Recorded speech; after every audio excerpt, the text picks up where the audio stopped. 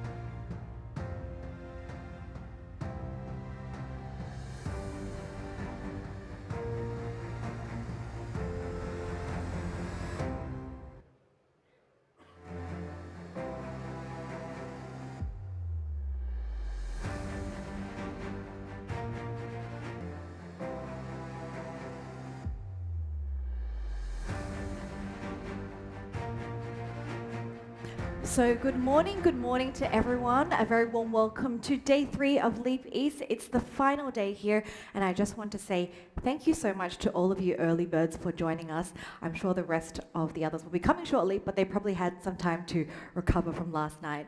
Now, my name is Olivia Kinghorst. I'm an international speaker, moderator, and former TV anchor, and I have to say it has been a real pleasure to be your host here on the main stage over the past 3 days. Now, time really flies because it feels like just yesterday we kicked off Leap East. And remember, this event started all the way back in Riyadh about 5 years ago. And it has landed here in one of the most connected, dynamic tech hubs in the world in Hong Kong. On this stage here, we've covered many topics from multi-generational wealth through to building bridges between the East and Middle East.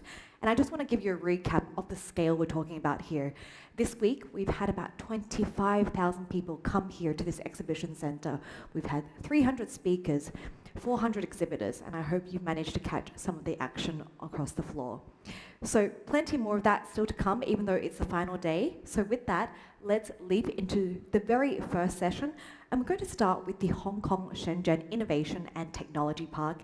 And with that, I'm going to call upon its CEO to the stage to set the stage for us, Vincent Ma. Please give him a very warm welcome.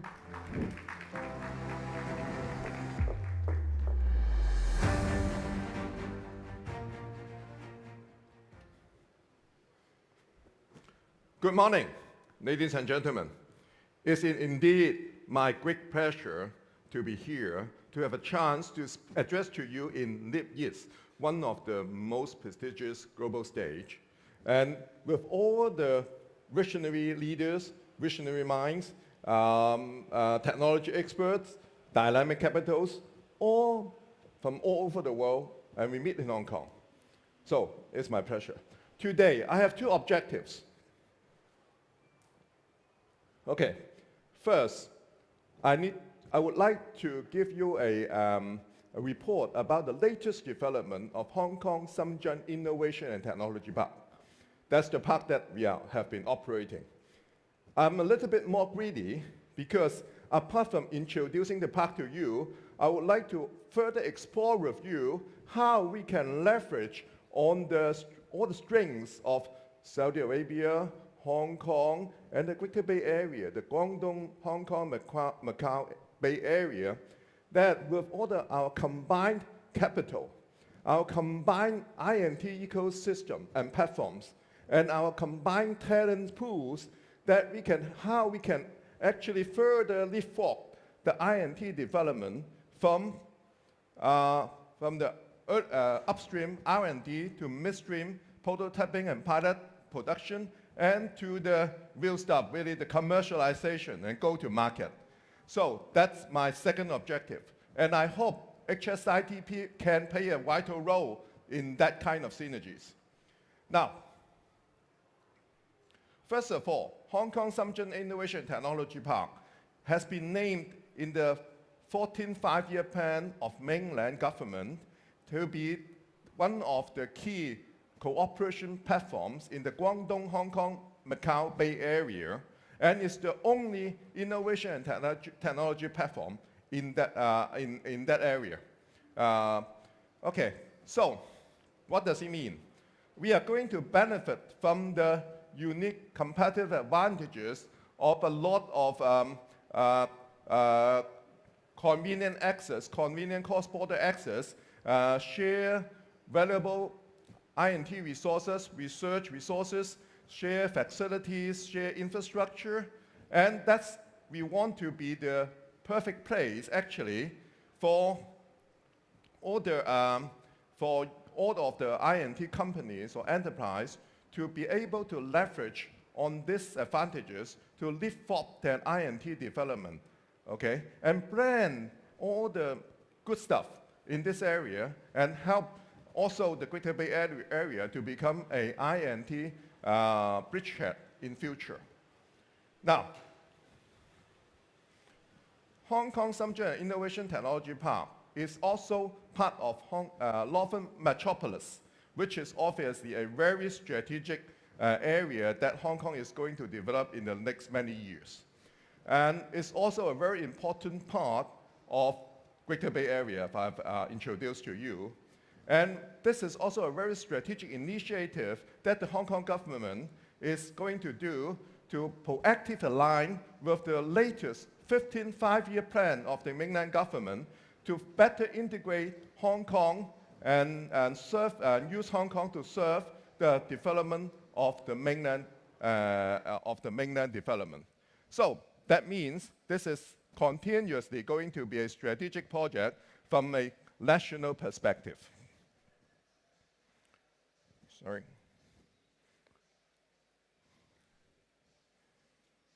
Apologies. Never mind. So anyway, this is a good slide. But before that, actually, there are a couple more slides that I don't think I can go back, right?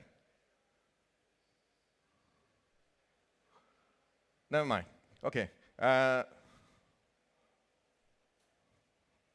Okay. So thank you. Hong Kong Shenzhen Innovation Technology Park, the size of it is 87.7 hectares.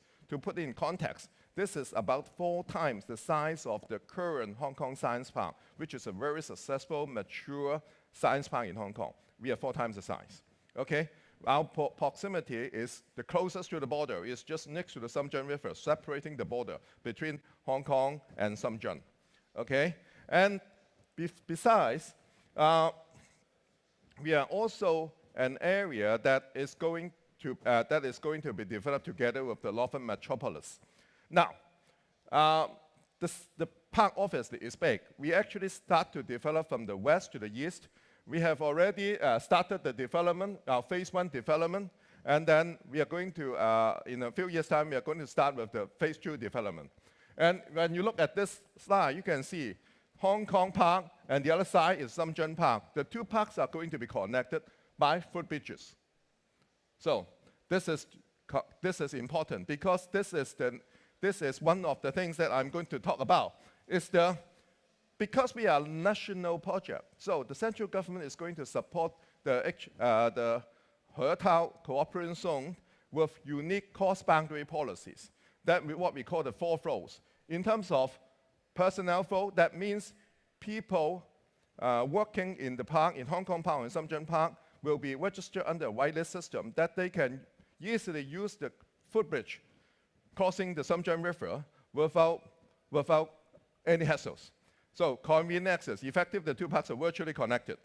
Secondly, there will be very important, valuable R&D resources to be able to be allowed to cross the border. That means those valuable R&D resources will mean like sensitive data, sensitive biosamples, that they will be allowed to go from, originally it's not allowed to be export out from China. They will be allowed to put in Hong Kong, in the Hong Kong Park, to allow overseas companies, R&D companies, universities, research institutes, under the whitelist system, to use those R&D resources for their development.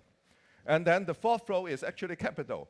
That will mean in future, for, say for example, mainland companies, capital flow is always a hassle. But then if you are going to invest, say for example, in He-Tao, you may have a green channel that you allow those capital to be used in, to export out from China and to be used in He-Tao more conveniently. So that's the unique policies that you don't see it in other places. Now, the park, we have talked about this park. If you are familiar with Hong Kong, we have talked about this park for many years. But now, we are actually turning that from a dream to reality. The park has started operations in December 22nd last year.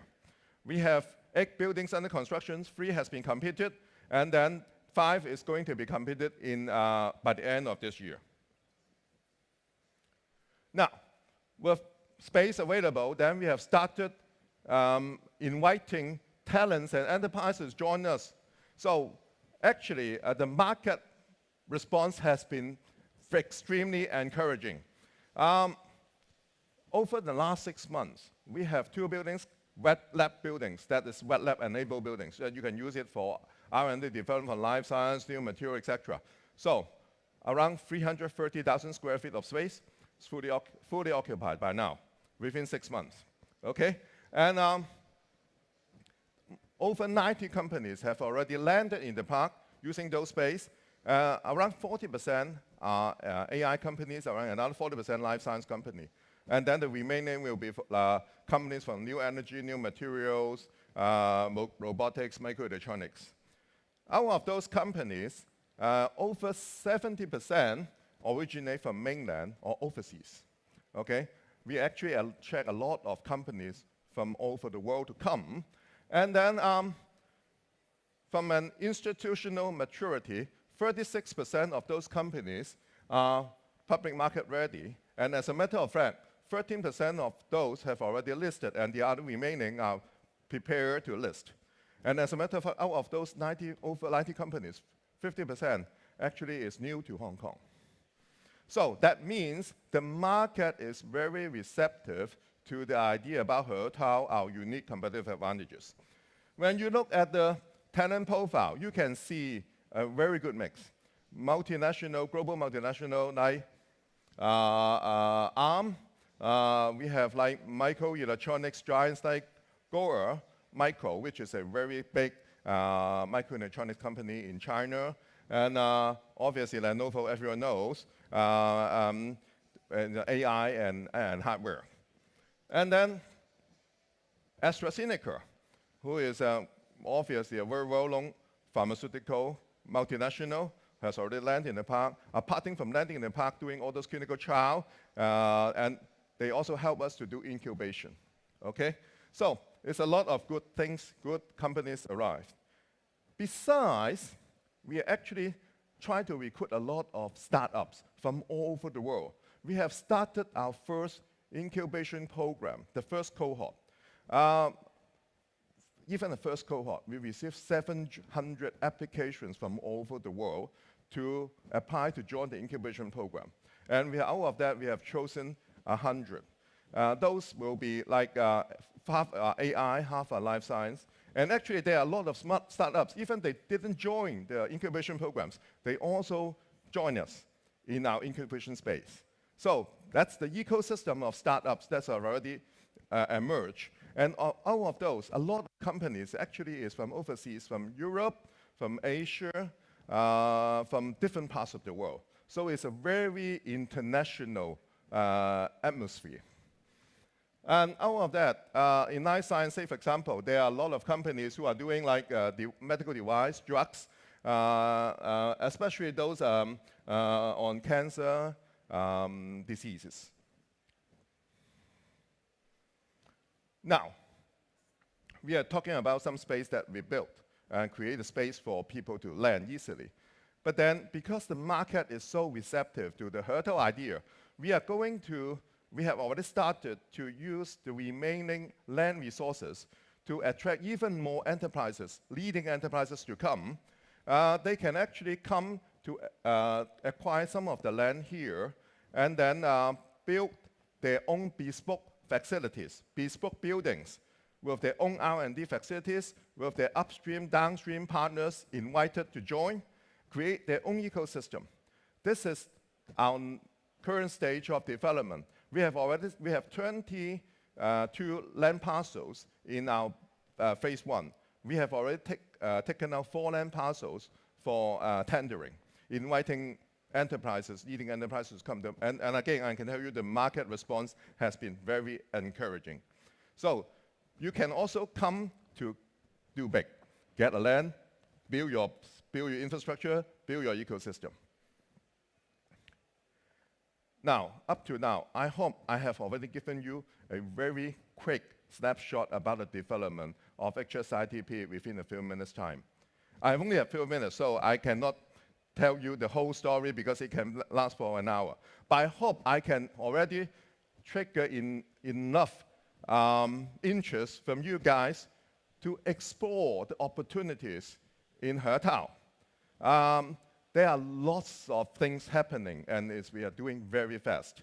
So I really hope you guys can talk to my team. I have my booth here, and we have a team here that you guys can have a deep dive on what's happening, the opportunities, etc. Because what we are saying is we have started the operation in 2025, which is last year, and 5 years down the road, we will build half of the park. And 10 years down the road, we will complete the development of the park and also complete the realization of the synergies within Hertel between Hong Kong and Shenzhen. Okay? So that's our objectives. Oh. So, okay, there should be one more slide. Anyway, but again, I think the opportunities here in Hertel is extremely exciting. And I'm really looking forward to all of you. You may be from Hong Kong, you may be from Greater Bay Area, you may be from Saudi Arabia, and you have all the smart minds, smart visions, and then come to explore the opportunities and come to tap into the opportunities and join us. And I look forward to seeing you all in HSITP in the not too long the future. Thank you.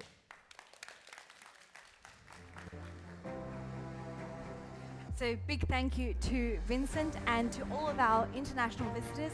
Of course, you heard him. That's an open invitation. If you're coming to Hong Kong over the next couple of years, if you want to take a trip to Shenzhen, then make sure to stop by the park. I'm sure he will welcome you with open arms. Now, these days, if you want your business to succeed within the age of AI, sometimes it's important to think outside of the box. I'm talking about organizations that are willing to reinvent themselves, the ones who are really comfortable about taking a risk and leaping ahead of others. And our next speaker knows this all too well, and he's going to share his perspective from the world of higher education. Joining us all the way from Saudi Arabia is the 6th president of the University of King Fahd, University of Petroleum and Minerals. Please welcome to the stage Dr. Mohammed Al-Sagaf. Please give him a warm welcome.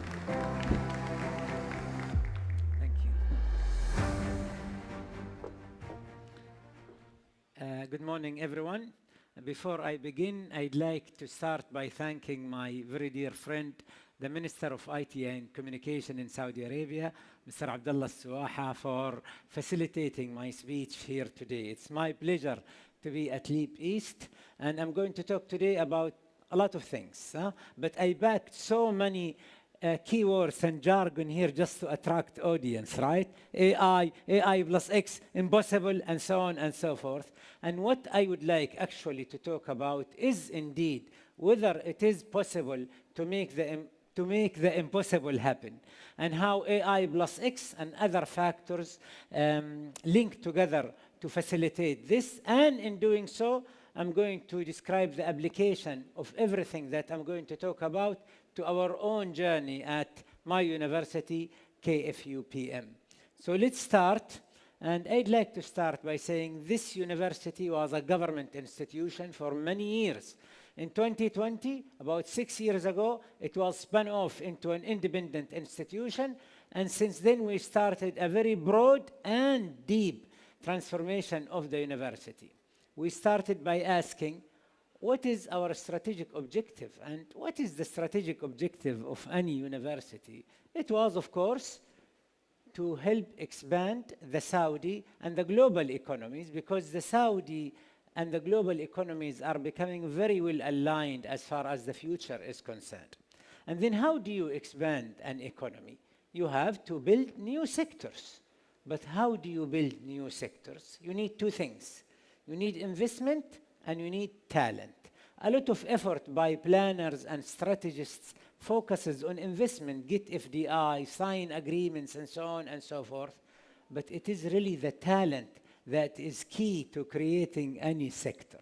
And in fact, the equation, as I have written it here, is actually wrong. It's wrong. Why is it wrong? Because it has addition, it has plus between investment and talent. And as you know, addition is commutative. 1 plus 2 equals 2 plus 1 equals 3 plus 0.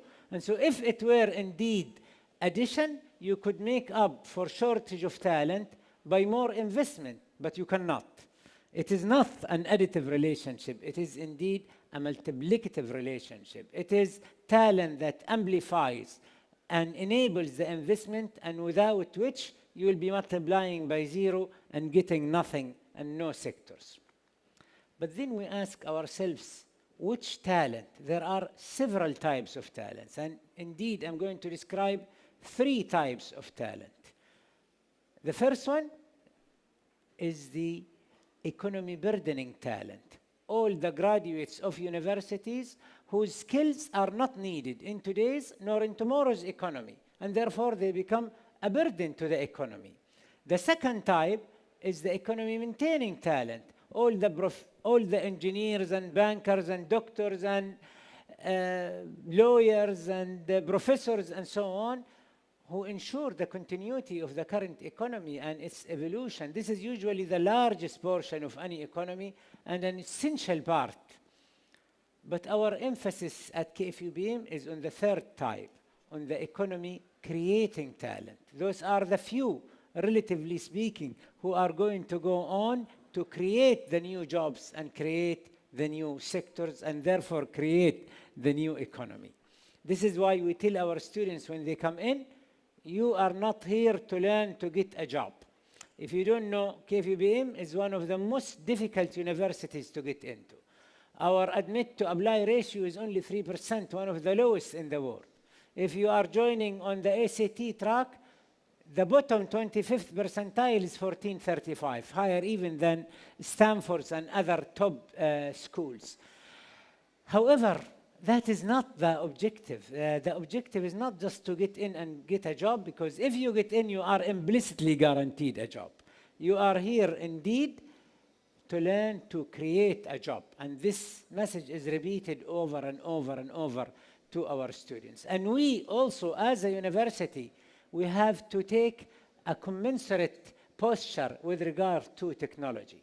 And so, if this is how technology evolves, there are 3 types of universities when it comes to tech development. The first type is the tech-lagging institutions, usually teaching, usually large, don't participate in technology development. The second is the tech-following institutions. These are the jump on the bandwagon. institutions. Whenever the industry develops a new technology that becomes fashionable, they jump on it. Nanotechnology 10 years ago, graphene now, large language models and AI. And we believe this is the wrong posture for a university. We should be tech leading. In fact, borrowing from the title of the conference, tech leaping. We should, as academicians, foresee future challenges facing humanity, and we should start developing solutions for these challenges from now, before the industry comes knocking, and definitely before the industry develops these solutions. And in doing so, we are the ones who will be uplifting this technology development curve. So let's get an example of this tech leaping, and we will talk about AI. 6 years ago, in February 2020, well before ChatGPT and Gemini and others, we at KFUBM made this statement. AI to this generation is what mathematics was for our generation. You couldn't be an engineer or a scientist or in finance if you don't fully study mathematics first and then base your knowledge of your discipline on this knowledge of mathematics. You cannot be an effective member of the workplace now and in the future without fully comprehending AI.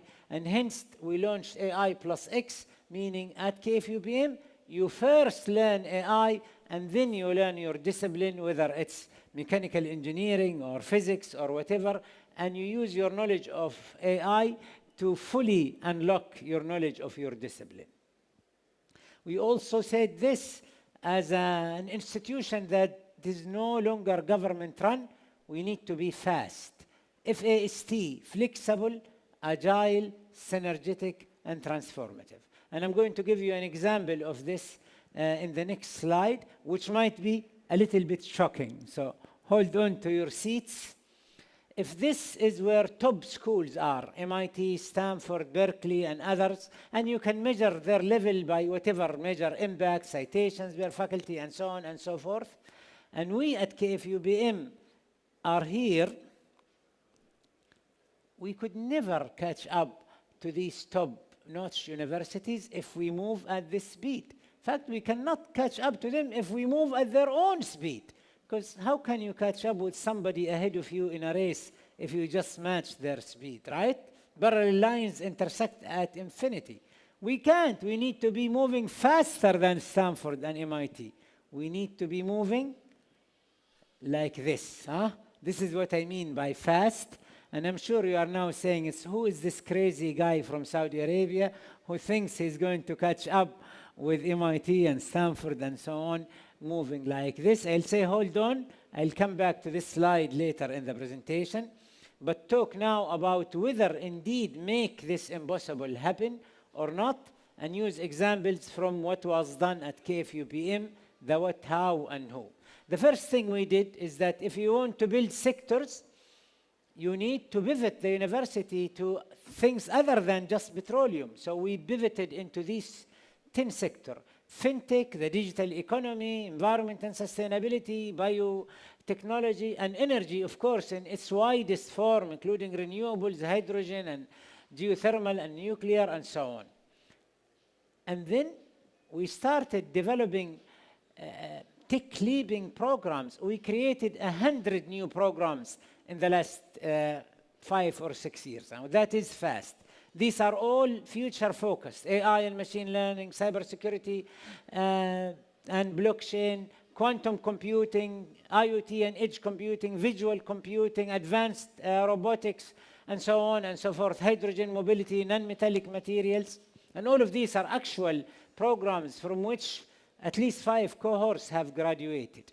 And then we overhauled our research program completely. We said we need to redefine the objective of research. The objective of research cannot be citations and publications. It has to be making an impact in humanity, improving the human condition. Therefore, anything that we research must in the end be translated into equipment or a process or a chemical or a material and so on. It must be felt by humanity, or otherwise it is not useful. And we also emphasized interdisciplinary research and created 25 new interdisciplinary research centers.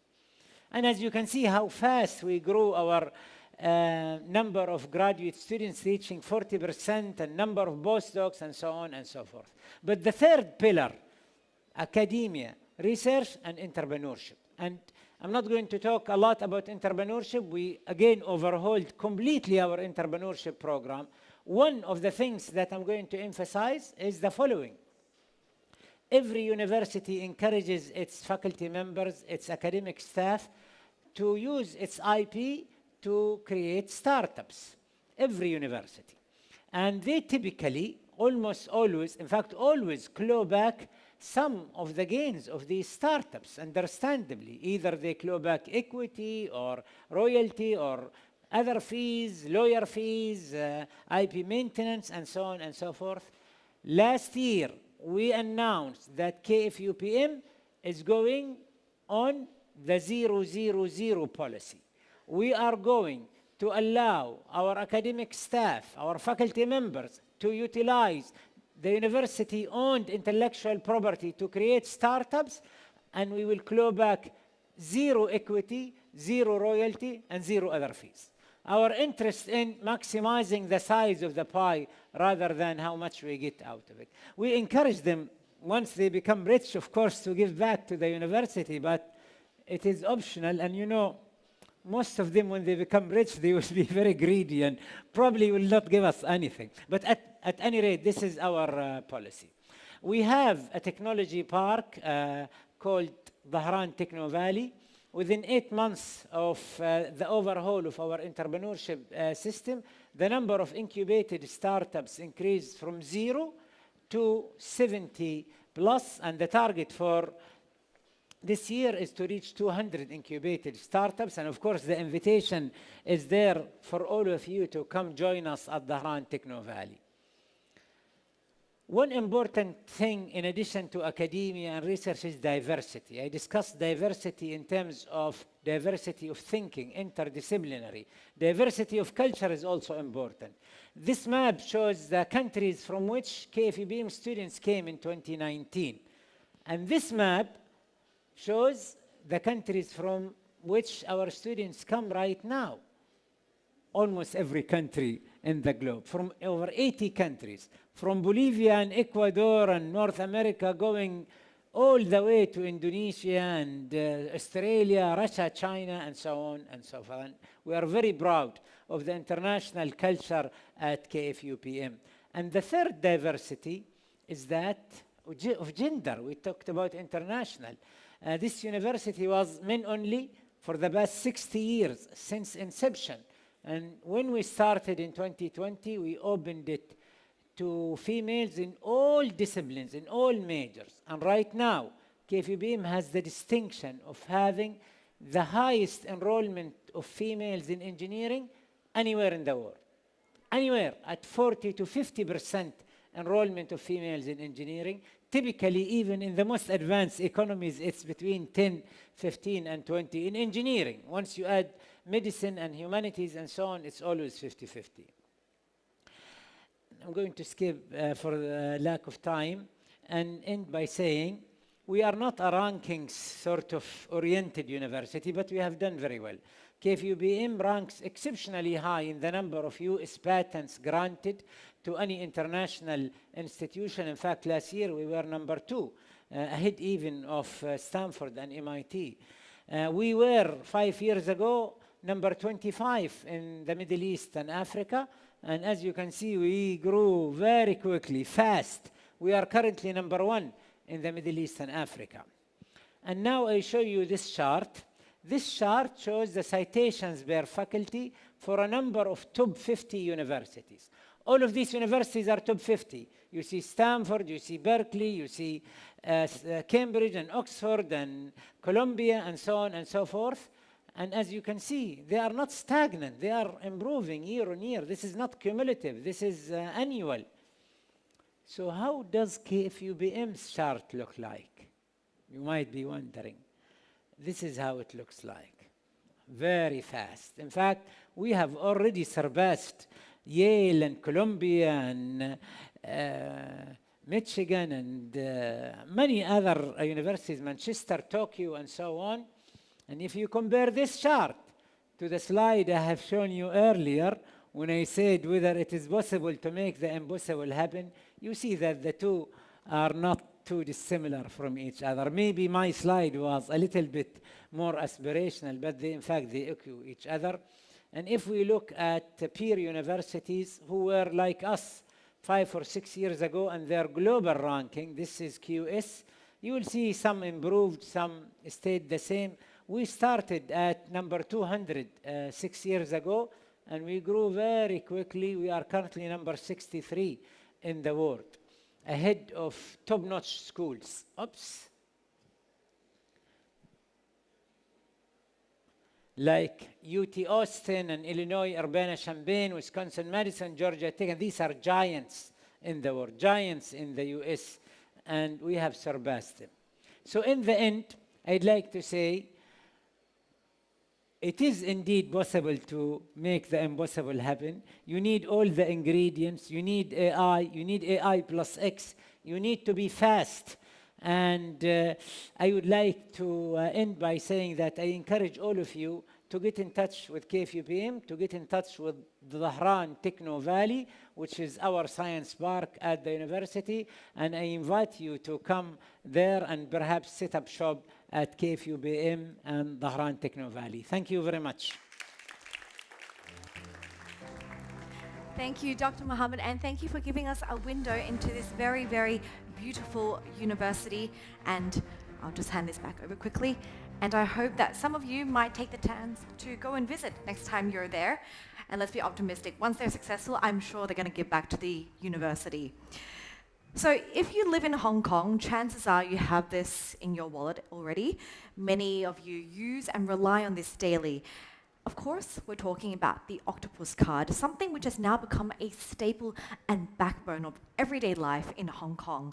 And fun fact, there are now more than 20 million octopus cards now in circulation, with 98% of people in Hong Kong owning one. So in this session, we're going to take a look at how this has in fact evolved from a simple transit card to being now a critical part of urban infrastructure. With that, I would love to welcome to the stage Tim Ying.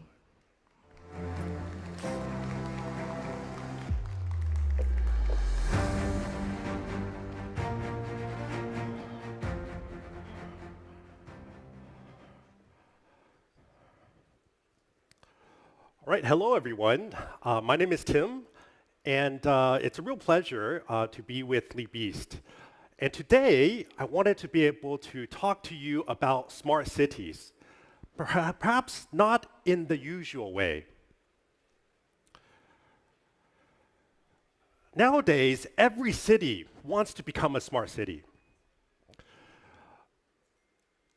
They think about, nowadays, every city wants to become a smart city, but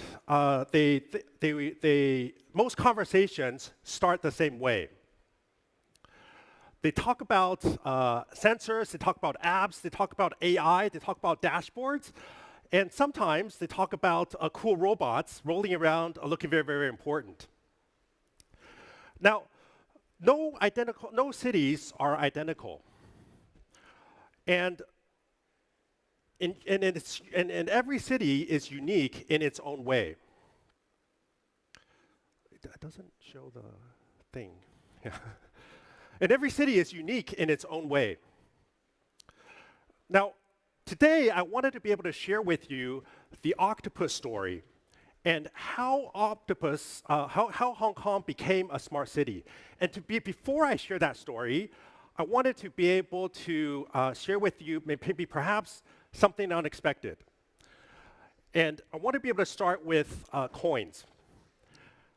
Now, by show of hands, how many of you here in the audience remember using coins in the train station? Yeah, do you guys remember coins? Yes? Okay. Now, some of you guys, right, didn't raise your hands, so you're probably wondering, what is a coin, right? And suddenly, everybody feels very, very old. Now, When Octopus, back in 1997, when Octopus first started, something remarkable happened. Like Hong Kong stopped looking for coins. And at that time, what we thought we were building was a payment infrastructure, but in hindsight, it may have been something much bigger. I'll come back to this in a moment. Now let me talk about Hong Kong. What kind of city is Hong Kong? Hong Kong is a city of contrasts. But there's one very important characteristic that sets Hong Kong apart from other cities. It's density. Now, to be able to truly understand Octopus, we have to understand how Hong Kong actually lives. It's 7.5 million people all moving together, from MTR stations to trains to buses to ferries to footbridges and to office buildings. And in one of the world's most densest cities, twice as dense as New York, 3 times denser than London, and 4 times denser than Tokyo. If you are in Central, you can go to the MTR station, go to a shopping mall, and go back home to your apartment without ever going outside. And some days, I wonder if I've ever even seen the sky.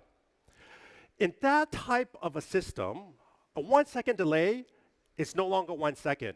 It's 1 million moments lost. And in Hong Kong, when something works, everything flows. When it doesn't, the entire city feels it. It's one living organism.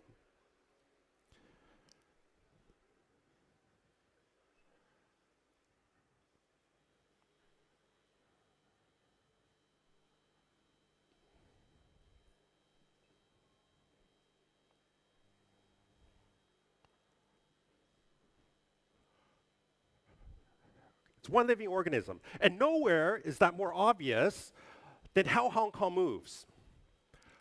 Public transport is not just popular in Hong Kong, it's actually the norm. Over 90% of all journeys here are taken through public transport. Over 90% is taken through public transport. And the private car, it's among the highest, it's not just among the highest in the world, it is the highest in the world. And the private car ownership in Hong Kong is currently ranked 150th, amongst the lowest in the world. So this is not just a car city pretending to be a smart city. It's actually one of the world's most connected and efficient urban systems. And so in that type of a city, one tap can become something much bigger. And that leads to a very interesting question. By almost all measures, Hong Kong should be a stressful place to live. It's dense, it's fast, and it's intensely competitive. But it also has one of the world's longest life expectancies. Why? Somehow, one of the world's most intense cities is also one of its most longest living cities. And perhaps the answer lies in the very thing where we first started. Hong Kong is a city of contrasts. We have one of the world's highest concentrations of wealth, but we also have one of the widest wealth gaps. And we also have one of the world-class healthcare, transport, housing, and public services that millions of people every day rely on and use. Because access matters as much as wealth. Quality of life here is not just dependent on private wealth, it's dependent on shared infrastructure.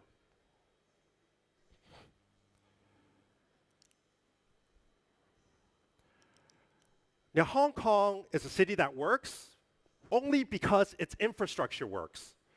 And that lesson doesn't just apply to hospitals or helicopters or public transport, it applies to products too.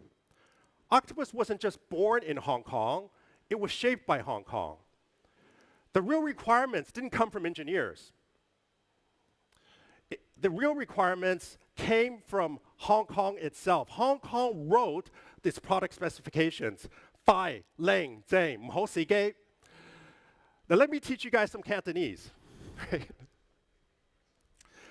And that's it. That's the product spec. And if you fail any one of these, people won't complain. They'll simply stop using you, and they'll move on. And the best infrastructure in the world is not the ones that people admire. It is the ones that they never have to think about. Now let me test that. How many of you guys in the audience have an Octopus card? Yeah? Yeah, raise your hands by show of hands. How many of you guys have used it yesterday or today? Now here comes the harder question. How many of you guys actually thought about it consciously when you were using it? Yeah? So most people used it without thinking about it, on the MTR, buying coffee, entering a building. Now remember what happened back in 1997. We thought we were building a faster way to pay, but what we were actually building was something much bigger. We're actually building the infrastructure for digital everyday life. And that's the funny thing about infrastructure. When it works, it simply disappears. So if we look ahead, what does a future smart city look like? I don't think it feels like science fiction. I think it just feels like a very well-run day. You move through the city without thinking about tickets, cash, passports, or even your wallet. You simply move. And if infrastructure becomes that seamless, something interesting happens. Your identity becomes not just something that you carry, it becomes something that you use. So the future of a smart city is not about more credentials, it's about fewer. And in Hong Kong, we have one of the few credentials that everybody uses on a daily basis without ever thinking about it. Now let's be honest. The future smart city is not just exciting, it's a bit uncomfortable. Where do we draw the line between convenience and control? If one identity unlocks everything, who controls it? Who owns it? Who has access to it? Hong Kong has a very interesting paradox. We adapt to technology quickly, but we don't trust easily.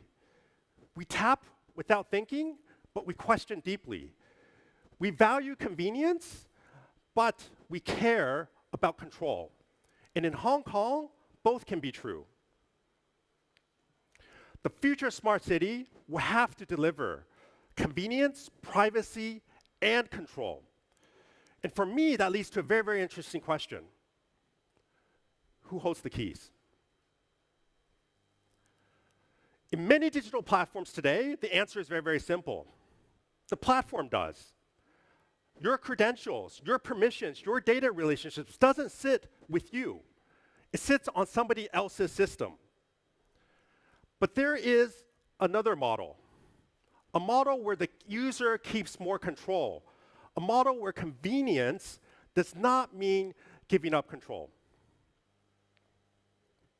So why did Octopus succeed? Not because people blindly trusted it, it's because they didn't have to. Most digital platforms today ask you to give you more. More data, more permissions, more control. Octopus took a different path. When you tap to enter a building, you're not asking Octopus for permission. What you're actually doing is you're presenting a credential that the building already trusts. The data exchange is between you and the building directly. We do not own your building access. We do not own the relationship. We simply bring two trusted parties together. And that difference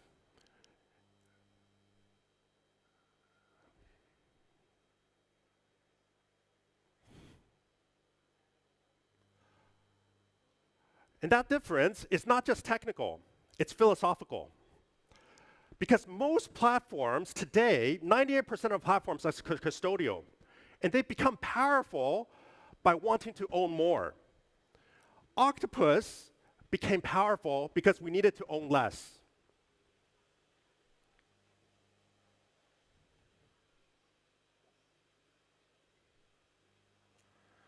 Now, in many ways, Octopus has already become Hong Kong's second ID.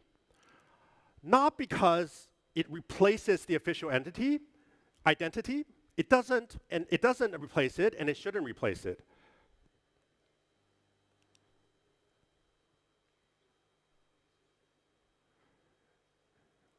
It doesn't replace it, and it shouldn't replace it.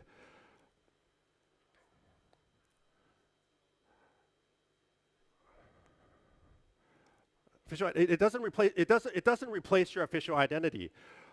What it actually is, it is just a simple everyday identity. It's a simple tool for you to be able to move through everyday life. Take me, for example. This morning, I woke up, I had breakfast, I tapped to have breakfast. I went to the MTR, I came into the office, I had lunch, I went back home, I came back into my building, I used my elevator, I opened a mailbox. Every single one of this was one tap after another.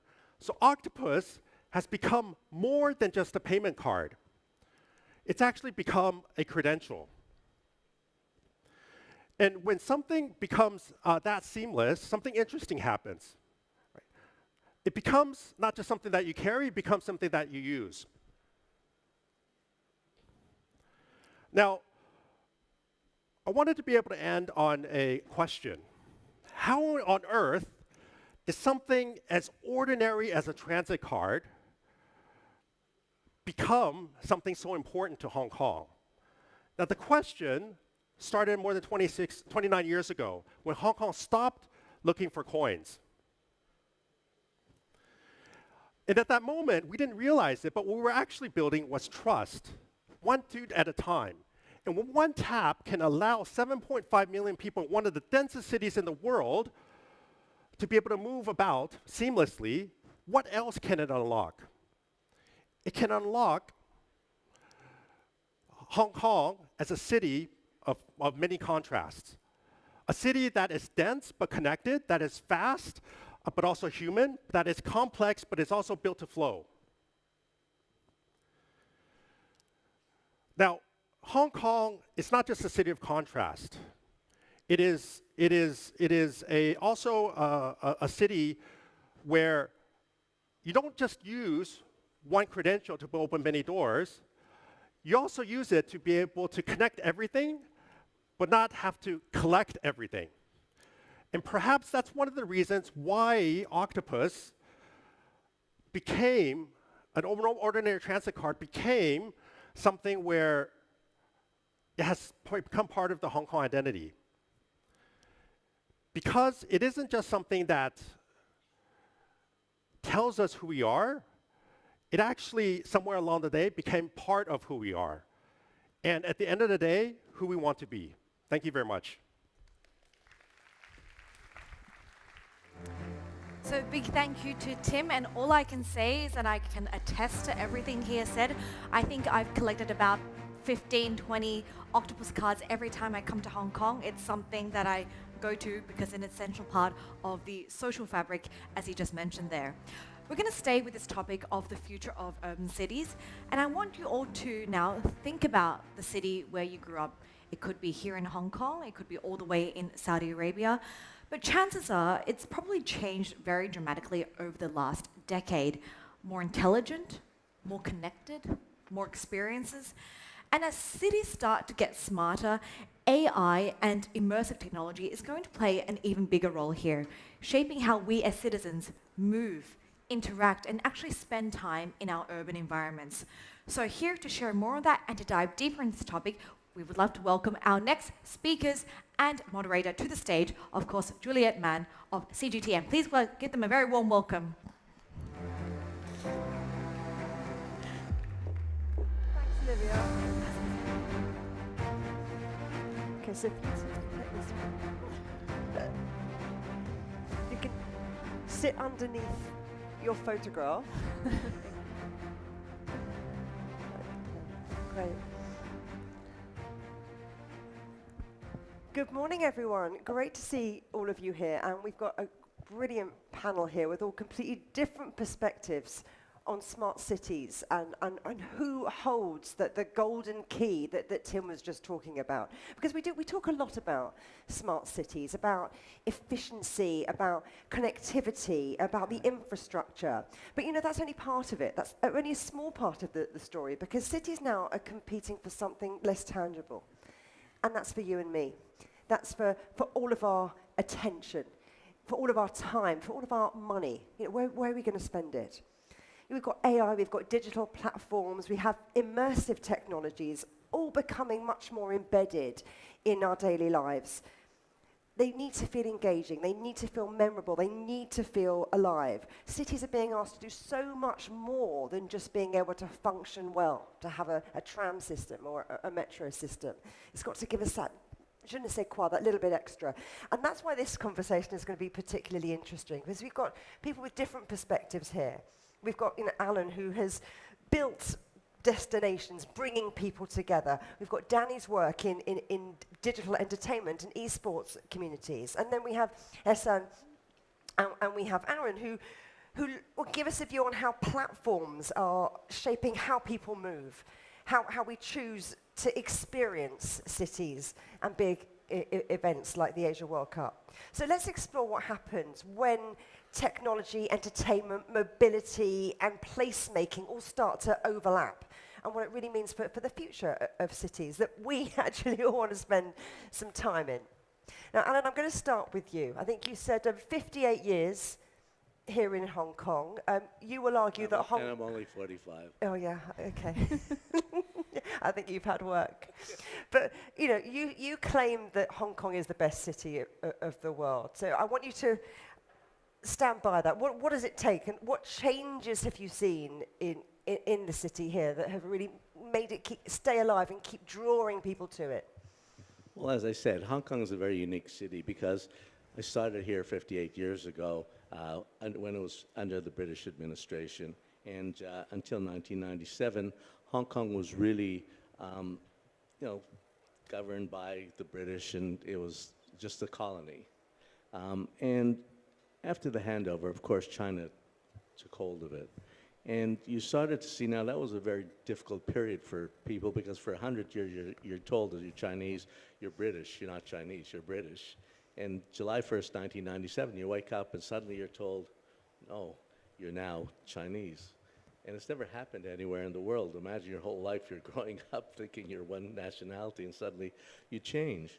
And so that was a real problem for many young people who couldn't accept that suddenly they were going to be Chinese because they heard, even though they are Chinese ethnically, but they remember the old days, maybe they heard from their parents during the Cultural Revolution, those days of China. China's changed dramatically. It's probably one of the best places in the world right now.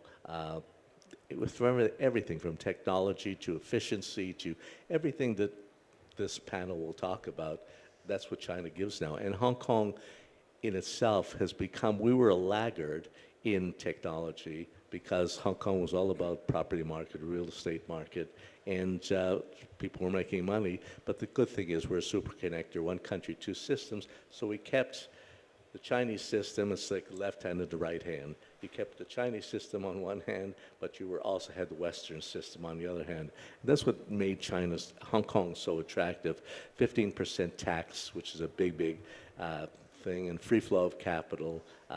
And so that really caused Hong Kong to keep growing, and it's safe, S-A-F-E, one of the safest places in the world, which is a big deal today. And with logistics now, building a northern metropolis, which is going to be all about logistics, all about digital technology, AI, you name it. That's on the horizon at the moment as we speak, but I'll let other people speak as well. So there's been a real cultural shift, but a technology shift too, and a real focus on being business friendly. Yes. And is that people friendly? I mean, Danny, let's think about what you do. Esports, entertainment, these big events. I think you said it took 8 months to put on the equivalent of the Super Bowl at the Bird's Nest in Beijing. An extraordinary event, and I urge you all to take a look online if you haven't seen it already. Mind-blowing technology in practice bringing people together. What is it that gets people off their screens, out of their homes, to still experience those live experiences when we've got everything at our fingertips on our phone? Well, there is something to be said about the real life experience, right? What we're trying to create through esports for those of you who are not familiar, esports is organized professional tournaments based on games played on either on computers or PC or console or mobile devices. So you're absolutely right that people do have what they need on their fingertips. They can play on the virtual environment, they connect, they compete, and we also work in the virtual space. But there's still value in bringing people together in real life, in real time. And esports by nature is similar to traditional sports where everything happens in the right moment. And you can't rewatch a game and not without knowing the result. You have to watch it in real time. And there's nothing beats being there in person, cheering for your home team together with your friends. And that's what we're trying to create with esports. What's special about it is the fact that it is intrinsically, how to say, at the center, at the cross of the two space, the virtual space.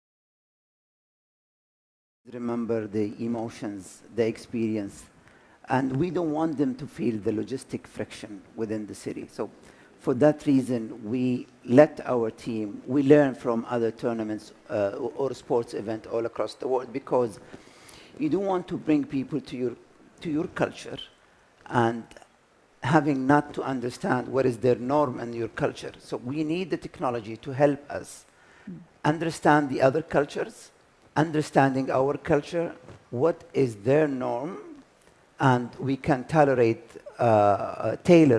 their experience to our country. Now, whenever you go to a new country with the digital infrastructure, you don't have the exact same identity that you used to, a digital identity. So with our AFC, well, the Asian Cup that we're hosting, we need to make the shift that from your perspective to technology to our perspective to technology.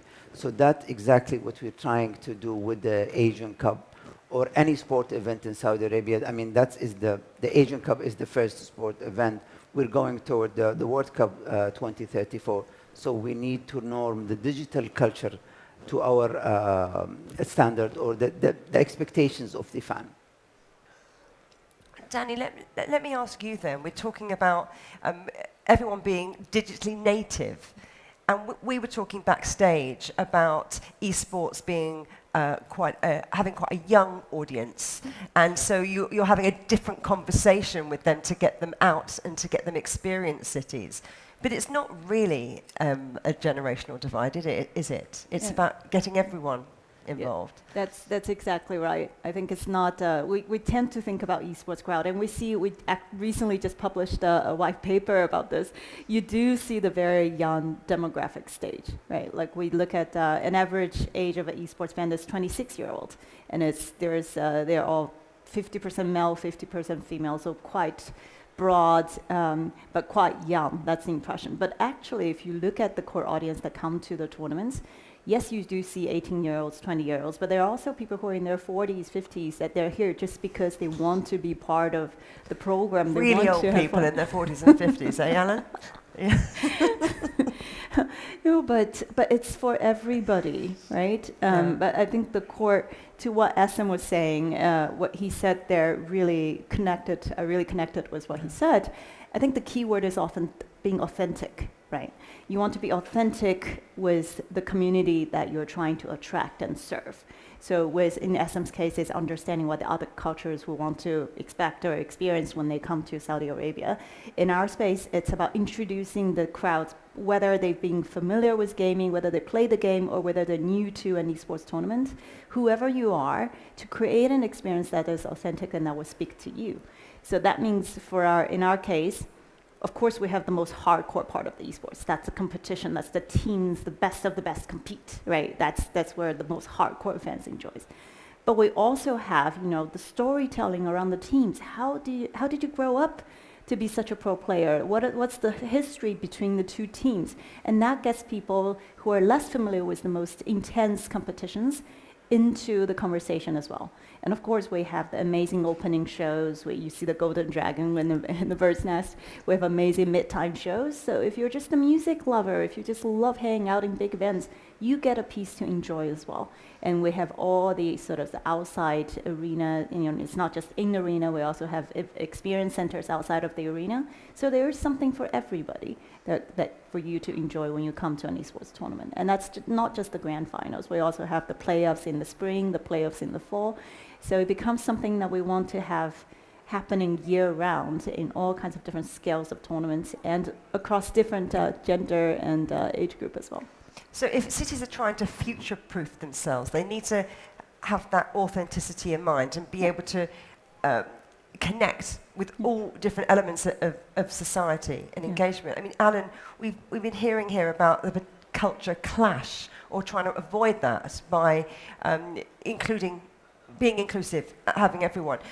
You talked about Hong Kong moving from British to Chinese ownership, and we've seen a whole slew of technological innovations come hand in hand with that change.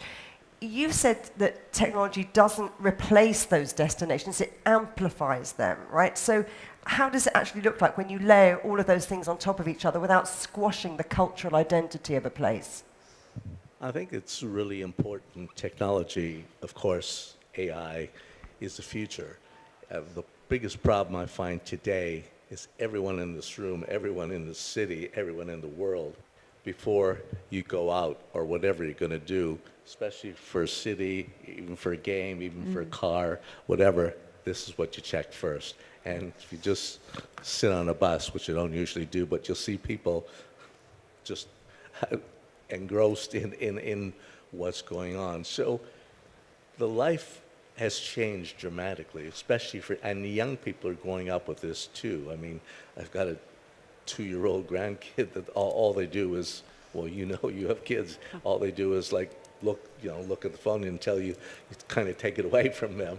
But it's so, for businesses, it's positive and negative because you really have to be really good at what you do. You've got to be the star, because in businesses, everyone can just check. It's like for his cars, people will just, today, instead of going shopping in the old days, we used to go shopping for cars. We want to buy a car, and we used to be there. But now you can compare how many people are buying X, how many people are buying Y, So it's just totally changed the lifestyle and made people kind of live differently and make businesses react differently. And that's why every business needs AI in some form in order to get the story across, get the message across, because people are still people and they have to make decisions. And so it's really a changing world. Same with governments,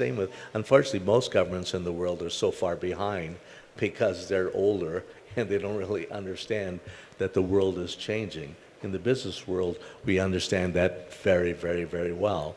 And that's why young people, as you say, in esports, it's a great company, it's a great event, because, and it's just, the one thing we should not forget is human emotion is still very, very important in everything we do, no matter how technology talks, it puts you into certain camps, whatever. Human emotion is the key, and that's in every business in the whole world. That's the most important thing. But the tricky thing there is if we're talking about technology as being a leveler, it creating a universal experience, is that cities then lose their individuality and their cultural identity. I mean, Aaron, what do you think? What do you think that your customers are saying and telling you that they want from cities, so that when it comes to city design, they're not being just shaped by digital systems, but they still have that cultural heritage that makes each market different from the next? I think our customers don't really care. To be honest, our customers just go wherever they can buy the cars that they can trust, and for that matter, is to their budget, right? But maybe I'll explain this more from a city standpoint. I sit on the board of the National Library in Singapore. And in Singapore, when we try to open libraries and stuff like that, we are pretty thoughtful about where we go, for that matter. And a lot of the times when we choose to open a library, we try to preserve a piece of heritage in a library. And what does that mean? So that means, let's say, for instance, if I choose to, open a library in, say, Bukit Batok, right, which used to be a small fishing village, right? The whole team, THEME, of the library would be that of a fishing village. I'm not even joking, it's true. It really exists and it's in Singapore. It makes it more like an experience center, but the whole idea of this is to preserve a bit of heritage, for whoever lives in Bukit Batok. And every single city within Singapore, it's not stupid, Singapore is only one city, but there's multiple sort of like towns, councils, right? And every single one of it has a bit of a heritage. And that's how, we as a city in Singapore try to preserve the heritage overall, not just at a country level, but actually at a township level, right? So that's how we tend to do it. And I think that is important to give the citizens and the residents a sense of identity, and that's super critical. Of course, emotion as well. What do you think, Eshad, that the customer doesn't care? I mean, are you going to just try and replicate the football tournament experience that we've seen in other parts of the world, or is yours going to have its own identity and cultural flair? Well, they do. I mean, they do care. I mean, now, the crown jewel for journey in sport is the moment that I can capture my emotions. So, I mean, for the sport event, you will come to the country or visit the country and then spend 5 days. All that doesn't matter. What it matters is the 2 hours that I will attend the match.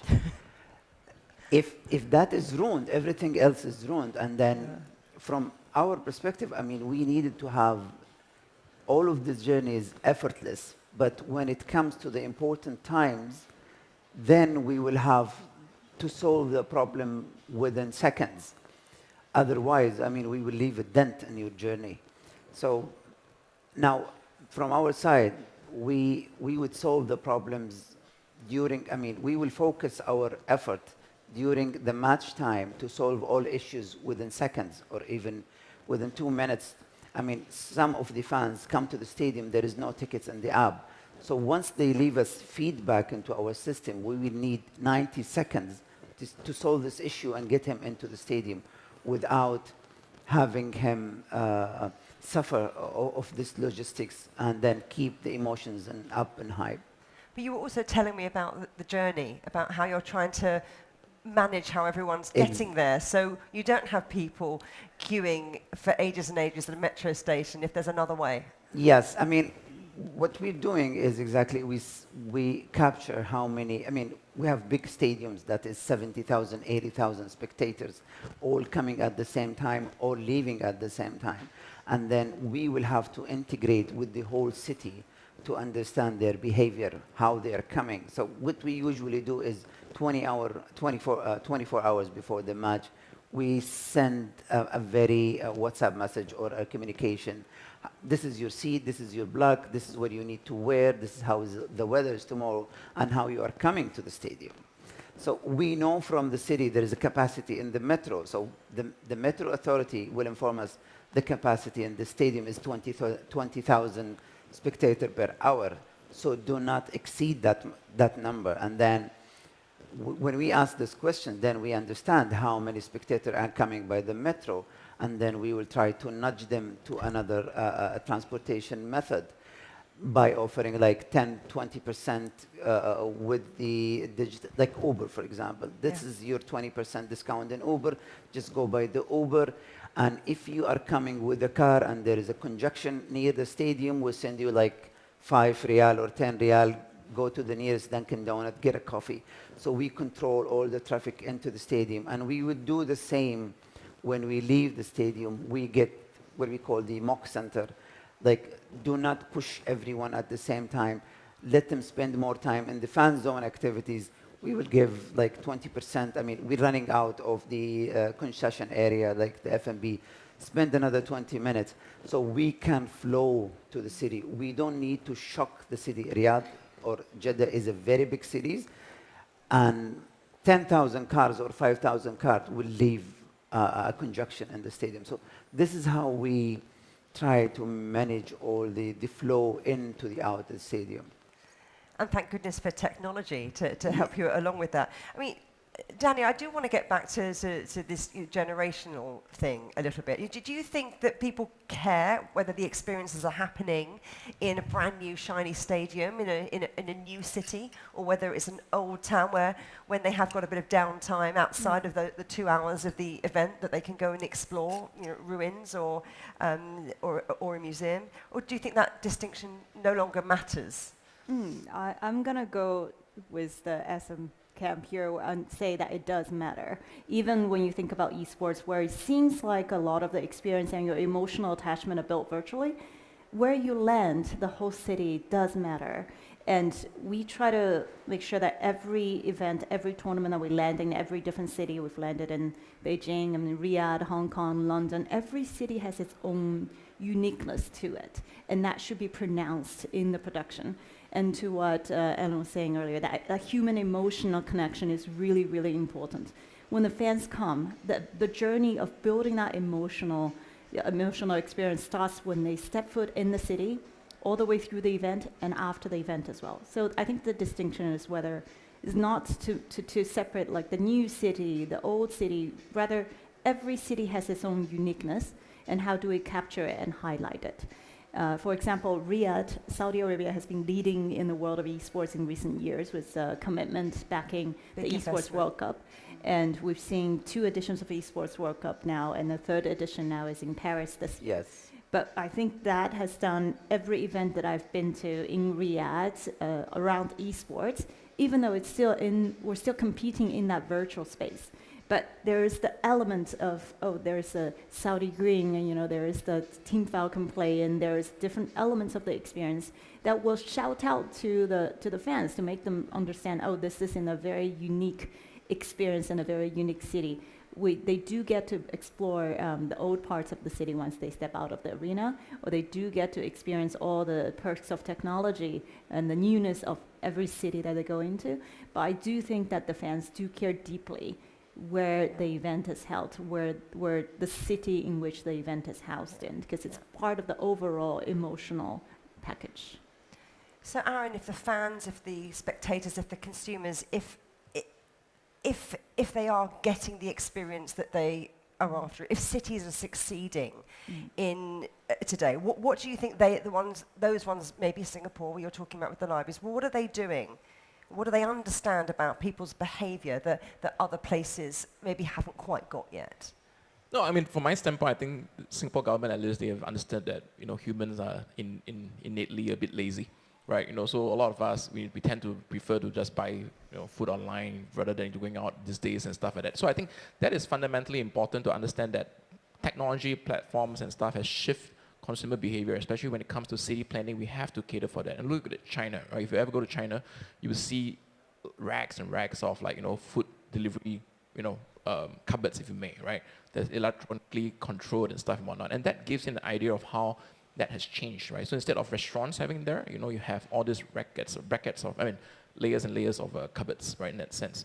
And I was talking about earlier about, from my standpoint as an e-commerce company, at the end of the day, the customers prefers this over reliability. They prefer flexibility and convenience, right? They'll trade that for that. Because the last time at least when I buy a shoe online, I don't actually check where it is from, right? At least in Singapore. I just care about, what's the price, does it fit my size and stuff like that. So I think that has changed consequently. So going back to your question, at the end of the day, I think it is important to understand, I think the urban planners in Singapore at least have understood that consumer behaviors have shifted, and I think, especially the younger generation, they definitely value convenience, right, versus anything else in that sense. Okay, so cost, convenience. Alan, I'm going to leave the last word with you. What do you think? I know you're a big fan of the Hong Kong experience. What is it that makes it feel alive, that you feel that the city is working in tandem with its people and the people coming to visit? Well, the important thing is people coming to visit is something that's really, really important to every city, as tourism is a big, big number. Because tourists come, they spend, it's extra income divorced from what the people who live in the city spend, basically. And so the important thing is people come for culture, they come for old relics that have been either torn down in some cities and new buildings that have been built. And so people come for experience. It's all about experience. And experience is really something, I created an area called Lan Kwai Fong that's very, very famous in Hong Kong. It's been going for 40 years.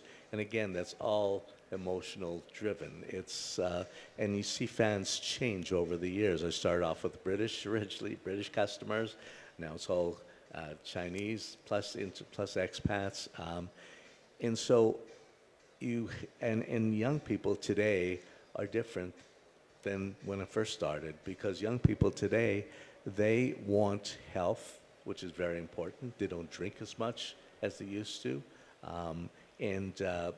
So you have to constantly adjust, even in one of the properties that I own, which California Tower, which has bars, clubs, some excellent clubs, and everyone needs to be an experience. The same as the gaming, same as fans. Yeah. They're there for the excitement. And remember, instead of just doing it once a year or once every few years, we have to do it every day.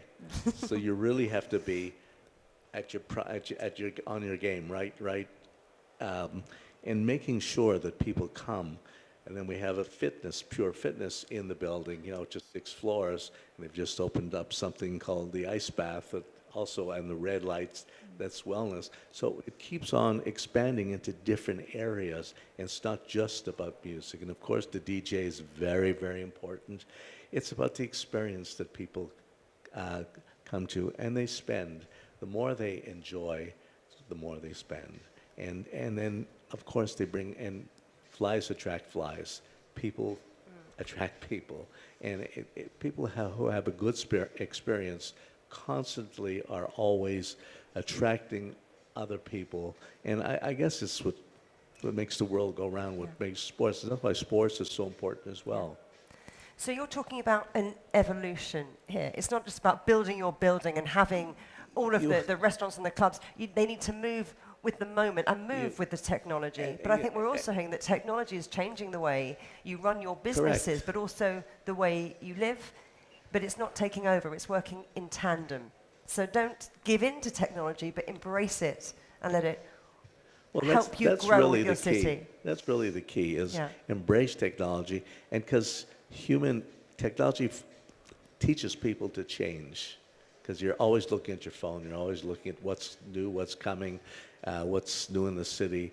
And cities, of course, also need to change. We had an old stadium, speaking of sports or music, for years in Hong Kong, which capacity was about 25,000 or 20,000 people. Finally, we built Kai Tak Stadium, which incidentally won the award for #1 in the world. And 50,000 seat stadium, really, really amazing. Changed the whole aspect of culture here. Suddenly, every day it's booked. People are going. You can't get a ticket. But it's a wonderful thing to see, and that's how cities really move forward. And now, years ago, we didn't have M+. We have one of the best visual arts museums, Palace Museum in Hong Kong. So all these, we've become a city that had no culture. Everyone used to say in the old days, it's a very cultured city today, where we have a lot of events, a lot of things going on all the time. It's not just shopping. It Yeah. really has a vibrancy, has a soul. So it has a soul, it doesn't sit still, it embraces technology for It's this safe. generation. And it's safe. And it's safe and it's future-proof. Everybody, please put your hands together for our fabulous panel. Thank you very much to Alan, to Danny, to Aaron, and to Ehsan. Yeah. So if we all come...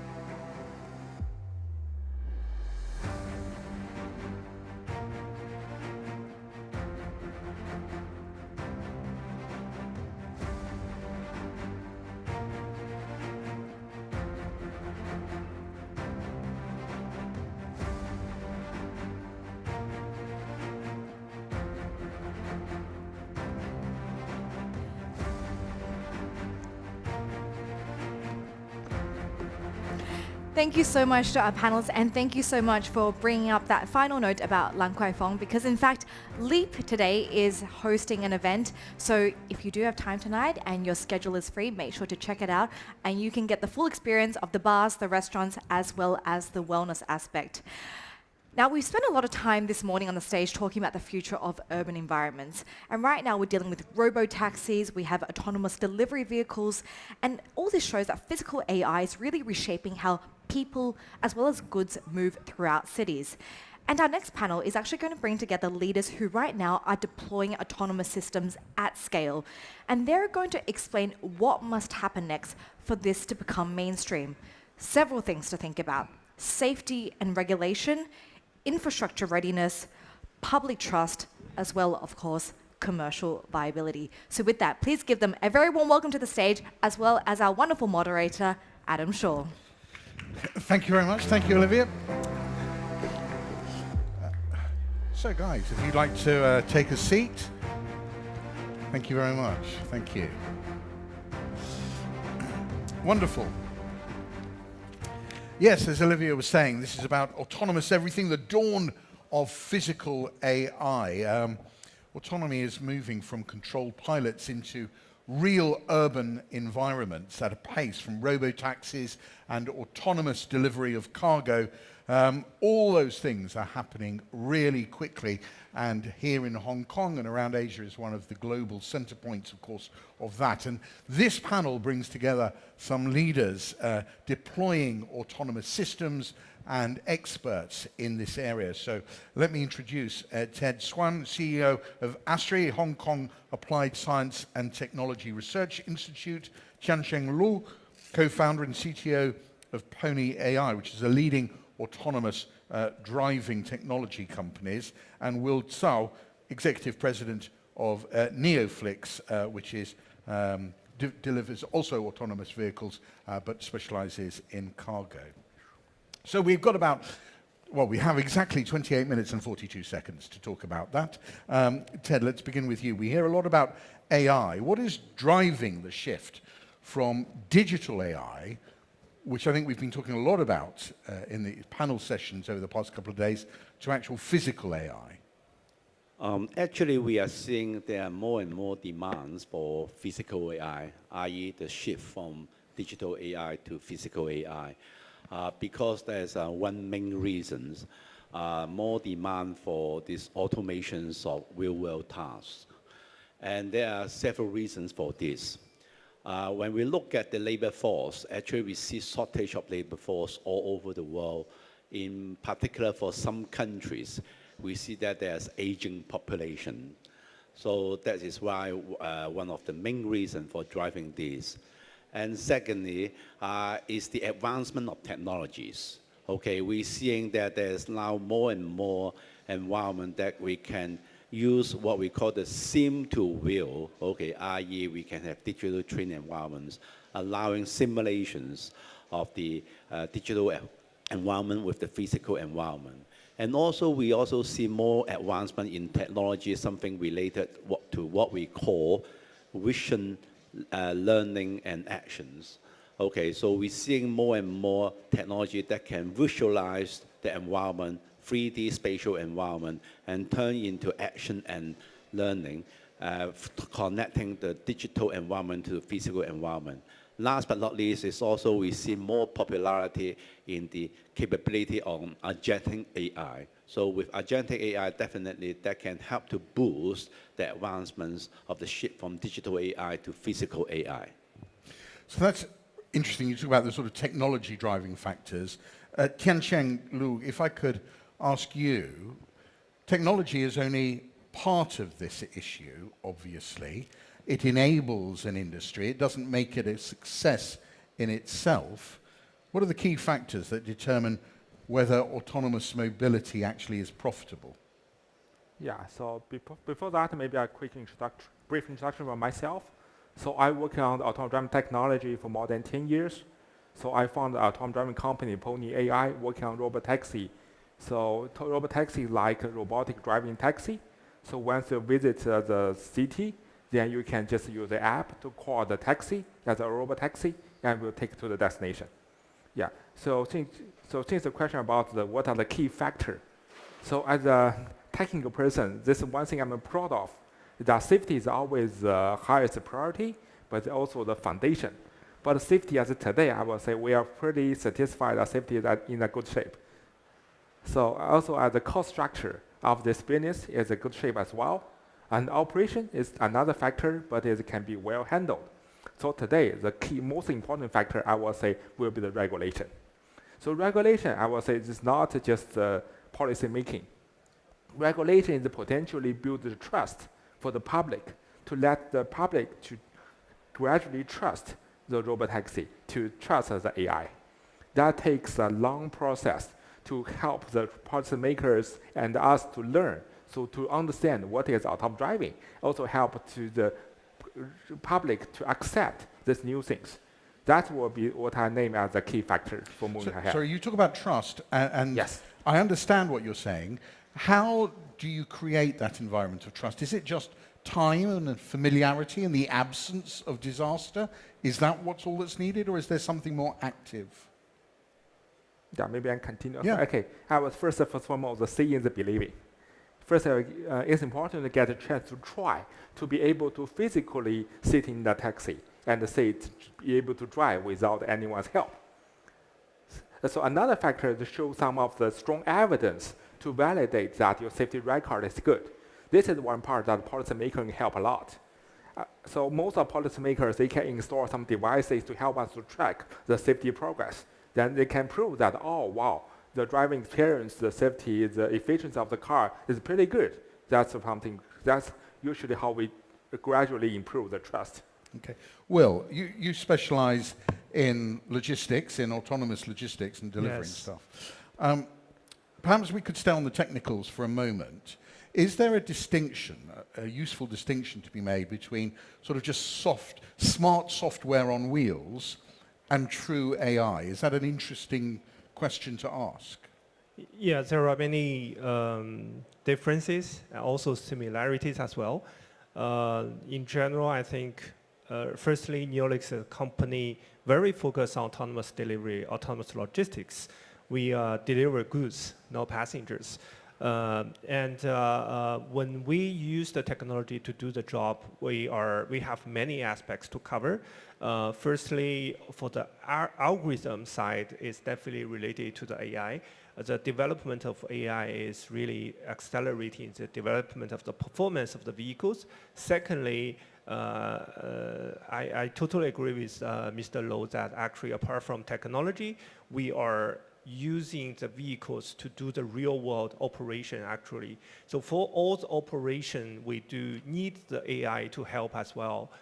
So there are so many aspects we work with AI, and also right now, Neolix, we have more than 25,000 vehicles already operating on road, especially if you go to Qingdao, China, you see more than 2,000 vehicles on the road. So that's something really enabled by the AI, not only about the algorithm, but also the operation side as well. And you're already operating at scale in Qingdao, you said, especially. We're covering a bit of the technology, but my first question actually was about commercial viability. What are the secrets of making that technology actually profitable? firstly, I do believe like logistics, our shapers are more considering the ROI of the vehicles. So they are mostly shapers. That's probably the difference between robo-van and robo-taxi. They don't care about the comfort of the vehicle. So as long as it actually calculates the right number for them, they will become the buyers for the service. And secondly, I think in general for autonomous driving, the flywheel of operation is always there. Actually, when you start with a small fleet, that's actually the most challenge time. When you have more and more fleet, the efficiency of every single vehicle is actually increased because the utilization rate is going up instead of down. So that's the beauty of mobility. That's the beauty of autonomous driving on the road. Tian Cheng, do you want to say? Yeah, maybe one thing I can add on here. So there are multiple ways to save the cost. So especially scale that fleet, and then easy to drop the cost. Yeah, similar-wise, we can also operate maybe hundreds of thousands vehicles in Shenzhen and Guangzhou. So, but another factor I want to add my cent here is they try to improve the overall experience. So as a taxi, so once you improve the overall riding experience, you are in the, for example, the robotaxi. So when you sit in robotaxi, you can have an isolated environment. So it's much safer. The driving is much more consistent and also very efficient. So it's a significant group of people in the different cities willing to pay more to just get a premium experience for riding. That's another angle I can put here. So doing AI, for me, is that we try to improve human life. That's the key thing. Another factor to do the break even to the positive. Ted, we have two examples of autonomous driving here, different parts of the market, but essentially the same sort of lens. Can you share other examples where physical AI is actually creating value? Yes, Ted. Beyond the autonomous driving vehicles, actually there are many other examples, real-life examples. If you look at some construction site or even building maintenance, we're seeing physical AI doing surveillance, monitoring. Okay, and also in the medical sector, we see microsurgeon, remote operation surgeon, and help the doctor, the medical doctor, to do remote surgeon in the operation theaters. And plus there are many others. What we are talking about the digital twins. And also in a lot of manufacturing plants, not only in China and also in Western countries. We see in the past, all the robots just moving along the track, handling pre-programmed items. But in nowadays, we're seeing physical AI, the robot, can move around the manufacturing plant and also doing mixed inventories of items. And because of all this, actually it's happened because of the advancement of technologies, of the sensing technologies, on the 3D spatial technology, and also the sensing technology is not only the IoT. We talk about the physical joint, the skin, the machinery skin that can sense the temperature, that can sense the friction, and even can sense the weight of different goods. And so this is because of the thanks for the advancements of all this technology, and that can make so many real-life examples nowadays. I mean, you all talk with optimism and about the future and about what you're doing now. But Ted, still, if reverse of that, what are the biggest challenges that technologists and entrepreneurs like this have to overcome to achieve this autonomous everything world? Okay, there are quite numbers of challenges actually, although I'm very optimistic about the futures of physical everything, physical AI. But even though I just mentioned 2 times about the hardware, the advancement of technologies, but in the end, if we really want to further boost up the adoptions of physical AI, hardware is still might be one potential bottleneck. Why? And you think about, as I mentioned about, you have to sense the temperature, the weight, all these different things, and how you sense the whole environment by 2D, by all to turn into 3D spatial. This is one thing. Second thing is data. physical data. You have to train the physical AI, whether you have enough training data. Okay, different environment, different spatial. Look at this environment. It's so complicated. So how to train up a physical AI, humanoid machine is another challenge. And also the speed. Okay, for Gen AI, ChatGPT, you can wait at your computer for 2 seconds, 50 seconds, or even a minute for the result to come up. But for physical AI, the response time is simultaneous, millisecond. Okay, if you do not have the compute power, if you do not have the communication technologies, you cannot get the right result. Fourth, all this machine learning is probabilistic. It's based on probability. Okay, but for physical AI, in the physical environment, a lot of time is deterministic. We have to make it 100% accuracy. Okay, and also think about if we want to implement something into an existing environment, we see a lot of fragmented legacy infrastructure. Okay, so you want to implement something into this environment, think about whether that is easy, okay, the interoperability between the systems, and how you're going to integrate that, and also the ongoing support and maintenance, because you are talking about you have dinosaurs, legacy system all over the place, and you want to implement something into existing one. So you must have a good implementation strategy plan. Can I briefly ask you, before we move on, given what you say, and given the sort of theme we've been hearing throughout the past few days here at this conference, do you think our expectations of what AI and physical AI can deliver are running actually ahead of what is practical? I do think so. I think that will be practical. And given in the last 2 days, a lot of experts, a lot of people talking about all these different types of AI, physical AI. And with all the advancement of technology moving all over the places, with all these research institutions like ASTRI, we are the largest applied research institution funded by Hong Kong government. I forgot to mention about it.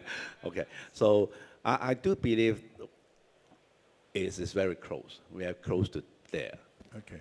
Will, you touched on this a bit, but you have different views of the market here. We have people and we have goods. What makes logistics actually a faster path to scaling autonomous vehicles rather than passenger mobility? There are, in my opinion, there are many reasons. Firstly, I do believe autonomous driving, it doesn't matter if it's robotaxi or robovan, will be the first tranche of physical AI technology to really land. There are some difference between robovan and robotaxi. Firstly, robovan can start with only one vehicle. For example, we have a shipper, they only ship, let's take McDonald's as example. They ship the food from the warehouse to the retail store, back and forth every day. It's boring work, but it happens every day. So that could be a potential client of our vehicle. And that's something probably we can roll out in many cities. And that's something different. Secondly, we can start from the nighttime. After 12, during the midnight, when the city goes like very quiet, that's the time the traffic is there for the vehicles to commute. So that actually, there's a lot of logistic need happening, especially when everybody wants the vegetables, the fruits to be ready in the very early morning, the most fresh ones. So that's the time for logistics to happen as well. There are many different reasons, but there are also many challenges as well. We share some of the similar challenges with robotaxi, and we do hope like the regulation should be like more and more open, more and more ready very, very soon. I know that you're expanding into the Middle East, and of course, Leap has its origins in Saudi Arabia. Yes. Why is the Middle East actually an interesting or important proving ground for you? Yeah, the first thing is always about regulation, right? So the governments in Middle East are in general open for robots, for physical AI products. And secondly, with the support of the government, we do see the environment there is better for the robots, for the autonomous driving vehicles to operate instead for the human to operate, because like the heat, especially during summertime, and also the shortage of labor creates opportunity for the robots to really behave in their environment. Right now, for Neolix, we have multiple hundreds of vehicles already in UAE, traveling day and night. And right now, we are opening KSA as well. We do receive the positive feedback from the local government already. I do believe that's one of the best markets for us and for many physical AI companies to really land there. Tiancheng, Will was talking there about dense urban environments, and perhaps it's easier to work at night when there's less traffic around. Of course, your product works right in the heart of all of that dense traffic, so you have a harder technical barrier, I suppose, to overcome. What, if anything, have you learned from actually having to navigate those more complex environments? Oh, okay. Yeah, first of all, maybe I'll go just one word to point. Yeah. You know, we also try the Middle East, and I would say Middle East guys are more willing to try new things. They are more exciting to just play with our vehicle, wave hand, take photos, then do everything you want. Yeah, that's very exciting to the new things. But regarding the sim-wise, back to your point, so what is the hardest part? So hardest part is not just a scenario. I would say it's a change of standards, maybe different from your excitation. So technically, we call it a double standard. So human beings tend to set a higher bar for the AI than human being.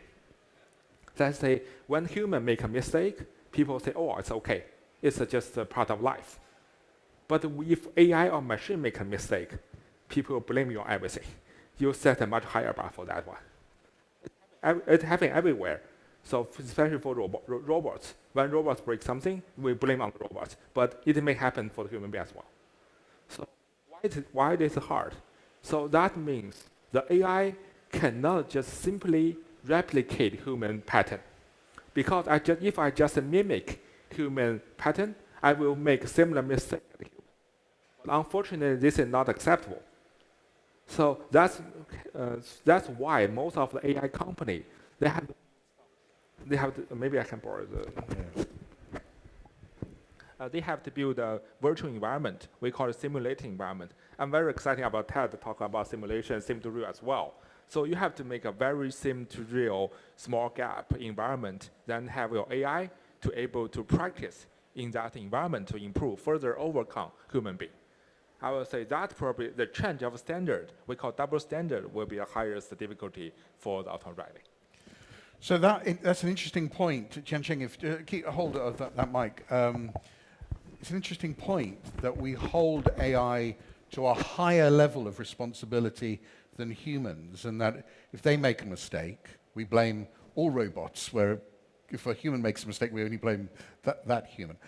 I understand the challenge that you've outlined. How do you overcome the problem, though? How do you fix that?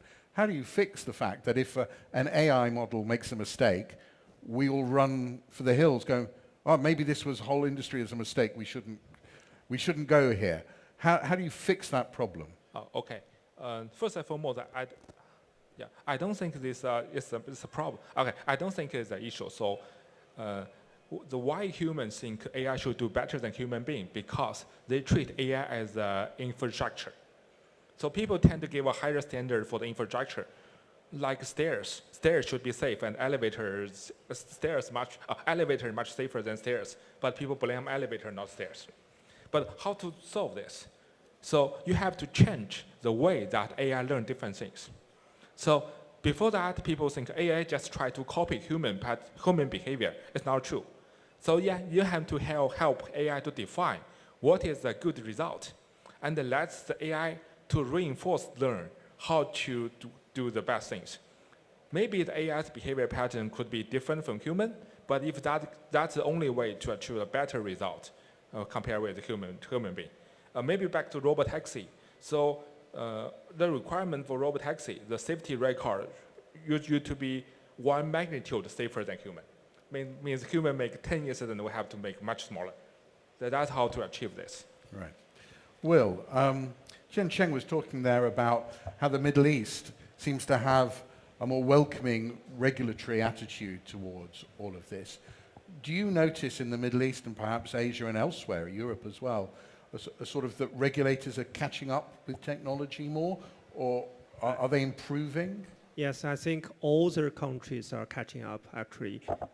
For physical AI in general, we are trying to solve problems that humans probably are not willing to do or not capable to do.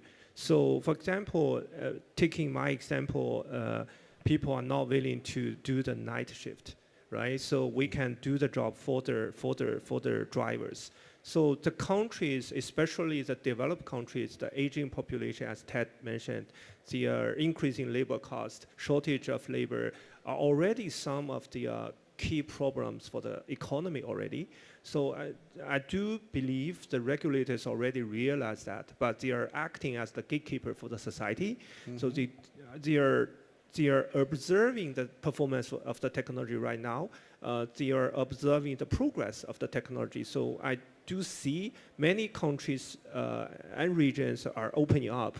So we do see our presence. We have more than 15 countries of presence already. So those countries are definitely the pioneers to try the technology. I do see many others are following right now. But I think regulators in all sorts of areas around the world tend to be criticized for being slow.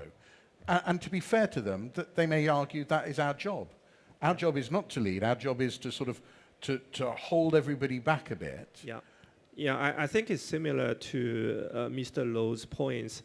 When the consumer or the society have some mindset about the technology, it's not their problem. It's actually our job to really educate them, to find the common ground with them. For the regulation side, as I just mentioned, we can start with small trial.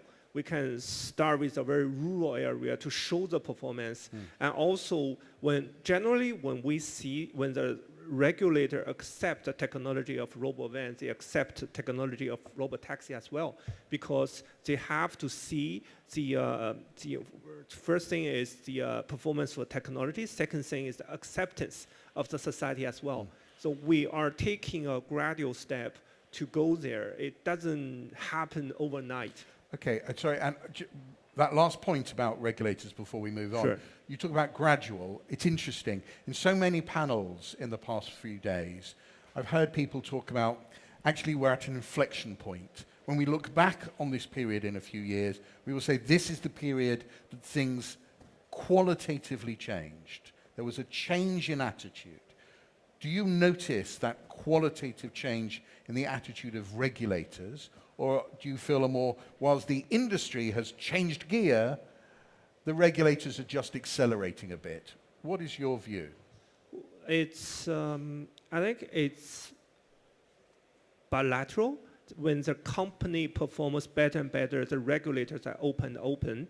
And also, when the regulators are open, the company got opportunity to really accumulate the real world data to accelerate the performance. Right. So the flywheel itself, including the regulation, helps the industry, helps the regulation. We do feel the acceleration about everything right now. Right. It's not quantified, but we do feel very obviously in the organization, in the country, and also globally. Ted, looking more generally, what do you think will define success in this coming era of potentially autonomous everything? Okay, I think the success criteria definitely is the acceptance rate of physical AI or physical everything. And of course, how to measure that, we could look into the economic values, okay, and how it could improve the operational efficiency and effectiveness, and also about the operational values. And of course, in the end, we like to see the physical AI can help the day-to-day life of everyone. okay, not only on the living environment, also in the office, in the manufacturing plant. And in the end, of course, in the end, we like to see the physical AI can help everything, but not, I think people always look for no mistake from physical AI because it's very interesting. I always give an example. Autonomous driving, even though a manual takeover is not allowed, is not acceptable, but right. But for human being, we drive the car. If we make a mistake, at most we get some fine, and then we can drive the car again. Okay, so I think this is quite an interesting dilemma.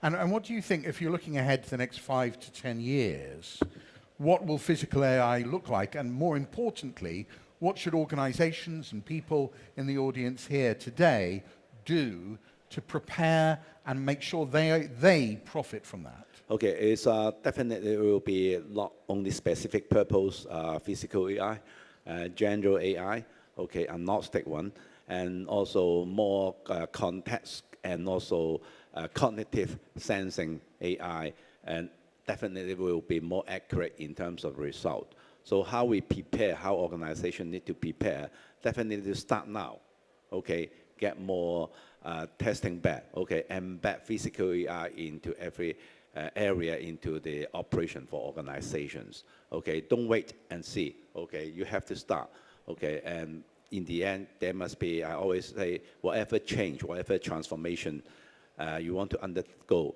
you must have a well-planned strategic plan governed by a committee. And in the last minute or so, if there was one thing you feel people here today should take away from this panel, what would that be? Will? Oh yeah, for us, the most important thing is when we serve our clients, technology is important, but what is more important is find the right need from the shaper, from the clients, use the technology really to meet the need is even more important. Ken Cheng. Yeah, I would say many of the physical applications are real. It just takes time to be everywhere. And looking forward, it will be part of our life. Ted. Think big and start small on all these physical AI initiatives. Gentlemen, thank you very much. Please thank our panel. Thank you.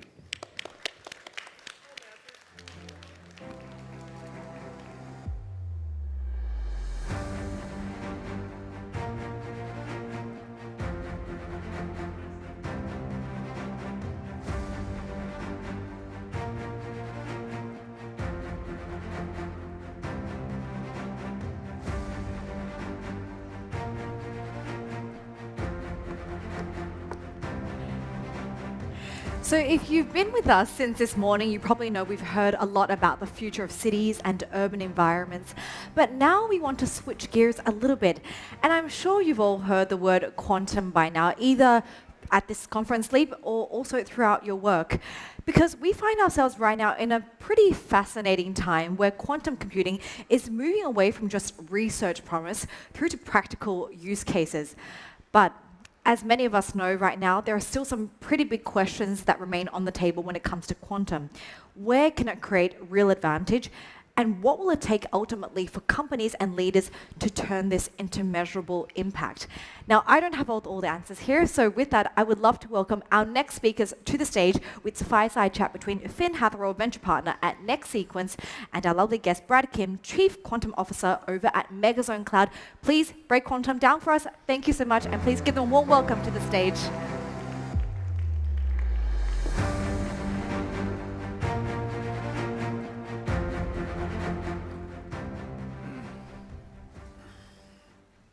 Good afternoon, everyone, and thanks for joining us. AI has transformed the way we work. Cloud computing has transformed how we consume technology. But many believe quantum computing could be the next major platform shift. But there's one question that most business leaders will still ask. Is quantum computing something I should care about today, or is it still a technology for the distant future? Today's conversation will be about answering that question. We'll explore not only where quantum computing is heading, but more importantly, how it can create measurable business value, how organizations can prepare today, and what it will take to build a truly global quantum economy.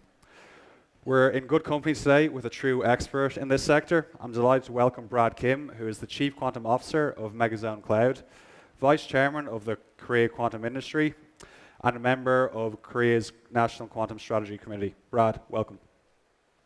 Yeah, thank you very much. So thanks for having me here.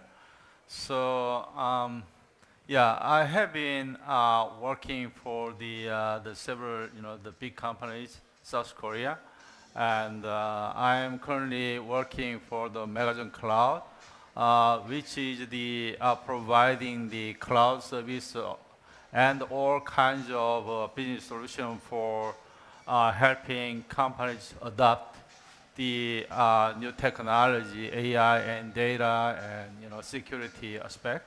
So that's a very brief introduction to our company. Thank you. And I think to kick it off, a good way to start would be, can you actually just define for everybody in the audience what quantum computing actually is? Yeah, quantum computing is not easy to be understood. So, but I want to share the two things. So quantum computing has a very much bigger computational capacity than the conventional computing. So another good aspect of the quantum computing is that quantum computer consumed the energy very efficiently. So compared to the conventional supercomputer consumed almost 1,000 times more than the quantum computer. So we can, just please keep in, mind. So there are two very important advantages. So one thing is that the computational capacity is very big, and energy consumption is very, very, very efficient. I want to now focus on the transition from chips to quantum. So Brad, your career has taken you through semiconductors, AI, advanced manufacturing, cloud computing, and now quantum. Looking back, was there a defining moment that convinced you quantum computing could become a part of the future of enterprise computing? People often assume my journey into quantum began with quantum mechanics. Actually, it began with a very practical engineering problem. Early in my career at Intel, Austin, Texas, one of the first CPU projects I worked on was discontinued because of excessive power consumption. As a young engineer, that moment was very disappointing. Looking back, it taught me one of the most important lessons of my career. Progress in computing isn't simply about making processes faster. It's about making computation fundamentally more efficient. That lesson stayed with me throughout my life. At LG Electronics, I spent years developing mobile processor where power efficiency was always one of the biggest challenges. As semiconductor technology approaches, it's a physical limit. So everybody knows, right? The Moore's law is not working anymore. It became increasingly clear that simply shrinking transistor could no longer sustain the pace of innovation. Then AI arrived. Foundation model changed everything, our life. Almost overnight, computing demand grew exponentially. So every 20 months, requiring the parameters is increased exponentially. Around the same time, I had the opportunity to work on industrial challenges in batteries, advanced materials, and manufacturing. Even if these industries looked very different, they all shared the same challenges. The problems were becoming more complex. Simulation will become larger. The optimization space were becoming enormous. And the classical computing alone was becoming increasingly expensive. That was when my perspective changed. I stopped thinking about quantum computing as another computer. Instead, I began thinking about it as another way of computing.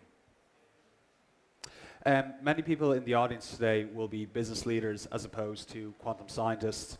Some may still be asking, this all sounds really interesting, but why should I care today? What would you say to them? I'd actually answer the question with another question. How many companies wish they had started with the AI journey 5 years earlier, or their cloud transformation 10 years earlier? Most would probably say yes.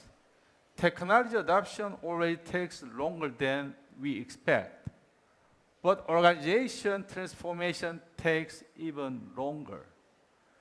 That's why preparing early matters. One of the biggest misconceptions about the quantum computing is that companies should wait until fault-tolerant quantum computing is available. I don't think that's the right strategy. Preparing for quantum isn't about buying a quantum computer. It's about preparing your organization. Understanding which business problem may eventually benefit from quantum, building internal expertise, preparing data, learning how quantum fits into your AI and digital transformation strategy.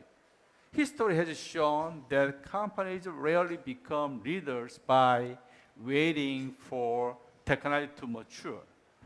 Instead, they become leaders by building capabilities before everyone else. That's why I believe the most important question today is will my organization be ready when quantum arrives?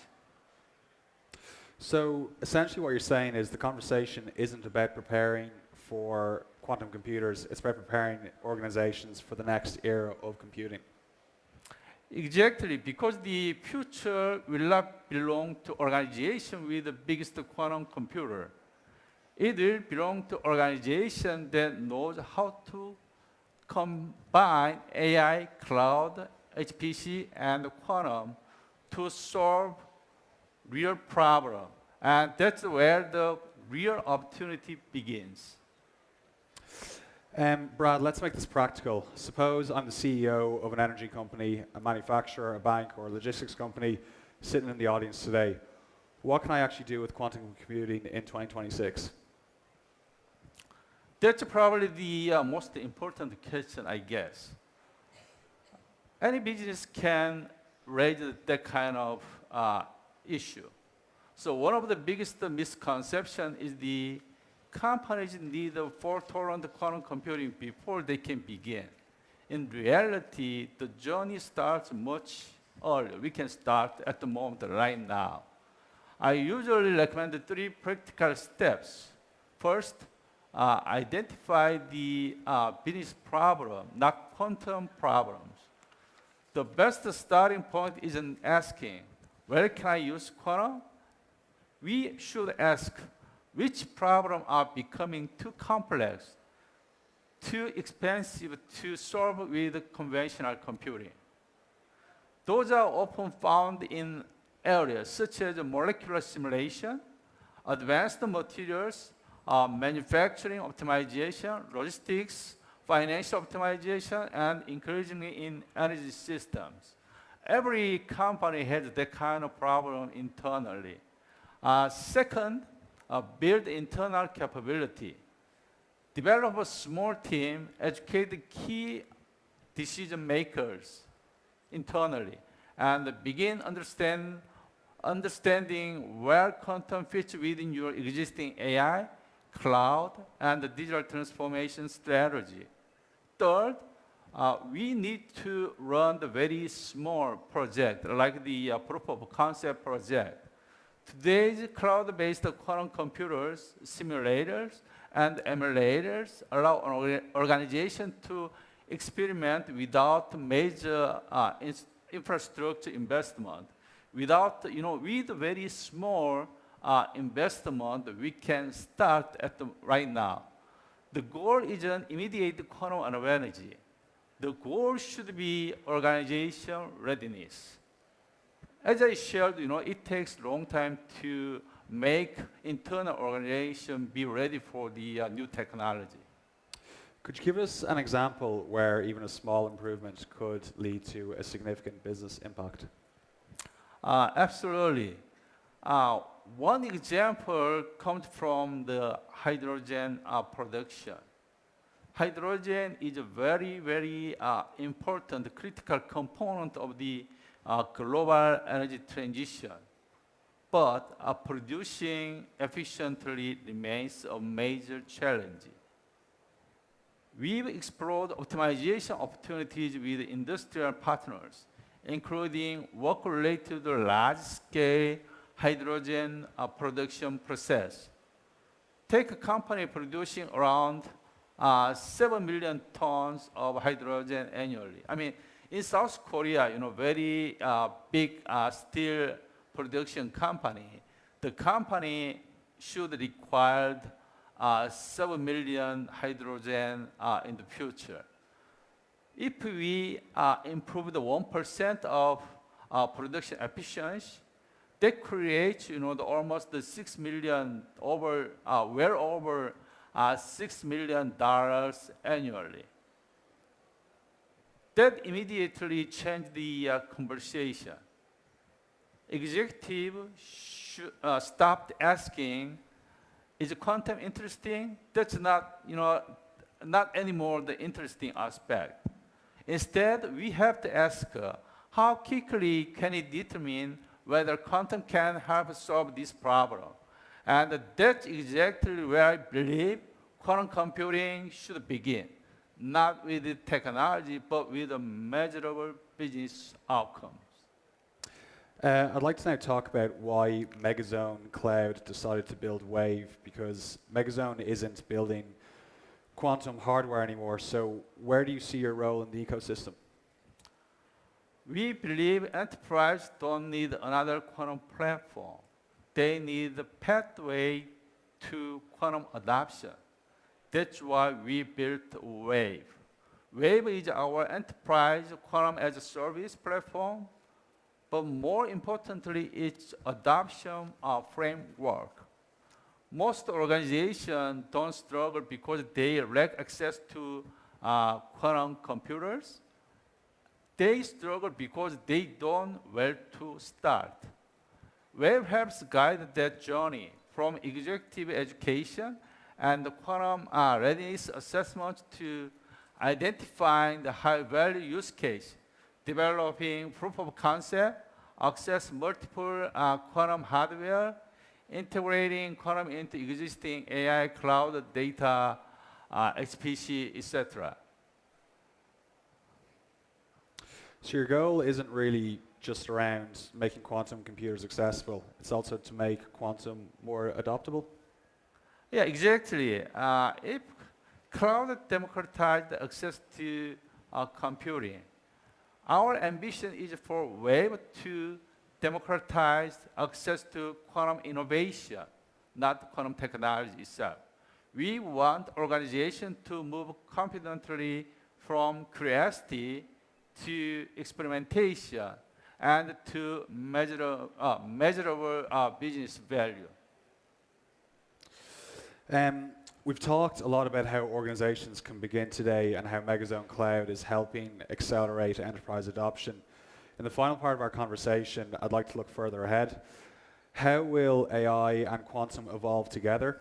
What roles can countries like Korea play in the global quantum economy? And ultimately, what will success look like 20 years from now? I don't think it's competition. I think it's a kind of the convergence. AI is already helping quantum computer become more practical, improving the calibration. I mean, usually, like quantum computing should be maintained cautiously. Like it takes a long time to calibration, but for example, the AI can help reducing the calibration time and optimizing circuit and accelerating the error mitigation and even discovering new algorithms. At the same time, the quantum computing has the potential to accelerate the AI in areas such as optimization, simulation, probabilistic modeling, and scientific discovery. So there are two terms in the quantum domain. AI for quantum, quantum for AI. We are pursuing those two paths at the same time. The bigger picture is this. The future will not be built by AI alone, or cloud alone, or quantum alone. The future will be built by combining all of them. Cloud provides a scalable infrastructure. AI provides intelligence.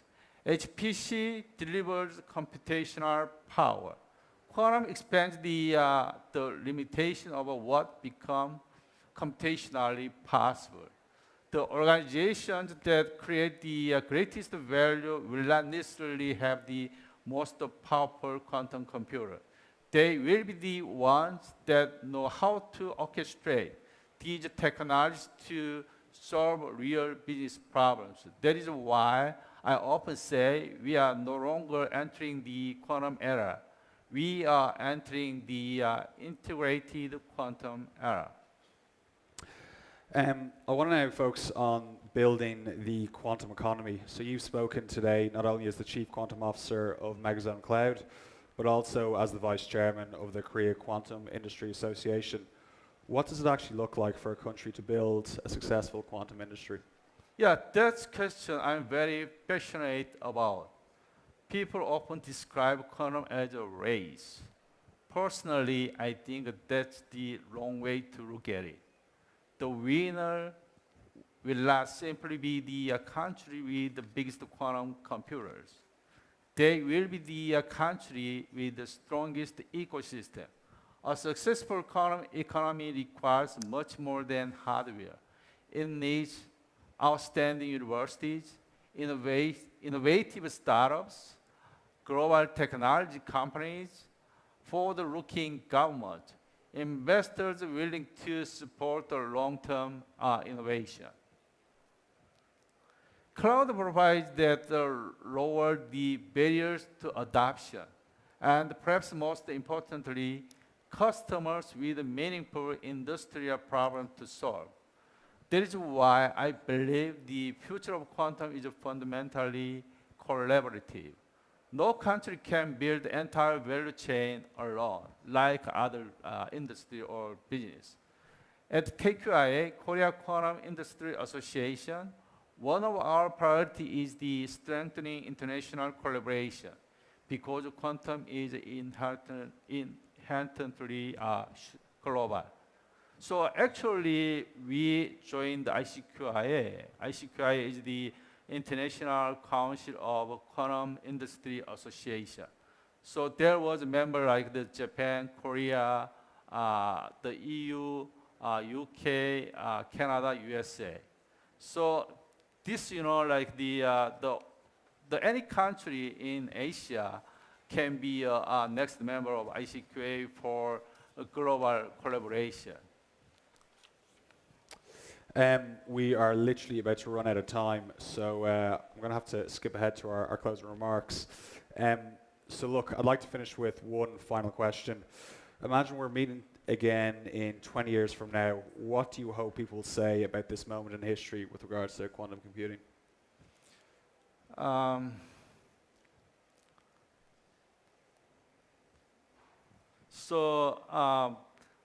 As I shared, quantum computing is the future, and the quantum computer can deliver the most efficient computational power human imagined so far. So I think like the Asia area and Hong Kong and something like that. That area, the company looks like to me it's not starting yet. But I recommend you to start right now. So some people, several, global companies are expecting that they are releasing the very useful quantum computer in next 2 or 3 years. One, the CEO is saying that the encryption cryptography will be broken by the quantum computer before Trump stepped down. So we have only like 3 years or 5 years. We need to prepare for that kind of the quantum Q day. So I want to ask you to start some kind of internal readiness for quantum technology right now. So that is the things I want to share at the moment. Thank you, Brad, and thanks to everybody for joining us today. Huge thanks to Brad for sharing his expertise in this area. Thank you. Yeah, thank you very much. Enjoy the rest of Live East. Finn, Yeah. grab a photo.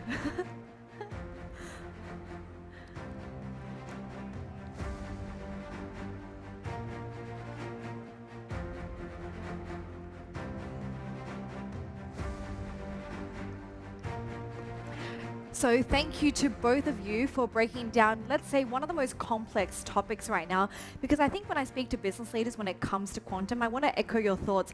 We focus too much on how groundbreaking and revolutionary this could be without thinking, what is our end goal? What is the measurable business outcome that we want to take away from quantum?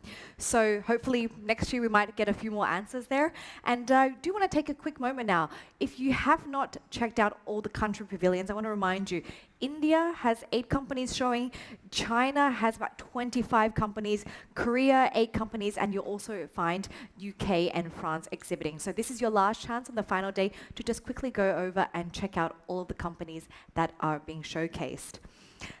Now, what separates a good idea from a great idea? And once you have that great idea, how do you turn that vision into a reality? Because in our next session, we're going to be hearing from founders as well as investors, and they're going to weigh in on all the ingredients that are needed to build a very enduring, successful tech company. So with that, please welcome them to the stage. And we also have our moderator for this session, Li-Sheng Wang. Please give them the warmest of welcomes.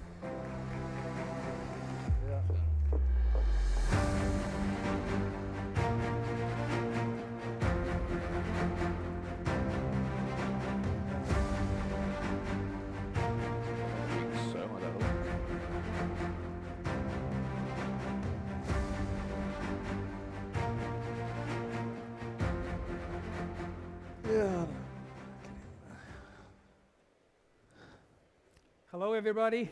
How is everyone doing? Planning for lunch, or we're excited about this panel? All right. Today, actually, we have a really distinguished panel here that we can speak with about sort of how do you build your ecosystem, how do you really find the next category-defining system and also companies. So just by way of introduction of myself, my name is Li-Sheng Wang. I'm a venture capitalist based in Silicon Valley. Our firm is called TSV Capital. We've been around for about 16 years now, backing category-defining companies from the very early days.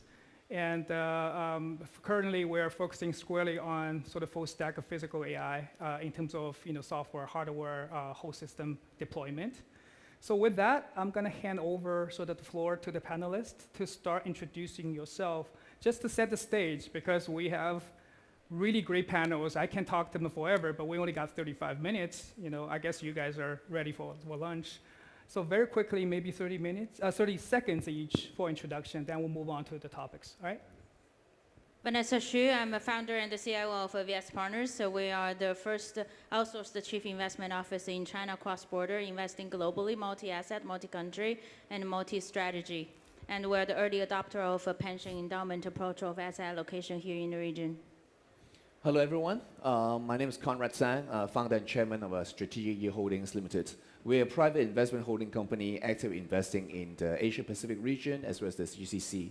And we like to do cross-border investments that help companies navigate between both regions in APAC and the MENA region.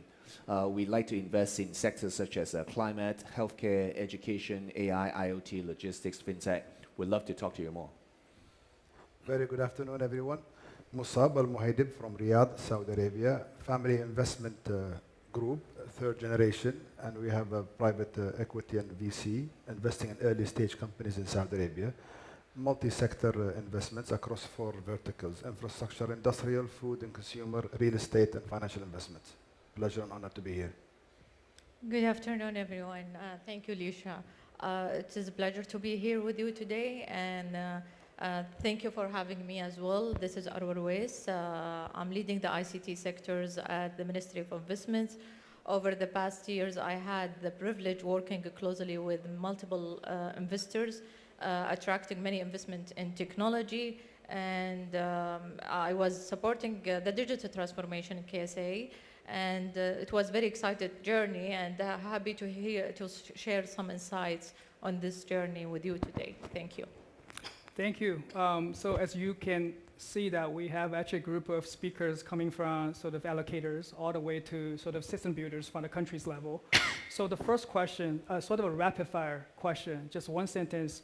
We look at ecosystem building from the top down, which is country level, all the way to sort of the bottom up, which is from the founders network, right? So what do you think that your region, each of the region, sort of didn't get right yet? We all wanted the perfect system, right, to cultivate ecosystem, to have category defining companies, but one thing that our respective regions are still looking for the right recipe.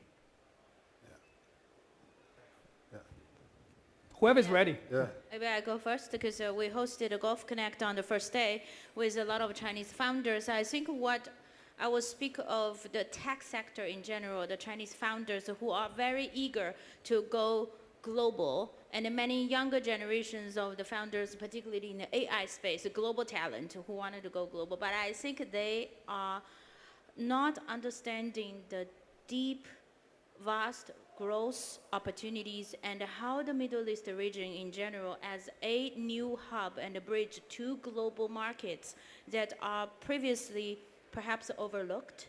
Central Asia, Southeast Asia, Africa, that how Middle East plays this pivotal role through industrial groups and government entities and to help these companies go global. I think that information asymmetry is to be addressed. Well, I would say creating the difference between a mature ecosystem and abundance capital.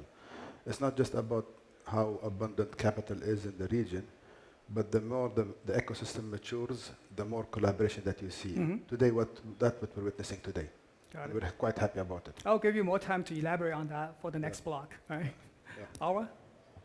I think innovation is something cannot be engineers, and many governments cannot decide when is the next breakthrough.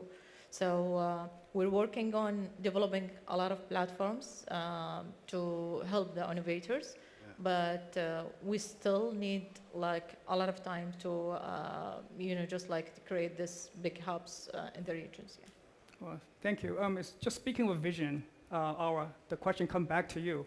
Is how do we build sort of the machine that supports innovation systems, right, from the top down? So Vision 2030 is a grand vision. There's a lot of, I think, efforts financially, I think, politically, that we're trying to build that system.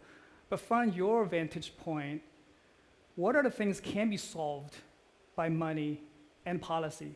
What are the things just cannot be solved or cannot be replicated just simply by these forces? You need to introduce something new to create a sort of a sustainable ecosystem.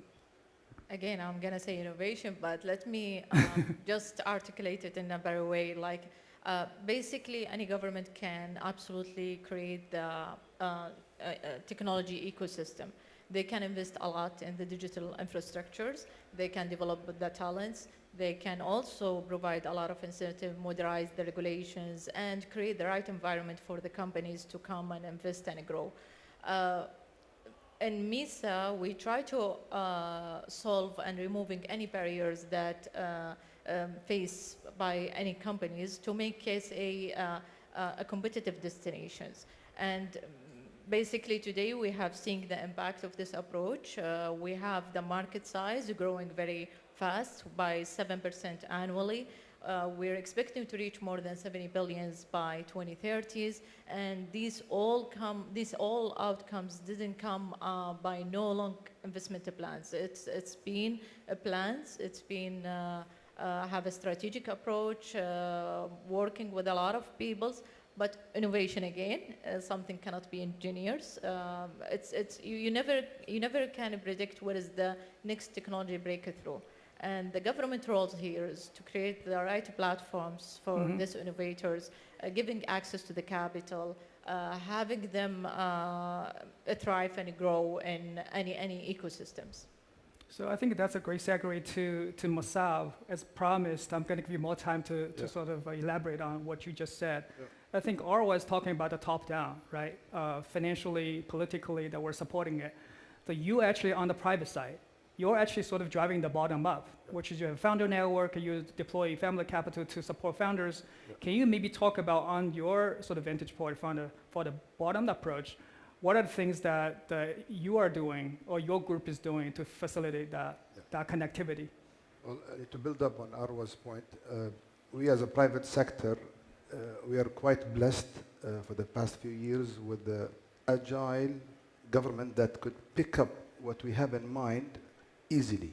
You know, we have a government-led business that are mostly come from the private sector, so it makes it easier for us as investor, and even in the early stage businesses, from policy making, challenging status quo, making things easier, that most of the cases we say now, we as a private sector are slower than the government sector because the aspiration and the ambition is very big, and policy changing mostly on the good side. Of course, there is some challenges that we need to work on, but this have helped us push the agenda quite fast, and it's not easy now for us to do a plan or budget for more than a year.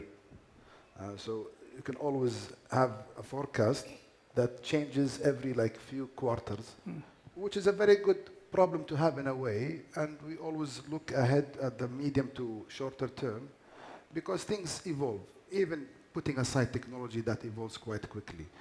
And on top of that, I would frame to your first point, trust. Trust is not always easy, and especially where we witness today in Saudi that you have collaboration between local investors, regional, and now even more so international investors. You know, you see people come and go, they enjoy having breakfast or dinner or lunches and then just leave. It's normal, you know. It takes time to build up that sort of potential synergy. It's like a DNA match. For us as a group, it could take us forever, you know, enjoying a company, a social context for maybe a year or two or three, and we don't do anything. But once it's done, I think you have like a preferred partner of choice, whether it's a government-led businesses or international investors, let alone the local partners. Right. Yeah. I mean, we might not have time to discuss this on the stage, but I'd love to talk to you offline about sort of how to increase that velocity. How do you sort of speed up that trust building, right? So now coming to Conrad, being quiet here, now I pass the ball to you. So you've been deploying 24 years, gosh. 26 years. 26 years, okay. Don't disclose your age yet. I started in primary school, but anyway. Yeah, so you deploy across APAC and Hong Kong, right? So here's the question is, you know, you've seen a lot of successes, also failures in innovation and entrepreneurship. So what actually is some of the biggest signal for you to say, well, when I deploy in this system or this country, this region, they're ready to take private money? Because you don't want to deploy your capital into somewhere that's not going to yield results. What are the things that you look for? Well, I think here I would set aside technology because everybody's here is talking about technology. I would answer your question in terms of a human dynamics. So when we look into companies, we talk to a lot of like startup or growth stage companies or later stage and whatnot. What we found with my almost 3 decades of experience is that actually people in general, they like to stay with their comfort zone. Geography, culture-wise, language-wise, and because what we are good at strategy here, we're actually good at helping companies go cross-border for the people who have the ambition to go outside the comfort zone to become regional or global companies. So when we talk to entrepreneurs, oh, by the way, you're from China, let's say, we can help you go to this and this and this and do that. And they think, oh, we're quite comfortable where we are. We're number one in our country, we're okay. Or number in the province, we're okay. Thank you, Conrad. So that already siphons out, filters out a lot of companies' opportunities that are probably not have the ambition. I think ambition is the first thing, whether they have the ambition to go big. Second, whether they have ambition to go outside their comfort zone. I'm very realistic. The people, if you think about it, if you go cross-border, just simple for our friends from Saudi traveling here. Already off stage, we're talking about, oh, we have transit here, transit there, now it's like, what, 7 a.m., time difference and all that. So you have to have the kind of people who, at the very minimum, endure this kind of things before you think about how you could go outside to build a team, to build a factory, an R&D lab in something outside of the comfort zone. So that you're down to a smaller subset of opportunities.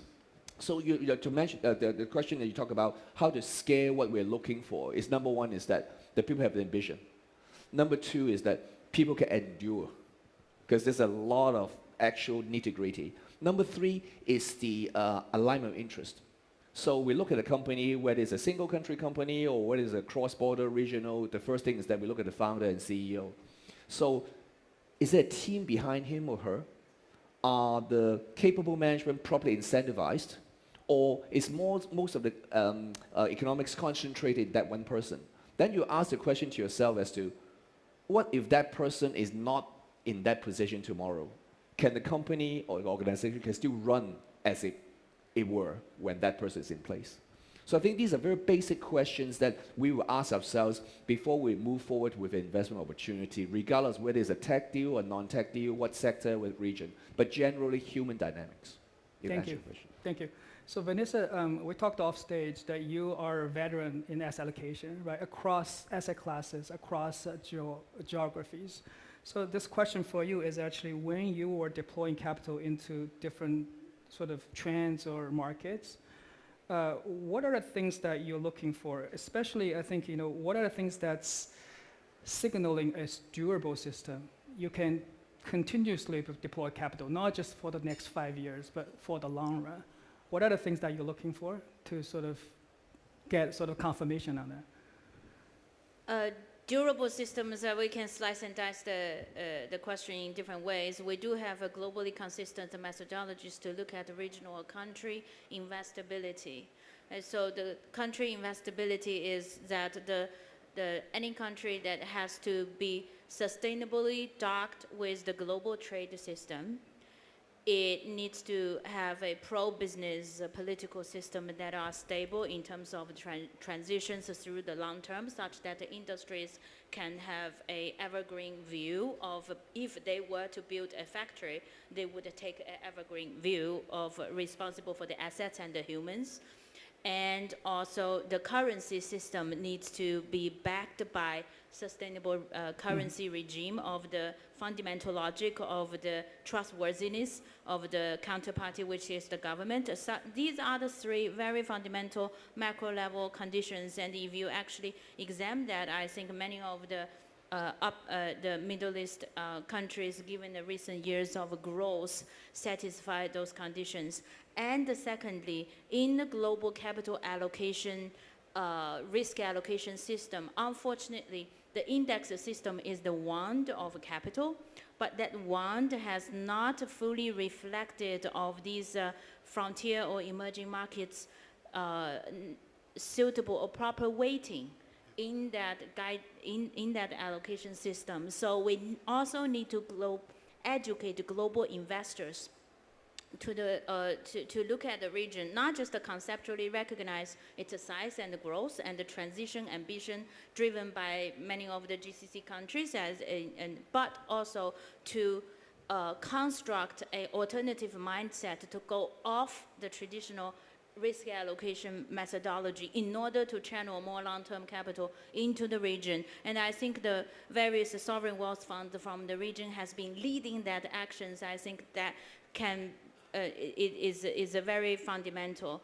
And thirdly, these are the macro ones. For the micro ones, we spend a lot of time to talk to the founders of the node companies of a global industrial trend. Either it's energy transition, batteries, or AI-driven biopharmaceutical discoveries, etc. There are many of those trends. We identify globally node companies to talk to them. What are the challenges and difficulties? Where do they look to grow their next leg of the businesses? And quite often, these node companies' challenges that they name are very good indicators of capital flow. Yeah. Speaking about talking to founders, Musab, you actually run a sort of founders network or founders backing founders. You sitting on a lot of boards. So now, looking from the founders' angle, what are some of the traits that you now weigh a lot more than you just started investing, right? The lessons that you learn when you look into the founding team. Well, maybe in the beginning, intelligence used to amuse me. Pretty presentation, nice structure flow. It gets into me a little bit. I think after a few investments, you want someone that has strong adaptability, someone that we could also trust, or at least has good reference. You know, because you can have the plan, you can have the vision, and you can have, especially at the early stage. You know, when it's a bigger companies, it's a bit easier. You have a trend, and you can benchmark. So you want someone that at least when he or she hits a bump, you know, they could re-sketch the approach and the direction quite easily. Street smart, someone that has a strong maybe social context, because, you know, in our case, we have a lot of policy advocacy making, building up, you know. So a jack of all trades in a way. It's not as easy as I'm saying it. But of course, if he has someone or she has someone from active investors, where we take that approach, guide them, put the guide rails in a way, try to pave the way to remove the bump in front of him or her. I think that's what we see. Maybe another one, we tend to see you know, successful entrepreneurs or founders that have exited businesses, whether in a good way or in an okay way. They deserve a premium in their businesses, because we've said no to a few and it wasn't a good decision at the time. So I think if someone have gone through the cycle and did it well, yep, I think he or she deserves a 2-3x from the normal newer entrepreneurs, if I want to say.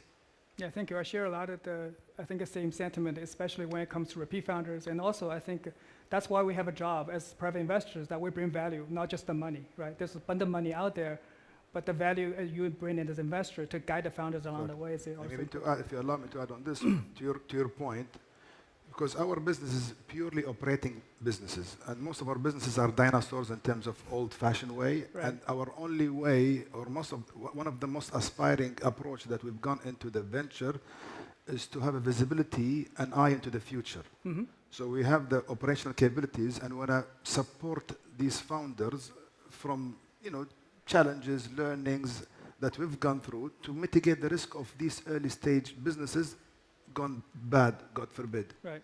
And also to scare our right, CEOs of our dinosaur companies of what these people are doing, because if you don't adapt and try to leverage technology, you'll be dead in a few years. Right, right. So that's that analogy. No, that's well said. I mean, with the AI build out, actually a lot of dinosaur companies become hot again, right? Exactly. Because, and also, end of the day, you're building not just a technology, but company. Company meaning you have to be profitable. You have to look at the fundamentals and the operations and all that, right? So that's where you guys sort of bring that value to the company.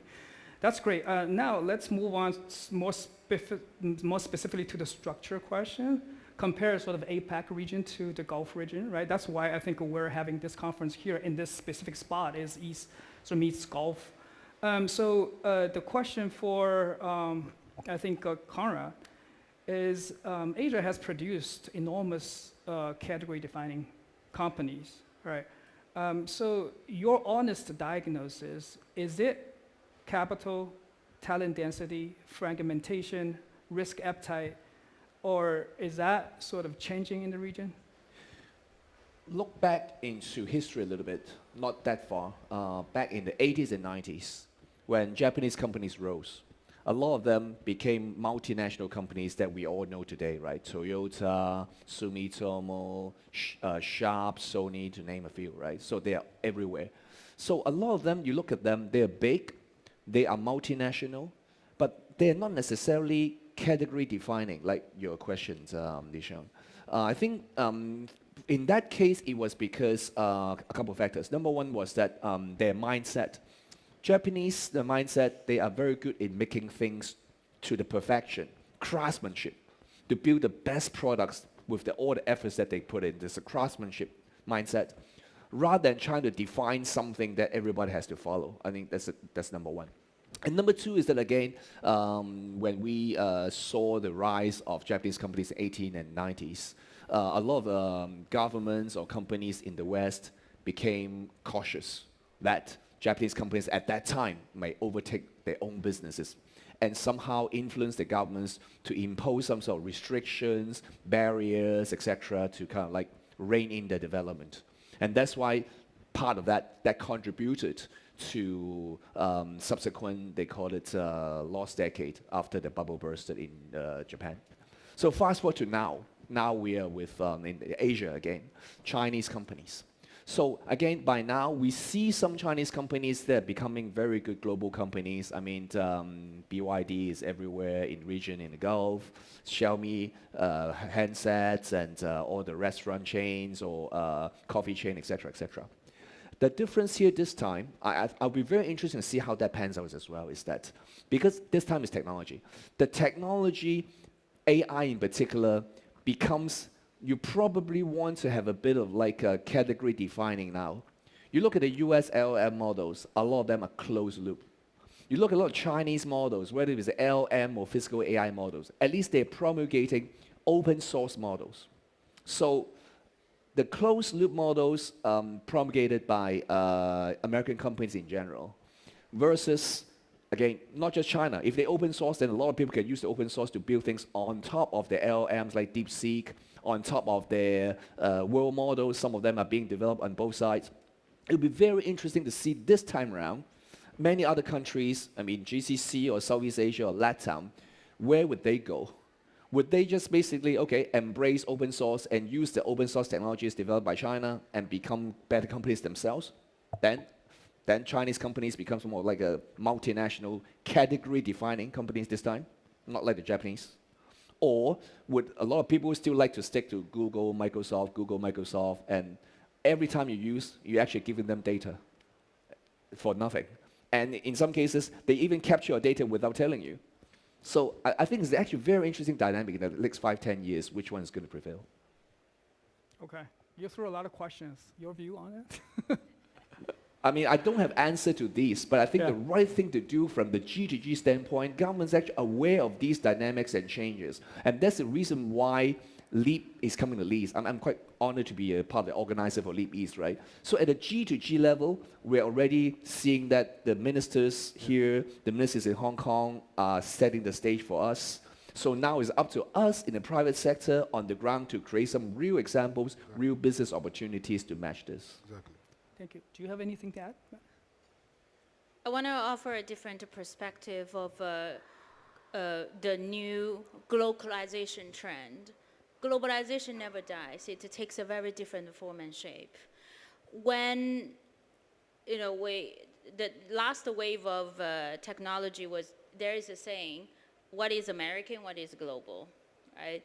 But now that when China has nurtured over the last almost 50 years of fundamental original tech, R&D capabilities, and facing this big power competition, when we help founders to go global through our investment, I do encourage them to go back to the meta capability rather than their ready product or solutions, because what is working in China, given its Amazon of industrialization and its path, it's not necessarily working elsewhere. And we actually instill that coolness or the cool-mindedness into these founders, and we help them to dissect their capabilities to the molecule level of, if you offer a robotics, what are the sensor capabilities? What's the compute capabilities? Okay. If you offer a smart city solutions, what is the infrared that you're using? What is the edge computer that you're using? And take apart their ready solutions in China and go to the GCC countries, go to the use cases, go to the industrial parks, the factories, and the shops, and what are the problems to identify. What are the problems that needs to be solved, and what are the meta capabilities that a solution provider needs to aggregate horizontally with some vertical depth to create a new solution. I think that demand-driven mentality is incredibly important for the Asia, particularly Chinese technologies, to go global, not taking it presumptuously that what works for China works for the rest of the world. Exactly. 100% on the same page. I mean, I think just looking for the demand side, looking for what the customer needs, rather than just building something without knowing what the customer needs, right? All the models, no matter how sexy they are they going to really solve problems? Or you rather have a small model that can actually solve the local problems, right? Exactly. Just saying, maybe if you allow me to add to what Vanessa and Conrad said, I agree with them 100%. Today, also we have to put in mind the economic cycle that used to take quite some time. Today it has shortened quite much. Compressed. If you talk about strong ambition from both regions, from agility, of course infused with this technological advancement. So the business life cycle became much shorter, and given the ambition, you want to move fast and you want to do a lot. And especially where we come from, Saudi, where we know a lot of what's happening on the ground, it's really tough for us as a private sector to follow on. Many things changes. Always good, but sometimes you want to breathe. Sometimes you don't have to breathe. You have to really run, and in a way, we're gonna be almost a professional marathon runners in a way. And to your point, and that's why the bridge to East is for us to get exposed. Saudi and the region is always open for business, and I can understand if local companies in this region doesn't really look west, which is into Saudi, but we always tell our partners and friends, look at Saudi as a footing on the ground. So it's a gateway to the greater region. So not just GCC, which is the Gulf Council countries, not just the MENA. No, we're quite ambitious enough, and hopefully, I'm sure, even our Asian counterpart, to look beyond that. I call it, me personally, MENA Plus. I don't know if it's there or not, which could also include Sub-Saharan Africa, could include East Europe, could include West Asia, especially with this big transformative regulatory changes in Saudi, and especially in the financial sector. It makes it, and going back to my trust point, it makes it easy for these investors or potential investors to tick as many boxes. There's always not a plain vanilla. We've invested in Iraq, and now we're investing in Syria, and it's crazy. Sometimes, when, as my late grandfather used to say, when there is war, I attack. When there is celebration, I retract. So it's not always an easy. At the end of the day, we're investors. We have to take some calculated risk. Just wanted to add that to the flavor. 100%. Yeah. So again, I'd love to talk forever, but we have 3 minutes left. So the last question, and again, Musab, you set up perfectly for an hour. So the question now is actually, so we know we're building in the Gulf area, even though it's still early, but building very deliberately, because you've seen a lot of successes or failures from other parts of the world, right? China, US, some other parts. So from your sort of vantage point, right, because you're sitting at the ministerial level, what are the things that you think the region should copy from other successes? What are the things that you shouldn't? Because there's some very local specificities to the region. That's a great question. Actually, the fundamental is everywhere. And any successful ecosystem should have this component. They should invest in talent, have a strong foundations, have a collaboration between the private and the public. These lessons are common and universal everywhere. But what makes Saudis different is the scale and the speed of execution. Today we have one of the largest ICT markets in the MENA region. We have 99% of the internet penetration, and we have a very young tech savvy. We have more than 70% of our population is in the age of under 35 years old. So we have the strong foundation. We have the good generation who is willing to adopt and build a new technology. We don't try to replicate any other ecosystem, not the Silicon Valley, not anywhere, but we try to create our own ecosystem, just like based on our strength. We have the strategic location, we have access to the capital, and of course, the collaboration between the private and the governments. Well, thank you. On that very positive note, let's give it up for the panelists. Thank you. Thank you so much.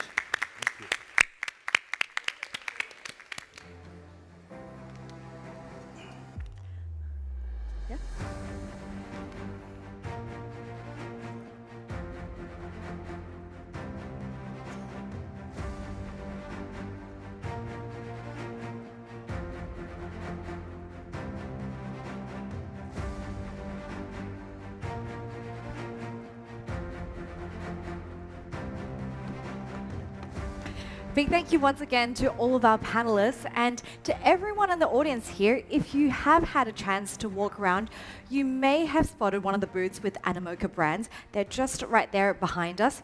They are, in fact, one of the biggest names in Hong Kong, and it was founded in 2014 by Yatsu. They invest in the most impactful technologies, and they have already to date backed about 600 plus builders within their portfolio. But they don't just invest, because right now they're also building and accelerating consumer as well as institutional projects. And today, their founder is going to break down the future of agentic web and how it's going to shape nearly everything around us. So I would love to welcome Yatsu to the stage. And fun fact, he's actually from Austria. So herzlich willkommen, Dankeschön. All right. So let's get started. My name is Yat, chairman of Animoca Brands, and welcome for everyone who actually has been in Hong Kong for the first time. Let's quickly go into the first slide, and I'm going to talk about how the agentic web will reshape everything. So why now? Why agents? Why minds? So this was taken a few, say 3 months ago. This kind of gives you an idea. They were basically frontier models were given the Mensa test from an IQ standpoint. And of course, some of the new models aren't in there, but it's indicative of where, on pure intelligence, many of the LLMs are. And you can see that we've got some of them approaching essentially genius level IQ. Now, just to be clear, I like to describe AI today as a little bit like a 6-year-old PhD. So they're super, super smart when you ask them a specific question, but if you want to create the entire context and everything together, then actually they seem very stupid because they seem to lack certain kind of common sense. That's kind of where the hardness comes in. But the point is, you have incredible intelligence already, and you probably know this when you use these tools. So the issue we have in the industry today, and the opportunity, is that the actual model reasoning capability is at an extreme high, but the way that we use it today is mostly there at the area B. We use it very, very basic. Like I think most of you, probably if you use ChatGPT or Gemini, you're basically searching. It's like a better search. Right? That's where most people are, and maybe get some research and some information, but it's the agentic capability that actually gives you that huge capability lift that you can do, and that's actually where the opportunity sits, and if you're not doing that, then you should probably consider doing that as soon as possible. And the difference really is that you have essentially a chatbot, which is what most of people are using today. You ask them the question, they give you input. You keep asking the question, give them input. Whereas an agent is effectively a loop, and that loop keeps reinforcing, keeps relearning, keeps improving itself on the question, the next question with long-term memory and contextual background. And so it's a little bit like I like to describe it, a little like imagine if you were able to ask ChatGPT questions 24/7 all the time with every detailed context and getting better information as a result. In a way, an autonomous agent does that. So they basically amplify the intelligence and they can do actual actions. So we're now moving into a web that was generally human-controlled, where we are browsing the web and we're taking an action, to a web that we believe will be entirely agentic. And so everything will be resolved through agents, and your interface will no longer be a web browser. It will basically just be your agents. So maybe I'll open up the question here. How many AI agents do you think you will have in the next 5 years? Hands up if you think it's going to be at least 5. Okay, that's a fun number. How about 10? Okay, a few of you, right? So let's call it 30%. Most people will say they'll have 1 to 3 agents or 3 to 5. If I go to San Francisco, it's at least 200 to 1,000, so it kind of depends where you are. But the point is, it's going to be generally more agents than humans. This is something we can universally agree on. So that means you're going to have somewhere between, by the math we just discussed, 50 to 100 billion agents roaming the internet with PhD level intelligence or higher that have autonomous capabilities. They will outnumber humans at least 10 to 1, maybe 20 to 1 or more, depending where that is. So what does that mean for the future of the web when that happens? This is a search I did for Leap on Gemini. You can see classic, it gives me input. I basically get the website links. When was the last time you remember that you clicked through to the website that you searched on Gemini? Just think about that. You might, but remember, what did you do 2 years ago? You clicked through every link that Google gave you. How many clicks do you do today? Maybe once, maybe twice, right? Doesn't matter if it's Perplexity, doesn't matter if it's ChatGPT. Basically, you're no longer clicking through. You're just giving the input. That's a version of an agent already. It's enough that the agent gives you information. You trust it. What it means is that we've gone entirely from a web where HTTP browsing is no longer relevant, and you've probably heard the terms of APIs and CLIs and MCP servers. Essentially, all you're doing is creating feedback and information for agents, not for humans. A lot of the websites are reporting traffic is down by 80%. And it makes sense. They get information, they don't need to click through, which also means that advertising as an industry is also under threat. What actually happens in the back is that agents are all transacting microtransactions, typically on sort of payment rails, very often blockchain driven, which basically means that instead of looking at ads, you're basically going into a transaction where you're paying for the user, another agent pays for flights. They all do the microtransactions in the back and give you the output in a microtransaction kind of way, where you get paid that way, as opposed to, and the agents get paid this way, as opposed to paying it through advertising through like a giant entity. And just to give you an idea, advertising is a kind of microtransaction business. It's just you see it as a whole. You don't actually necessarily experience it in a sort of microtransaction way, but if you think about the units of advertising, it's usually a million per. A million impressions for $5 or $10 gives you essentially a unit. That is a kind of microtransaction. And that industry drives almost $1 trillion a year.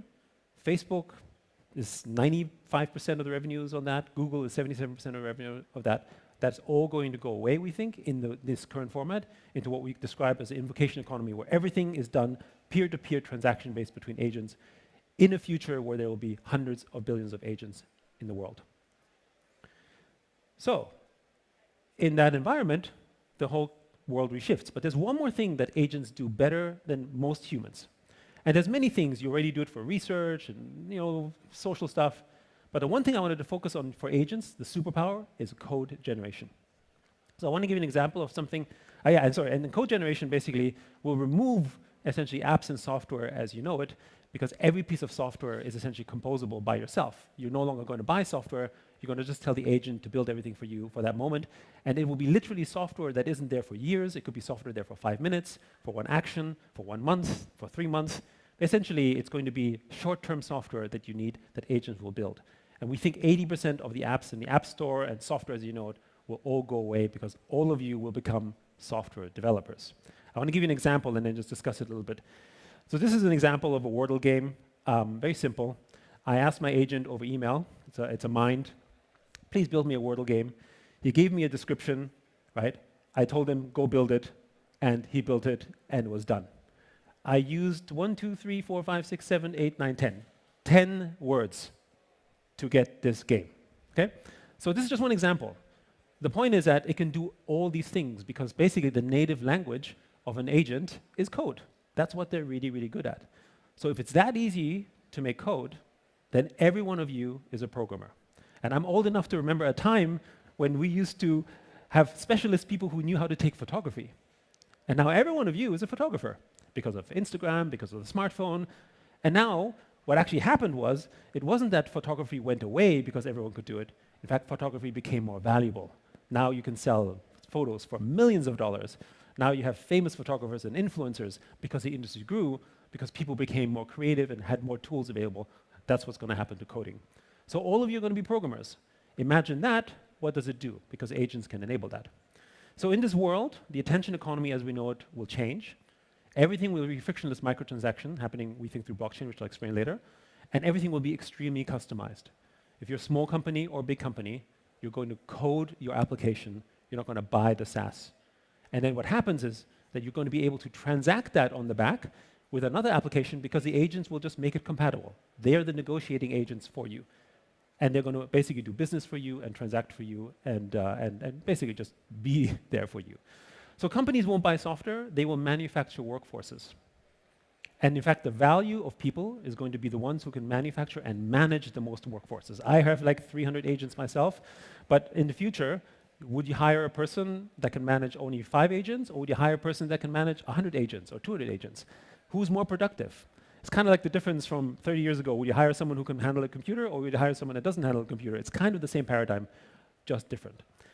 So we used to prize individual capability, it's still important, but now it's much more important to be an orchestrator, to basically architect these systems.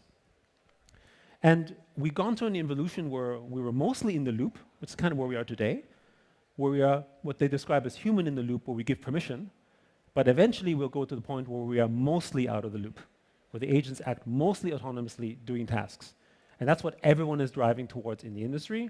And if your business and your life is not thinking about how much you can automate or remove or change, then you're less efficient than the other person. The business that succeeds in being mostly out of the loop is going to succeed against the business that is mostly in the loop because, you know, we still have to eat and sleep, and the AI can basically work 24/7. Now, the way you build the architecture is where the value comes. So it doesn't mean that humans are out of a job. I would say because of AI and because of basically agentic frameworks and because of what we're doing with minds, I'm working more than ever because essentially I have all these agents doing work for me and I have to basically make many more decisions. You just have to be able to manage that, and how you design that is the skill. It's your management skill, it's your orchestration skill. That's the capability that you have to build out. Whatever process you build out, essentially workflow, business processes, and so forth. That's going to be where the value is. And so, you know, today a lot of people talk about the data pipelines. Eventually, we need to get to a point where system architects will go to where does the human alignment come in? And the human alignment becomes interesting because we think in the evolution of AI, today it's a tool, it's becoming autonomous, where it's doing actions for us, but they are going to be economic actors creating net GDP when they work 24/7, and ultimately, and this is perhaps the longer term vision, they will become asset holders.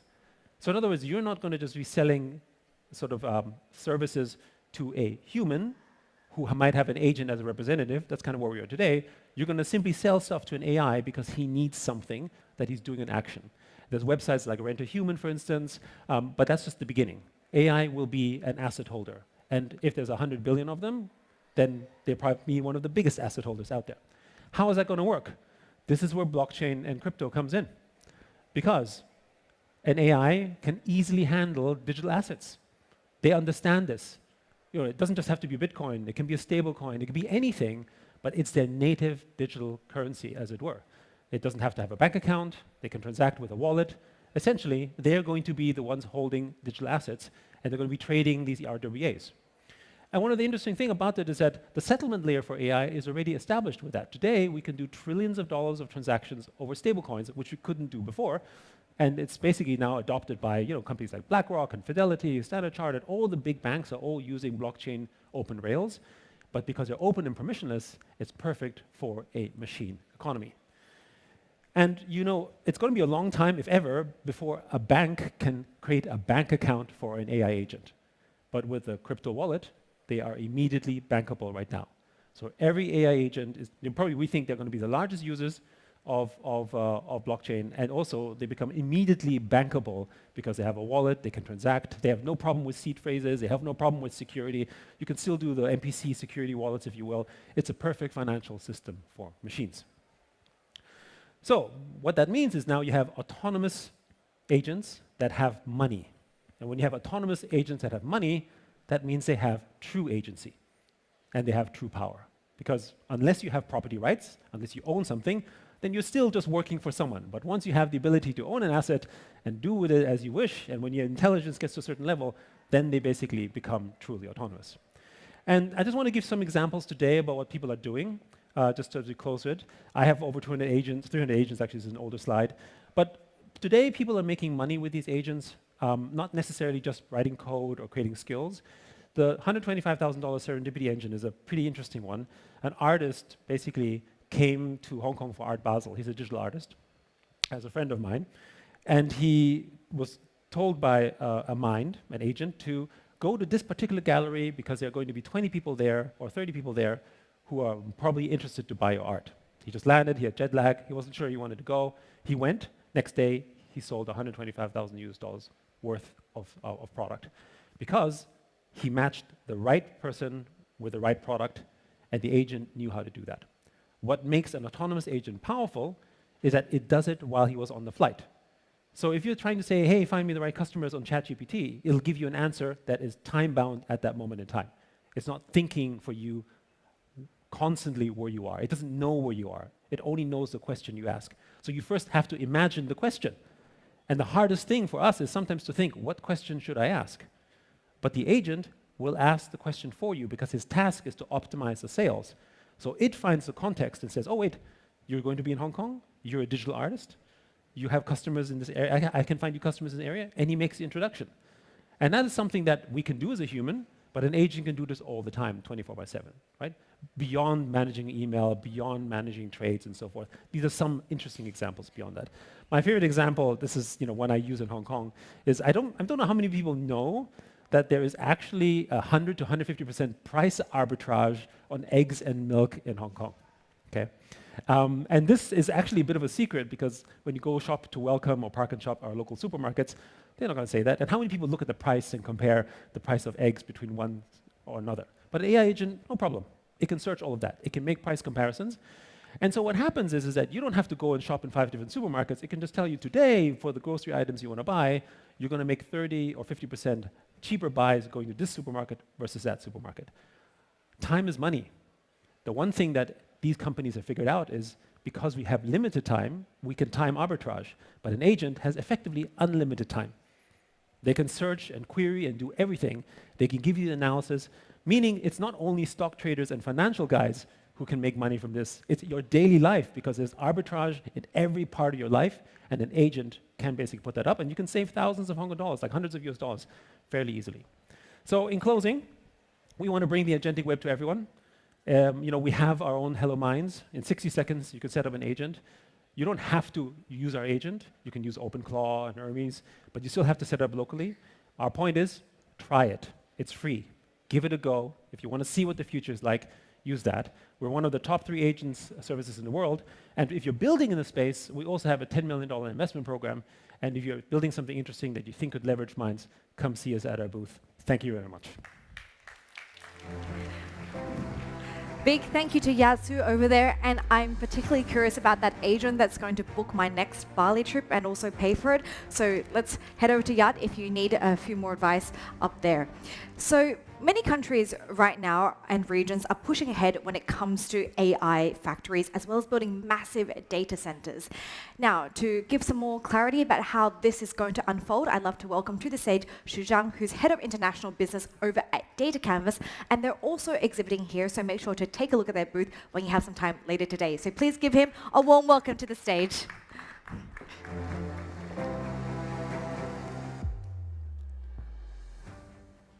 Hello. Hello, everyone. Welcome to my session. I'm Xu Jiang from Data Canvas.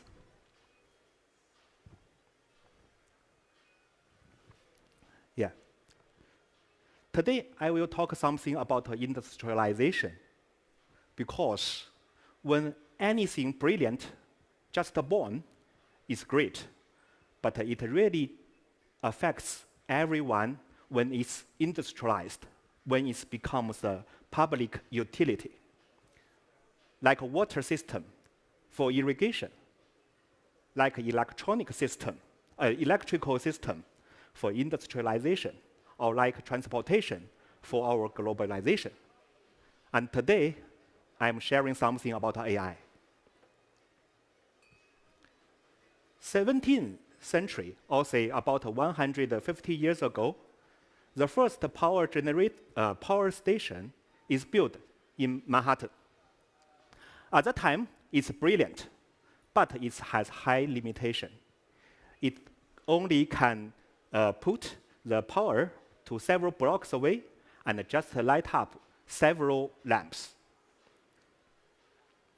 World only changed when we really built a power grid system, and we have a lot of redundant power generation stations. So that happens 150 years ago, and right now we are at the same point for AI infrastructure.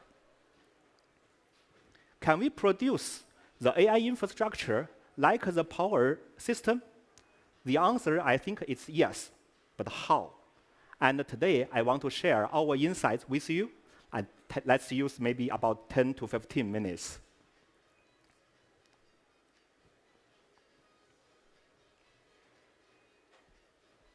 Okay. First, let's see the market. How big the market it is. Some people say, I want to use a large language model to replace some repetitive work, replace some human work labors. Some people say that. And the previous thing we mentioned in this way is the SaaS. But what's the SaaS penetration? I'll say, how much is the SaaS GDP? The GDP size is only 0.5%. It's very small.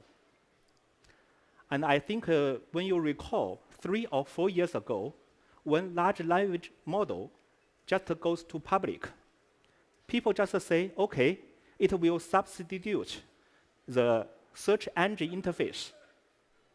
That's just the substitution. But right now, the large language model, I'll say the big AI, is breaking our imagination's limit, right?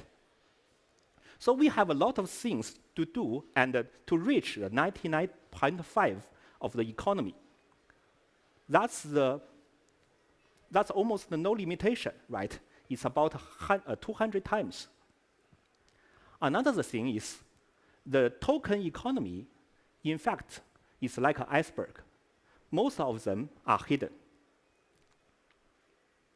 Right now, daily token consumption is already surpassed the 100 trillion tokens. People cannot type in that tokens much. So most of the token, more than 99.9% are generated by machines.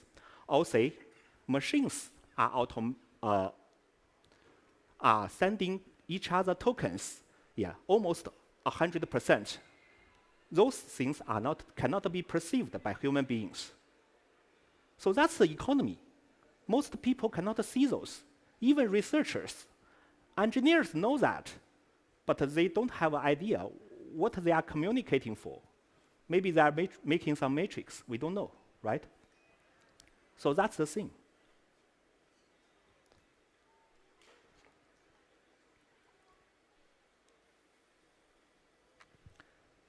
What we know is it's already a big investment.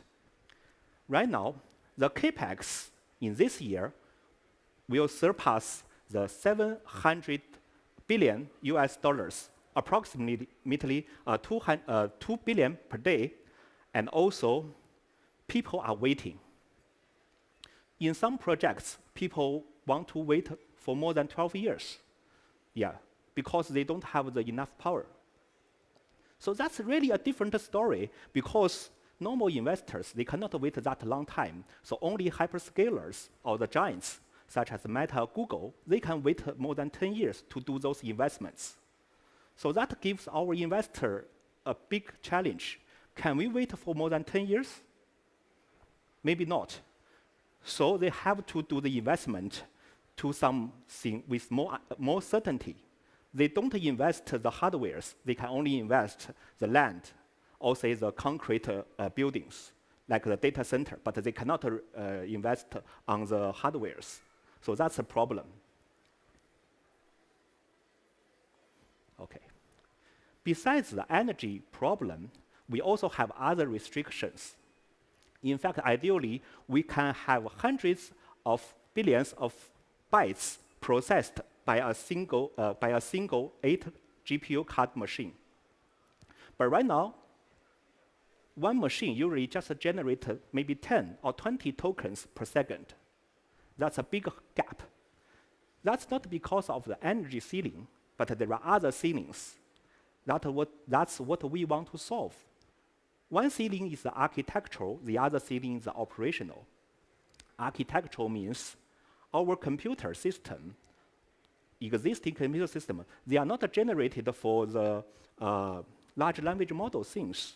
So they have to put data from one place to another place, from memory to hard disk, or to the GPU memory, once again and again. That is the architectural thing. This is not designed for those inference or the training purposes.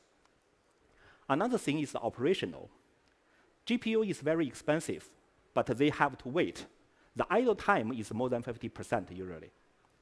So that's the thing we could solve. Data canvas, we are built in more than 10 years ago, and right now we have the framework, and it has already some practice in China. That framework, you can just simply divide them into two parts. One is the training factory, the other is the inferencing factory, or say the token factory. In the training, we take in the raw data and the models and refine them to models. They are like experts. And in that step, we are building from generative models to domain-specific models. And in the token factory, we packed tokens, and they can be easily used by industry people. And those tokens can be so well used, like electricity. You don't need to rent the power generator and take care about how to use the power generator in an efficient way. You just use kilowatts, like just use the electricity. So that's the beauty of it.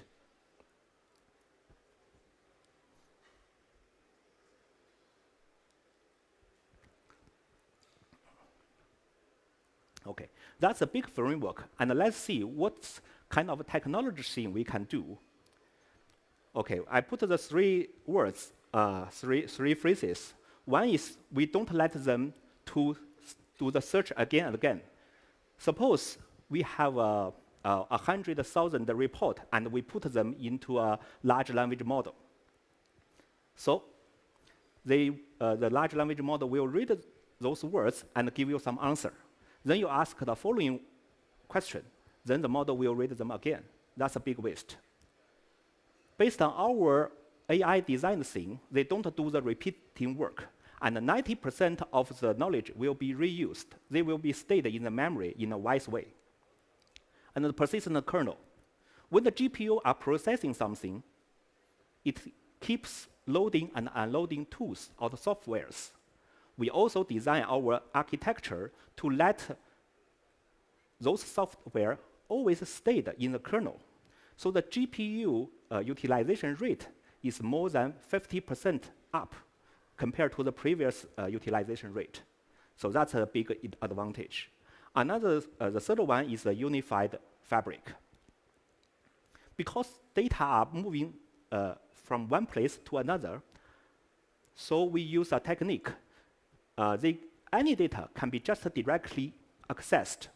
They don't need to change cars from one place to another and another, because in the previous framework, some data need to be moved twice or 3 times until it's really used.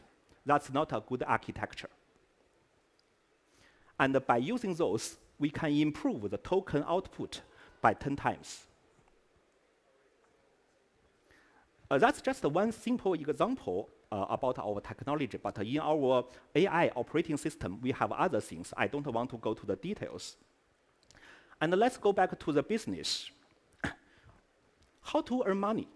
Because we have a severe competition in L1, or say consumer tokens. Consumer tokens, everyone can use it. We just chat with ChatGPT, with Gemini, and those giants are competing severely on those things. But from our experience, like transportation system, like the railway or the power grid system, the railway is really good utilized when commercial users are using them. And the power grid is really expanding when the industrial users are using them, not just end users, like we just light them up using some lamps. No. So we are focusing on the L2 and L3 tokens. L2 professional tokens, they are like experts, such as expert in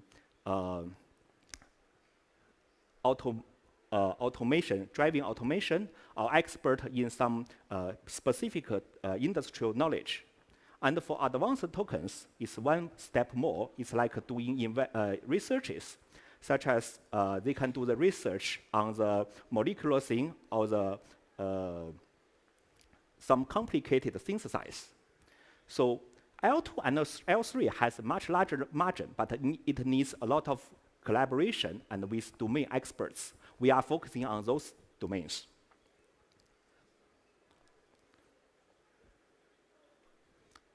Always. Yeah, okay.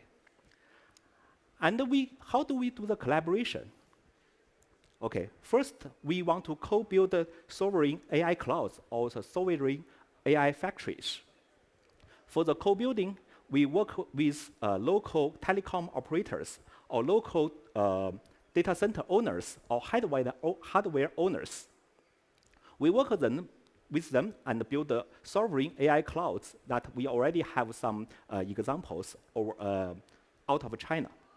Besides that, we do the compute investment and incubation by partner with our investor collaborators. We do the co-investment. And also, we work with software companies and have the solution for some domain-specific solutions. So anyway, if you are also interested in L2 or L3 tokens, please join us. Let's make the future together. And this is the last slide. Before I end my sharing, I want to ask questions. How much longer do you think this investment boom will endure? How long it will, 5 years more, 10 years more, or is already the peak? And do you think it's just the beginning of the long-term public utility building? It's just the beginning. This answer will determine how your investment will be a good investment in a long-term way, or you want to quit, in a short-term way. That's an open question. And we believe this is just the beginning of a long-term public utility building. And thank you so much.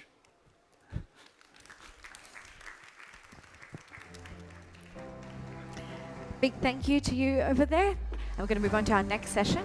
We'll hand this over to Al. We'll leave it here. Okay, got it. So I just want to remind everyone that Leap actually started off in Riyadh about 5 years ago, and since then it has grown to an incredibly huge tech event. This year they are coming back August 31st to September the 3rd, and I've reminded you many times in the audience, if you are free, make sure to check it out if you've enjoyed all the sessions and content here at Leap East. They're expecting also about 200,000 people and over 1,000 investors. So it is a great place to be doing business. We're going to switch gears. We just heard a lot about data centers and AI factories. Now we're going to talk about the future of global investing, specifically family offices. Because these days, if you sit down with anyone from a global family office, you'll quickly realize that their investment priorities are shifting. And this is especially seen across generations. So in this next session, we want to peel back the curtain a little bit and give you a window into all these family enterprises, how younger family members are approaching tech investing, venture allocation, and what direction they want to take when it comes to the future of their family capital. So with that, I'm going to welcome all of our speakers to the stage and our wonderful moderator, Abbas Hashmi, who's going to lead this conversation. Please give them a very warm welcome. Thank you.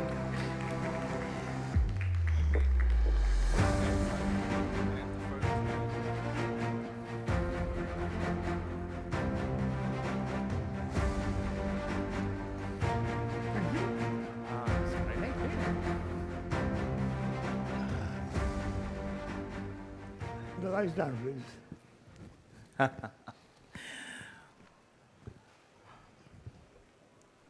All right. Paul, you ready? Test, guess test. So. Yes. Good. Let's rock and roll. Test, test. Ladies and gentlemen, thank you for joining us. This is an incredible moment in all of our lives because outside of this setup, we are also friends. And as you can see, we are representing 3 different generations. And by call of hand, if you can raise your hand, the youngest, Majid. The middle one, Paul. That's me. And the oldest, Leo.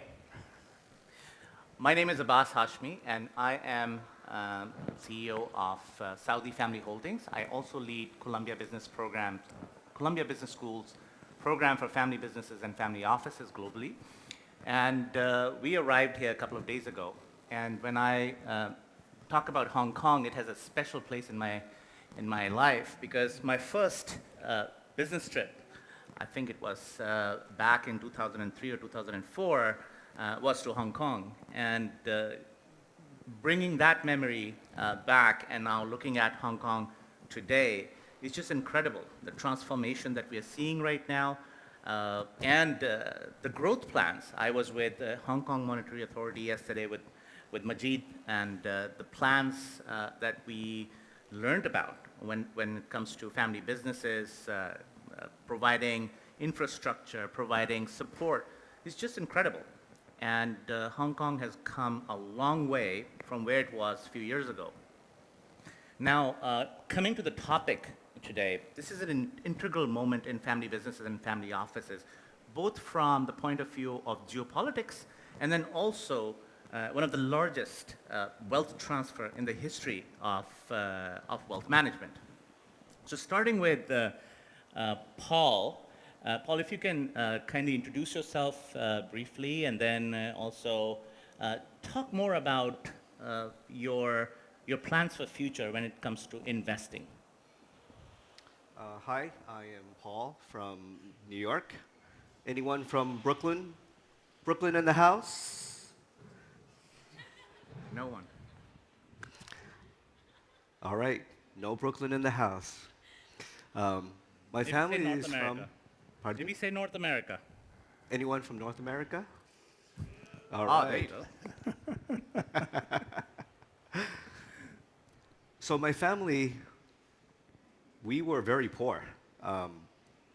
Back in the early 1800s, that's the history of where I remember some of my great-grandparents' stories.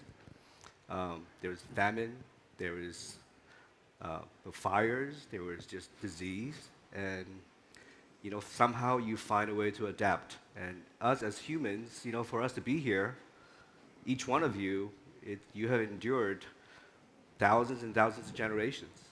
And so to be fully present, I mean, that's where I'm thankful, is that I'm here. I'm able to contribute. I am able to have fun in the business that I help run and invest in. And the future, I think the future is you have to be present. If you forget the power of presence, then you're just going to run away with worries and what could have been. And so my focus in terms of the future is to be fully present. Thank you, Paul. It reminded me of a quote somewhere. When you walk into the room, feel confident because you're representing generations of forefathers and ancestors. So, incredible story. Leo. That also means potentially great dishonor to my family if I say the wrong thing. I see a lot of young people in the crowd, so I hope my talk can be fun and entertaining.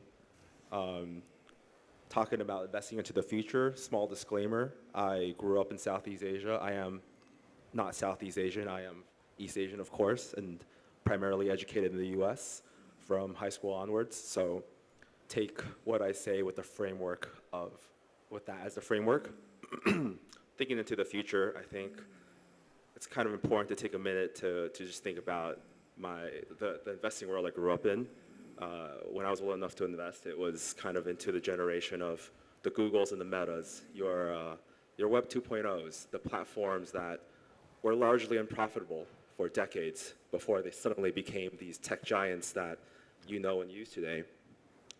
And then you had a generation of a crypto and blockchain craze where we desperately looked for a use case in cryptography and in NFTs. And we all kind of know how that went down. And now we're in the AI boom, where, you look at SanDisk, you look at Micron, two stocks that I personally never bought, and I'm very sad to have missed out on. That is to say, investing has become this heavily speculative thing in our generation, and I think when I look into the future, it's a little bit of learning how to tame your own expectations into what it means. It's difficult to think like Warren Buffett when my Pikachu card that I bought in 2021 has grown more in value than most of my stocks. And so, keeping that in mind, I think looking to the future of investing, it's more about the mind than it is about exactly where I allocate cash. Good. Before we come to Majid, Paul, I know that you carry a crystal ball. When you look into the future, that was confiscated at the TSA, and so I don't have any crystal ball today. But when you look into the future, how do you see what Leo said about current market space of available opportunities? And then when you look back a few generations ago, have you seen any difference? Because I know that you're an avid reader as well. I'm not talking about when you were little in 1800s. I think generationally speaking is that, the first generation is you disrupt. You go out there, you fight, you create. The second generation is you protect, you harvest. And I think right now we're kind of the third generation, at least my kids. And that's Pokemon cards, NFTs, former MFTs. So it's adapting, and it's also trying to figure out why it's important to you and your family's legacy. Because it's so hard to protect wealth. It is easier to lose wealth. And so if that is the basis of what we're trying to do as humanity, it's also to protect humanity beyond wealth. So if you have $100 million today and someone asks you, hey, Paul, let's look at 15-year window, where are you going to invest? Well, I'm 150 years old now, so I figured longevity. Aside from the joking of trying to live a longer, more fulfilling life, is that wellness and longevity is beyond AI, in my opinion. We do need to have the right sustenance. We do need to have the right lifestyle. And someone once said to me, you have to change one thing, and that's everything. And I'm like, what do you mean? Your food, exercise, sleep, mental wellness, right? So can we embody all of those things in this generation? And where would that be in the next generation? So I don't know if that answers the question, is that we don't know where it's going to go, but you do have to think about the longevity of humanity. And you have to really, create the right infrastructures, whether it's through investment, whether it's through your own family's care to the elders, and really it's yourself. So I have to focus on myself. Thank you, Paul. That's a very good response, and I know we both are co-founders of Superpower. Talk more about it. How did you get into that? Well, it was because I didn't have any. I was diagnosed with, I had metabolic disease. I had diabetes, and it was genetic. Went on GLP-1, lost 20, 30 pounds, but 30, 40% was muscle. And so I felt tired. I was just not motivated. And it was really a deficiency of protein. And so I went on a search, found the protein that was really good. It was a novel protein, something that's called BLG, And it was something that the EU 2 years ago granted a food-based company to produce. And it really helped me preserve, instead of like muscle decline, I was able to preserve my muscle. And then when I take more of it, I actually had an increase of muscle mass. And so that was kind of the basis of Superpower. It was to really find a way to course correct, at least my own health. And then I saw the market opportunity. And the market opportunity was beyond what I thought it was possible. Well, thank you, Paul. And that brings us to a very important point. And I know that quite a few people here are interested in learning more about capital raising. How do you reach out to family offices, and how do you raise capital from family offices? One of the things that I've learned early on, that nobody wakes up in the morning, if you have money or you don't. You don't wake up in the morning and think about, I need to invest in real estate, or I need 22% IRR. Nobody thinks like that. People wake up in the morning, they think about, hey, I have a daughter, I have a son. They think that I'm not cool.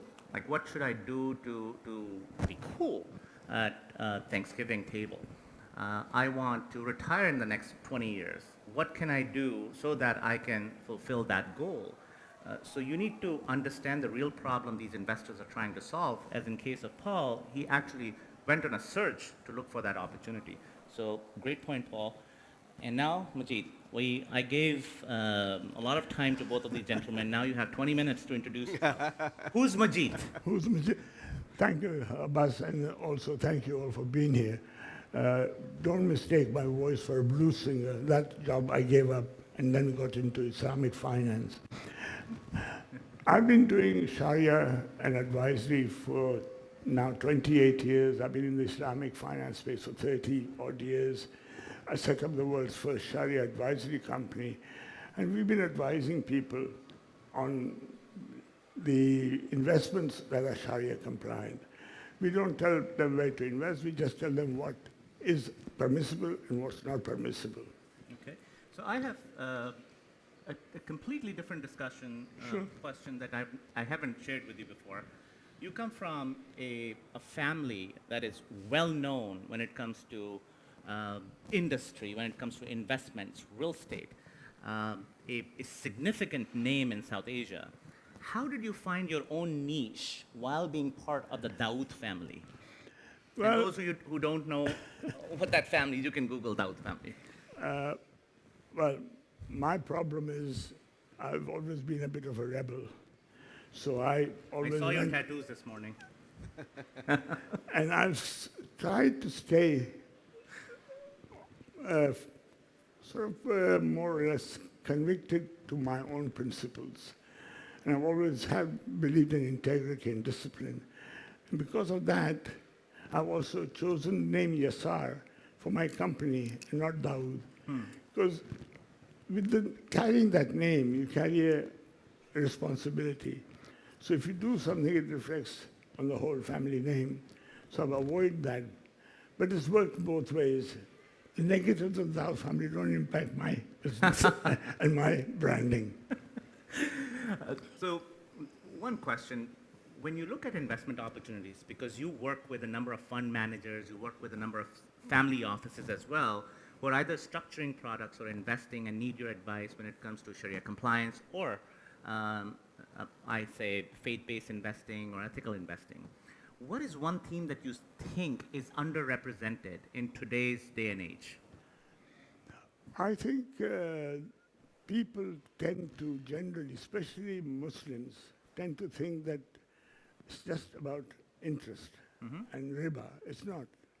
It's about lots more things like ESG, principles, sustainability, impact, which are the buzzwords in today's market like ESG. Islamic finance has ESG in its DNA. So principally tend to invest in real estate, commodities that are permissible.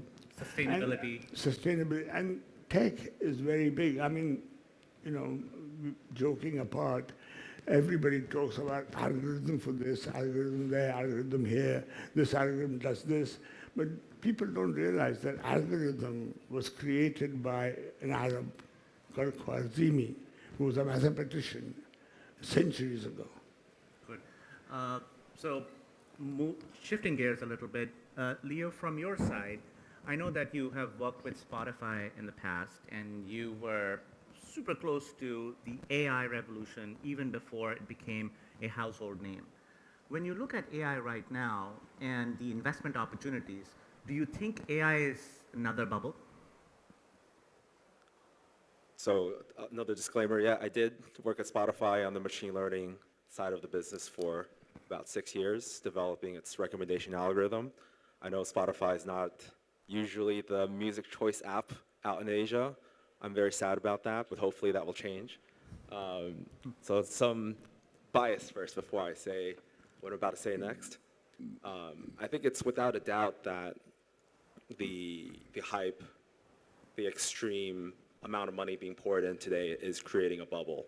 I think that is the cycle of investing. We get very excited, we pour money into technology before there's a use case, and then we desperately look for use cases that will return money on capital. And a lot of startups, a lot of small companies will fail. And when that quote unquote failure hits a certain number of startups, we call it a bubble. A bubble has popped. And I think you can use metrics to define a bubble. You can describe it when there's too much hype, too much craze. I think AI most definitely has created a bubble. I think the question to ask is how large, and which companies, and what problems that they want to solve will persevere, and to look at the founders of those companies and understand who has the grit, who has the background, the product market fit in terms of the product, the team, what kind of special insights do they have, and linking back to a conversation I had earlier today, if the co-founders are a certain level of neurodivergent, they are more likely to succeed. And so understanding those elements is very important. That's very good. Well, I know that Majid's wife is traveling with him, and Paul, your wife is in New York. My family is sitting in the audience. That means you're the most eligible bachelor here in this room. So if we think about, say, I don't know, 40 years from now, and I'm being super conservative, and you have grandkids, what have you done right? Where have you invested now that they're thanking their grandpa? Grandpa Leo. So I'm Taiwanese, so essentially that statistic goes against the possibility of that happening with the lowest birth rate. So, keeping that in mind, when I look like Majid, what would I have invested in? I think the preservation of the human race are something that I think is extremely important that people don't talk about. We are still one tiny planet on Earth. We're one tiny planet Earth. We are one species on Earth. I think if an asteroid did hit us, a large enough one, and it's projected to happen in this century, the human race would be wiped out. And I think this is where companies like SpaceX, as crazy as their mission is and their goals are, I think looking into that direction of, is someone thinking that far ahead, right? I think if anyone has not read Black Swan, Nassim Taleb, that's a fantastic book to understand that the biggest things that happen and hurt us most are the things we cannot see and cannot expect and foresee. And I think an asteroid hitting Earth is something we can foresee, so it can't even be the biggest problem. And we all know 6 years ago, the world was massively transformed by COVID. And again, something that if you ask the right people, they would say they saw it coming. But the crazies always say they saw it coming. So, to each their own. But I think those two fields, I think, understanding space, conquering space, and healthcare. But I think on Paul's point of longevity earlier, I think when I am Majid's age, one thing I would like to see is that there's a greater embracing on how we die. I think right now there is a great transformation in how we live. I think now I'm 30-ish, and so all my friends are running marathons or having kids or getting a pet, and it's the trope for a better and happier life. But something we don't talk about is the dignity of dying well. Like what does your last 10 years of your life look like? I think hospice care, nursing. I think these are two things that AI will never replace. And I wish to see more investment in that. And I'd love to make an investment in that. I don't really know what hospice care and AI could do together. But there are fantastic books out there. Atul Gawande has this book called Being Mortal. I'm not being paid to promote these books. I just love reading. But he talks a lot about dying well. What does your last 10 years look like? How do you like being cared for by family members? And we're in East Asia where we see multiple generations of families living together, but this is not commonplace across the world. In most of Western society, you put your parents in the nursing home because you're annoyed by them. And I think that is an opportunity. That's a problem that I think will become increasingly important as societies will think about. Wow, how can you top that, Paul, now? I had a question for you. Okay, so I'm thinking, Paul, your current portfolio, what have you invested in that you think your kids will not agree with in the next, say, 10 years? You have a wide portfolio of investments in venture and private equity. You think cards. My kids would say Pokemon cards, all right? And I'm going to say I would never believe that until his friend said, this card is $1 million. And he bought it for $8, traded for 20, bought it back at 50. And so there's a whole other layer of value that I don't see at this generation. Okay. What I considered what I did well, and they were all mistakes. The ones that did the best, they were all mistakes. And they're mostly analog-based businesses, restaurants, real estate. So can my kids tell me, well, they disagree with most of the investments that I do, and that's good, because I want them to think for themselves why it's no good. Because I cannot teach them to value the things that I value unless they value themselves.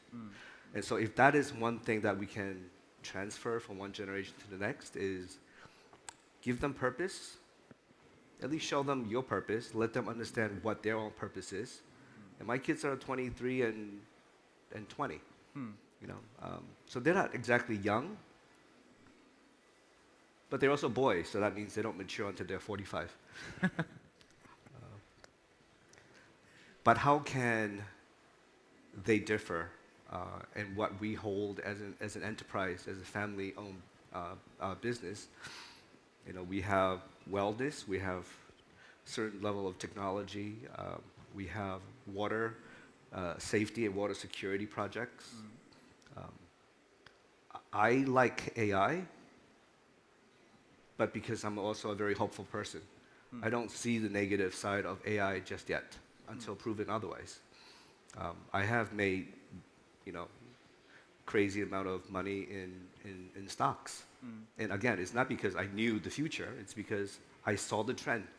And so the family office tends to follow very similar investment attributes. We're human, You want to preserve capital. You want to you don't want to make mistakes. Sometimes it's easier to make money than to preserve it. And so if I can teach myself and then let the kids learn from that is be patient. It's a lot easier to go fast than it is to be patient. Well, that's a very good point, Paul. Majid, on this topic, when you look at family office investing, and faith obviously play an integral role in the vertical that you serve, and then from your own family investments perspective, how do you see value investing change over time as you have seen multiple cycles? And have you ever felt conflicted between, hey, this is good for people and this is good for our family to make more money? I think money should not be the only driver at all. Because if you want long-term benefits, value, etc., it's got to be sustainable and maintainable at the same time. And you have to have your principles that you live by and your integrity should be paramount. In the case of my children, for example, they're all artists. My eldest son is a very established, internationally acclaimed artist. My second son is a talented musician and composer, producer, guitarist. And my daughter is a sculptor, and she works on film. And all they care about with me is that, Dad, you do what you want to do. We're not interested in your business. We don't want any part of it. It's got nothing to do with it. We don't even understand it. But the principles and examples you set us is what's important to us. Do you think that your principle and your values have impacted the way they look at the world and investing? Definitely, yes. Very much so. I mean, they have their own lives, but they support the right things and the right ideas, things, the rights of people, gender, everything. You've got to be fair and just, because that's in our faith, justice is most important. On this point, Leo, I got to know your mother over the years. Incredible lady, entrepreneur, and I have a lot of respect for her. When you think about legacy and you think about innovation, because you have been always involved with cutting-edge investments, how do you balance legacy with innovation? I think it's very difficult. I think it requires a lot of communication. I think it requires a lot of education. I think those without context, my mother discovered ChatGPT last week when I showed her you could use it to plan a trip to Hong Kong. And she was like, whoa, it talks back. I was like, yes, as a matter of fact, it does. And she was like, when was this thing invented? I said, well, it depends on who you ask, but the last 3-4 years, people have turned to ChatGPT for therapy. And so convincing the family to then invest in a company like Spotify, whose business model is a subscription-based business model on one side and ads on the other, is like talking to a wall, like doing a Stairmaster. It's a painful conversation to say, and these tech companies do have some stability and can be added to the diversity of our portfolio. She loves cash flow. She loves rent. Absolutely loves her. My family's mostly in real estate. Loves monthly checks. Loves stability. Hates any stock that moves more than 0.5% in a day. So she just thinks NVIDIA is a fraud, even though we know Jensen. And I'm like, you know the dude. He's cool. He's Taiwanese. Yeah. But anyways, I digress. So I think it's actually about the education portion.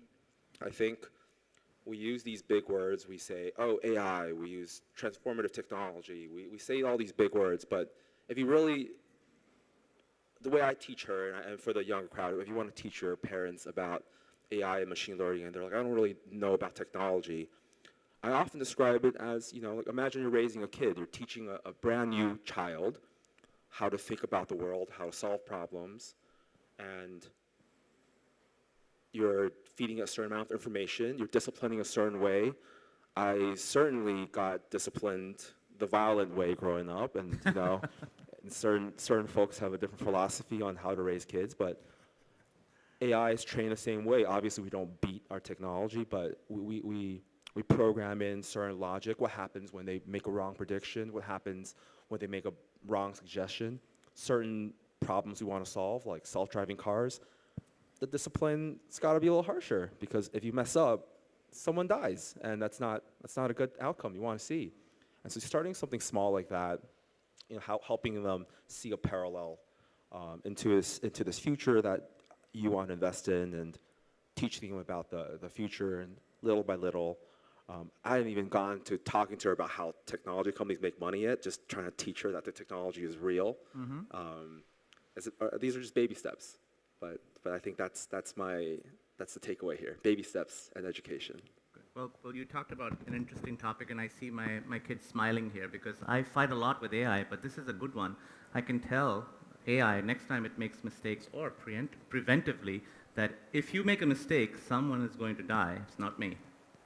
And there's a thought I can leave you all off with. You know, food for thought. There's a lot of AI talk. I think AI is meant to be, and machine learning has always been a representation of us. We know that, 10 years ago, when Apple first released Face ID, it got Asians wrong all the time. It did Caucasian folks much better than it did face recognition for Asians. And you could say the model is racist. But in reality, there just were far fewer users in Asia for the iPhone. It took years of the algorithm developing and data developing to get to the point where that technology meets with quality processed data to be able to perform well. And so if AI is a representation of us and what we give it, and ChatGPT performs better when you tell it it's a moron, what does it say about ChatGPT? What does it say about us as a race and as a being that trained this technology? Do we teach it? There was this dinner conversation last night over shots of Baijiu, so it might be a little bit deep to dive into, but what philosophy do you teach AI? Yeah. All right. I have a question. Stop looking at me. I have a question for you, boss, since you've been asking questions. So what drives you? Oh, that's a deep question. What drives me? I'm glad that you Yeah, didn't ask. you have three words. What drives me is building a better future for my family, something to leave behind that will make a substantial impact in their lives. And when I think about impact, it's not just the impact with reference of wealth and money. It's also from the point of view of what are they going to leave for their children. And that's how human race continue to grow. We continue to create impact by improving generation by generation.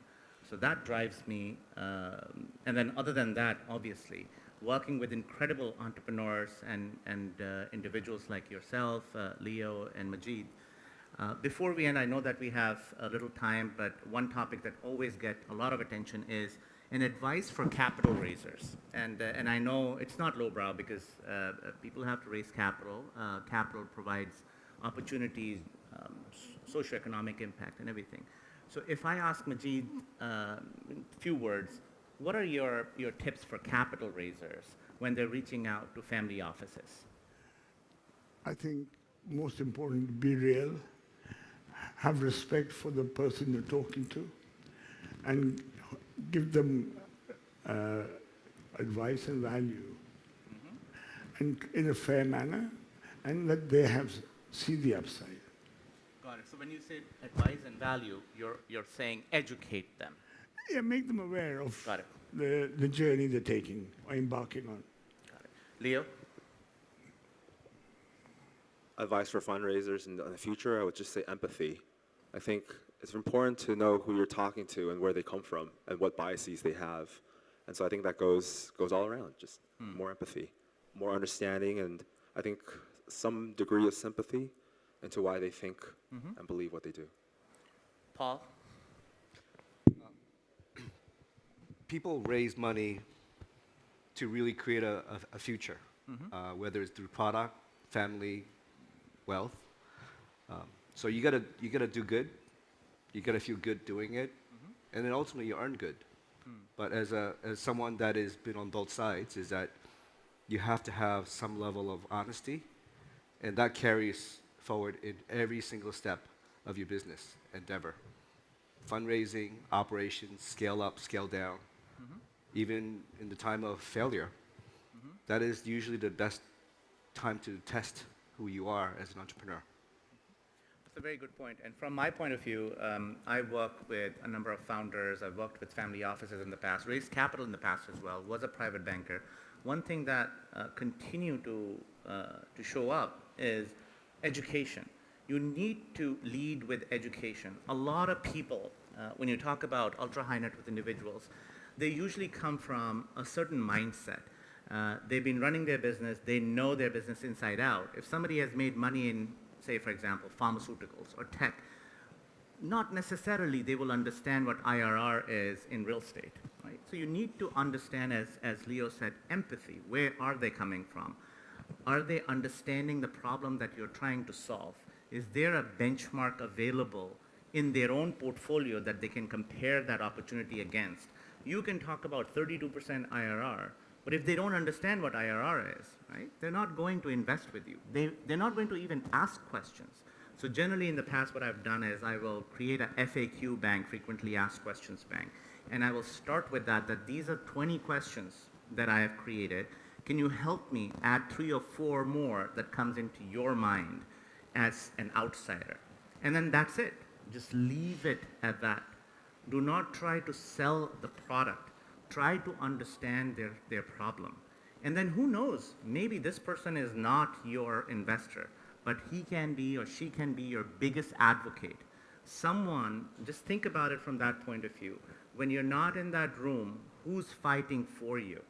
Is that person, whether he's a referrer, whether he's an investor, is he fighting for you for that particular investment opportunity when his brother-in-law stands up and say, you did a mistake, you should not have invested in that, my friend is doing something better, you should have put that $1 million into that.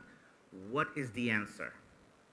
So on this note, I think we'll conclude. Thank you so much for your time, and you can individually reach out to Paul, Leo, and Majid, and me.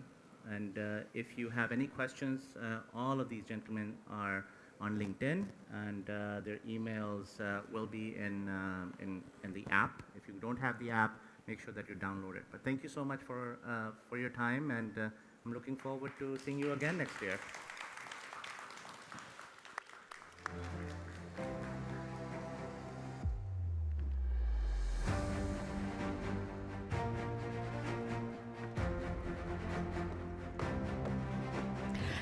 So a big warm thank you once again to all of our panels here, and it's also great to see so many generations represented here on stage to talk about the future of multi-generational wealth. Now, can I just get a show of hands? Who has been here from day one? Okay, quite a few of you, so thank you so much for sticking around. But for those of you who have not been here and also on the main stage, let me just give you a little bit of a recap. Over the past couple of days, there's been a lot of talk here about building strategic partnerships between the East as well as the Middle East. And some might say, but Riyadh is so far away from Hong Kong. But in fact, what we've learned is that both have quite a business-friendly environment, and they're both actively working to support and build the next generation of scale-ups. Other things we've talked about, of course, the future of family offices, as well as the future of biotech and healthcare, and how to ultimately make drug development cheaper, easier, faster. So that's just a taste of all the topics, and for now we're going to talk about AI. And I know that there's been a lot of talk about AI over the past 3 days, but ultimately it comes to how we can generate real value and measurable outcomes. We're talking about revenue growth, cost reduction, operational efficiency. So for the next session, we're going to hear from one of the big players that are present at Leap. It's going to be Alibaba Cloud. And to lead this presentation, we have Mario Lee of Alibaba Cloud. So please give him a very warm welcome. Thank you so much. Yeah, thanks for the introduction. My name is Mario. I'm from Alibaba Cloud. So today, this session will be a down-to-earth run. Sorry.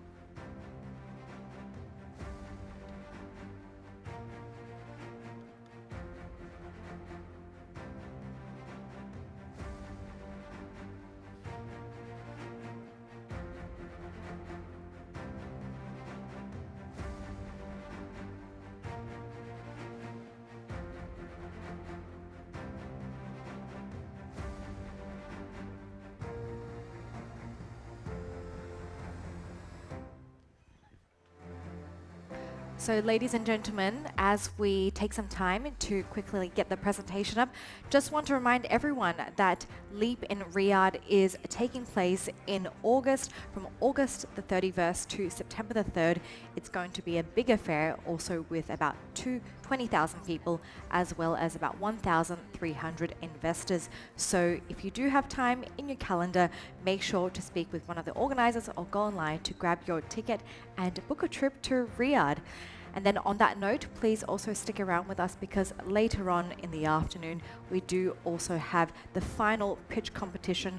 We have about 125 startups that have applied, and we're down to the final 6. So you'll be hearing from those 6 final startups, and the top 3 winners will be getting $100,000 split between the 3, no equity. So if you are staying with us in this afternoon, make sure to come by the main stage to check out the final pitches that are taking place this afternoon. Thank you very much.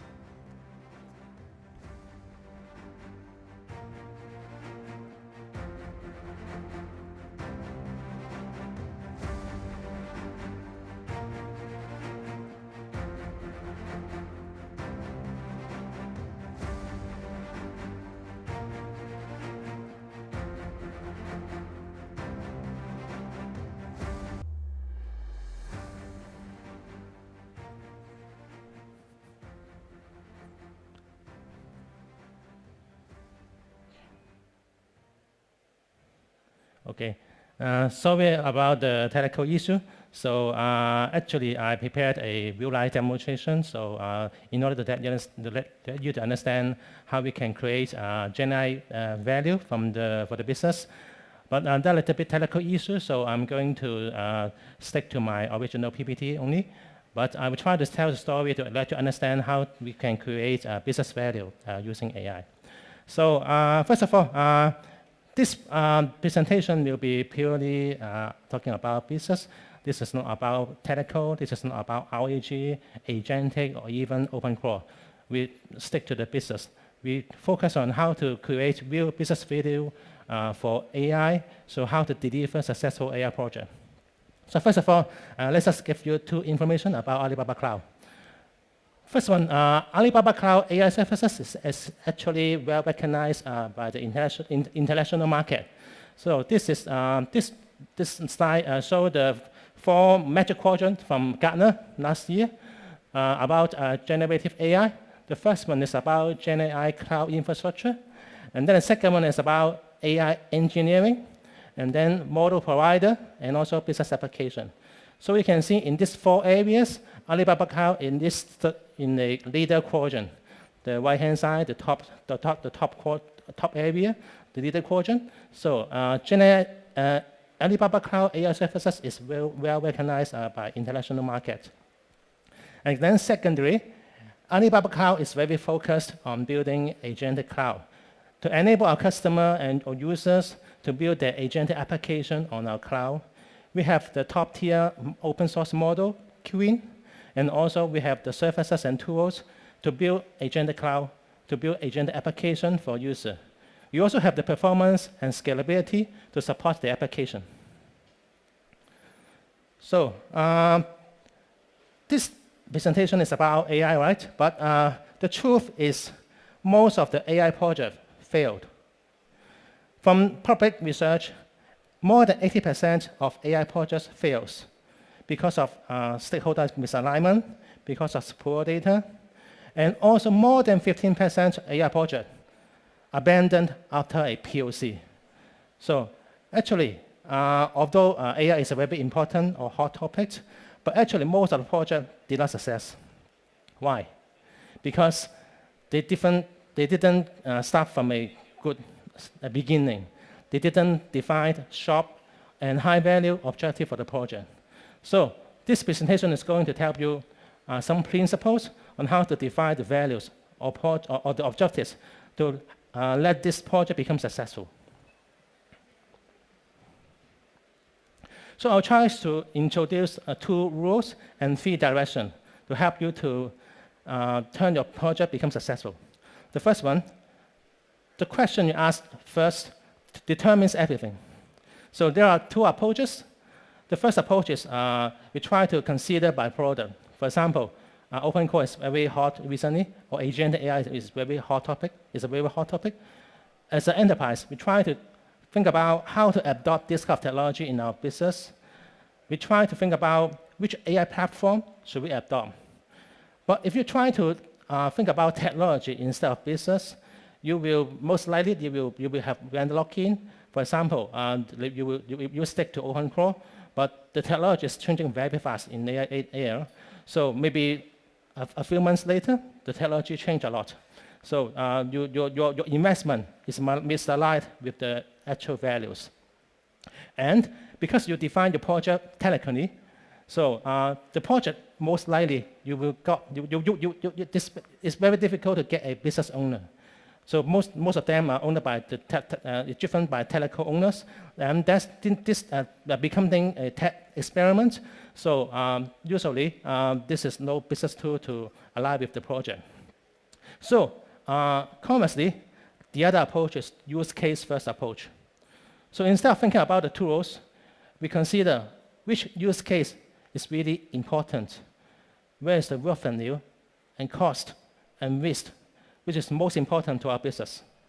So by thinking this way, we will define successful metrics very easily because the business is related to those metrics. And then we will be able to find the tools to fit the problem, not to impress the telco owners, right?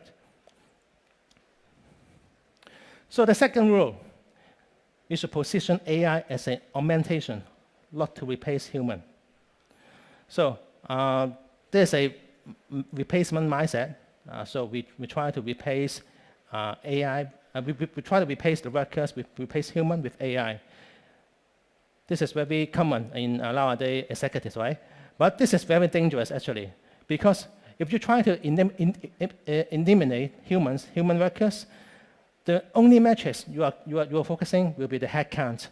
But headcount is not the only successful factor of a business.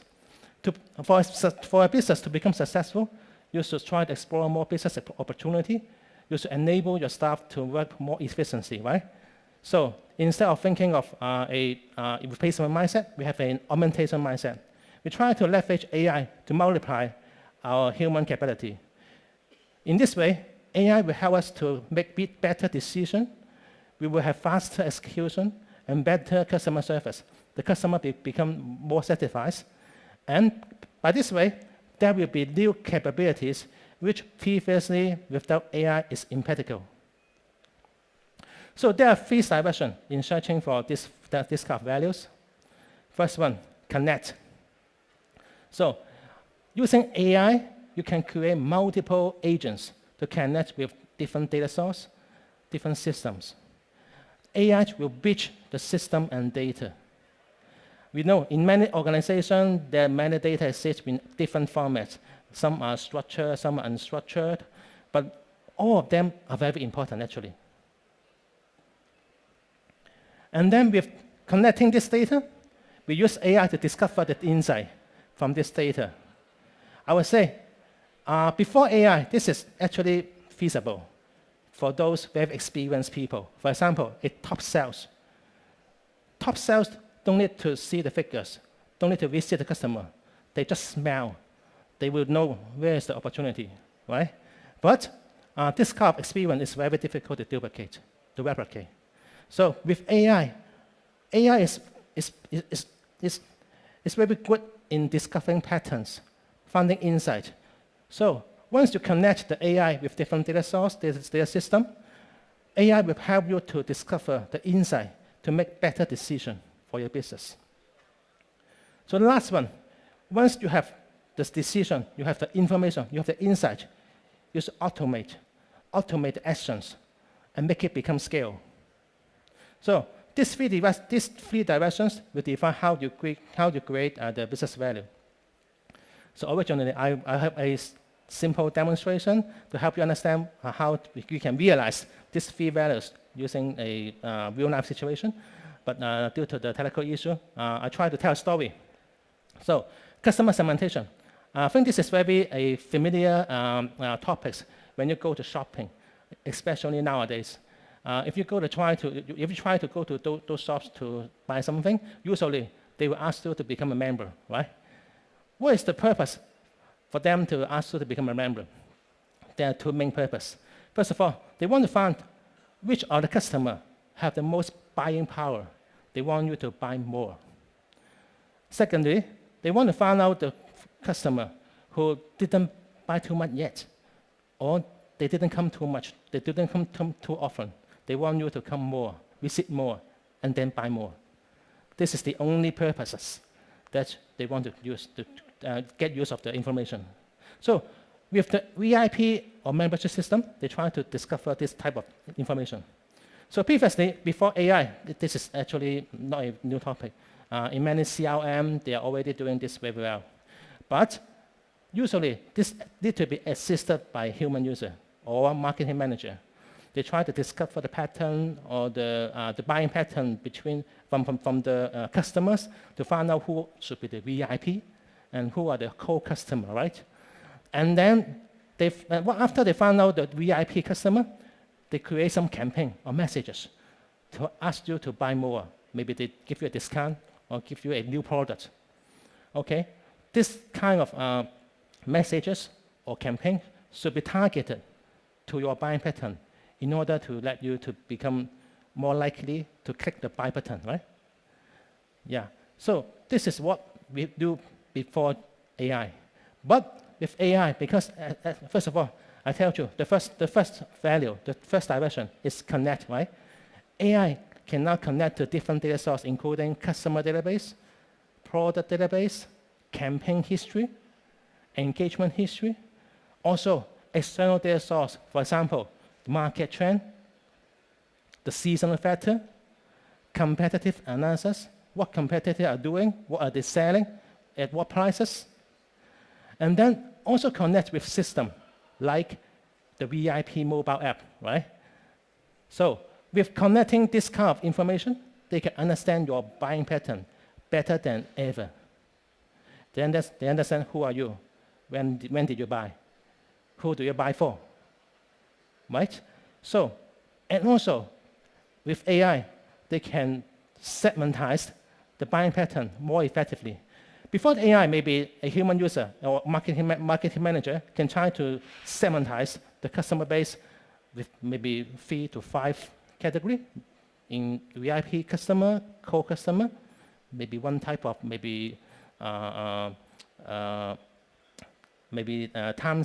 price sensitive customer. Then they try to create a targeted campaign. But this is not effective. Now with Gen AI, only within the VIP customer, we can try to segmentize 5 more categories. For example, with AI, they can understand you are the customer who like to come within weekend. Maybe you go with your family, so you are more likely to come to the shop at weekend. Maybe you are likely you are a giver. You want to buy something as a gift for your families or your friends. Maybe you are you want to try new things. Once there's new product, you want to buy, you want to take a look. So with AI, they can understand your patterns more better than ever. Only within the single VIP customer, we can still micro-segmentize 5 more patterns. What is usage? We found this is the second. We try to find insight. We try to find what is the pattern exactly of this very narrow customer group. And then the third one is automate. We try to create very targeted campaign for this kind of customer.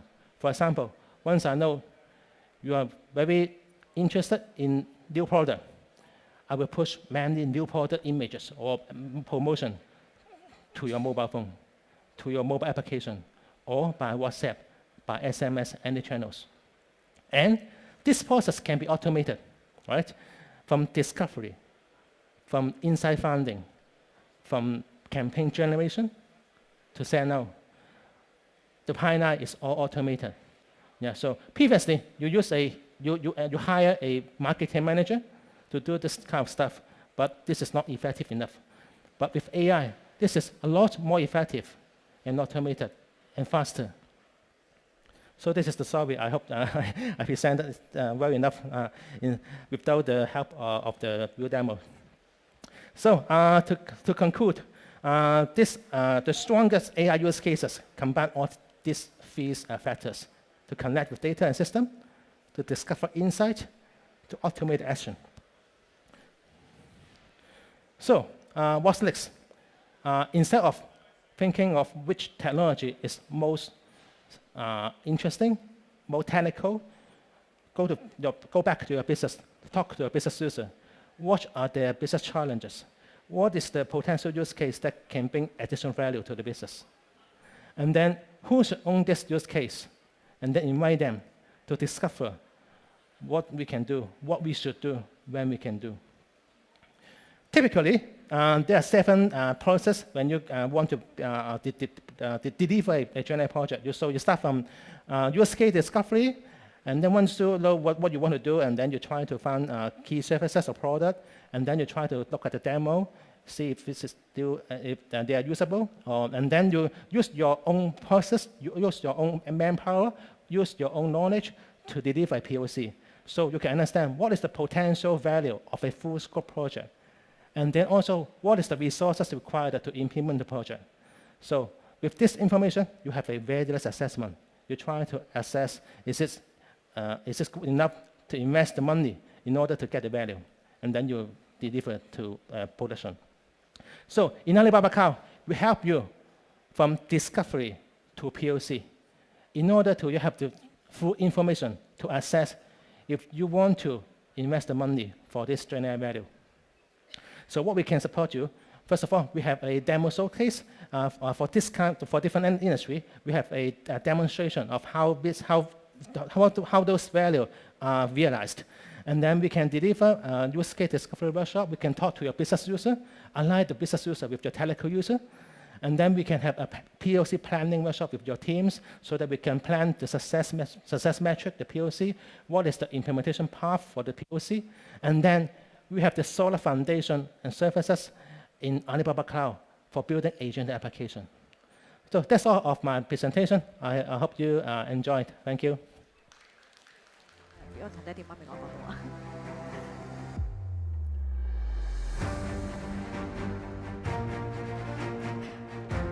Big warm thank you once again to Mario. We managed to get all the tech up and running. And thank you so much for breaking down how we can get some real business value from AI, because I know that this is really the million-dollar question for many of the audience members here. So advanced connectivity, it's soon going to become a very critical foundation when it comes to the AI era. Because take a look all around you.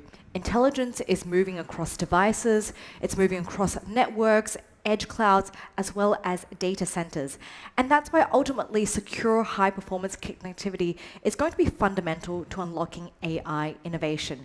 Now, to help us break this down and more, I'm delighted to welcome to the stage Kent Wong, Vice President, Head of IP Networks Asia Pacific. It's a very long title, over at Nokia. Thank you so much for joining us here on stage.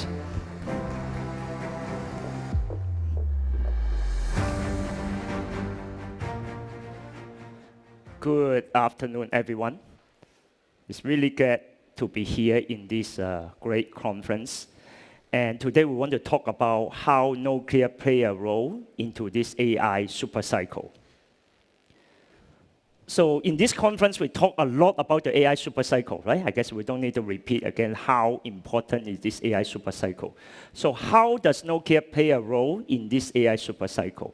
I think the easiest way to understand this is using the industry most commonly used Jensen Huang's 5-layer AI cake, right? In the bottom layer is the energy.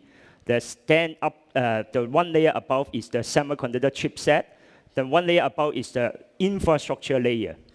The other layer, the upper layer, is the AI model, and then the application. So we Nokia sit in the middle layer, the infrastructure, in particular the networking infrastructure that connect the bottom and upper layer and connecting end-to-end the AI across end-to-end to deliver AI anywhere. Now, if you think about Nokia, what is the first thing come into your mind? I guess a lot we say the handset, right? The Nokia mobile phone. If I may ask a question, how many of you have ever owned a Nokia mobile phone before? Okay, for those raise your hand, I sort of know your age range.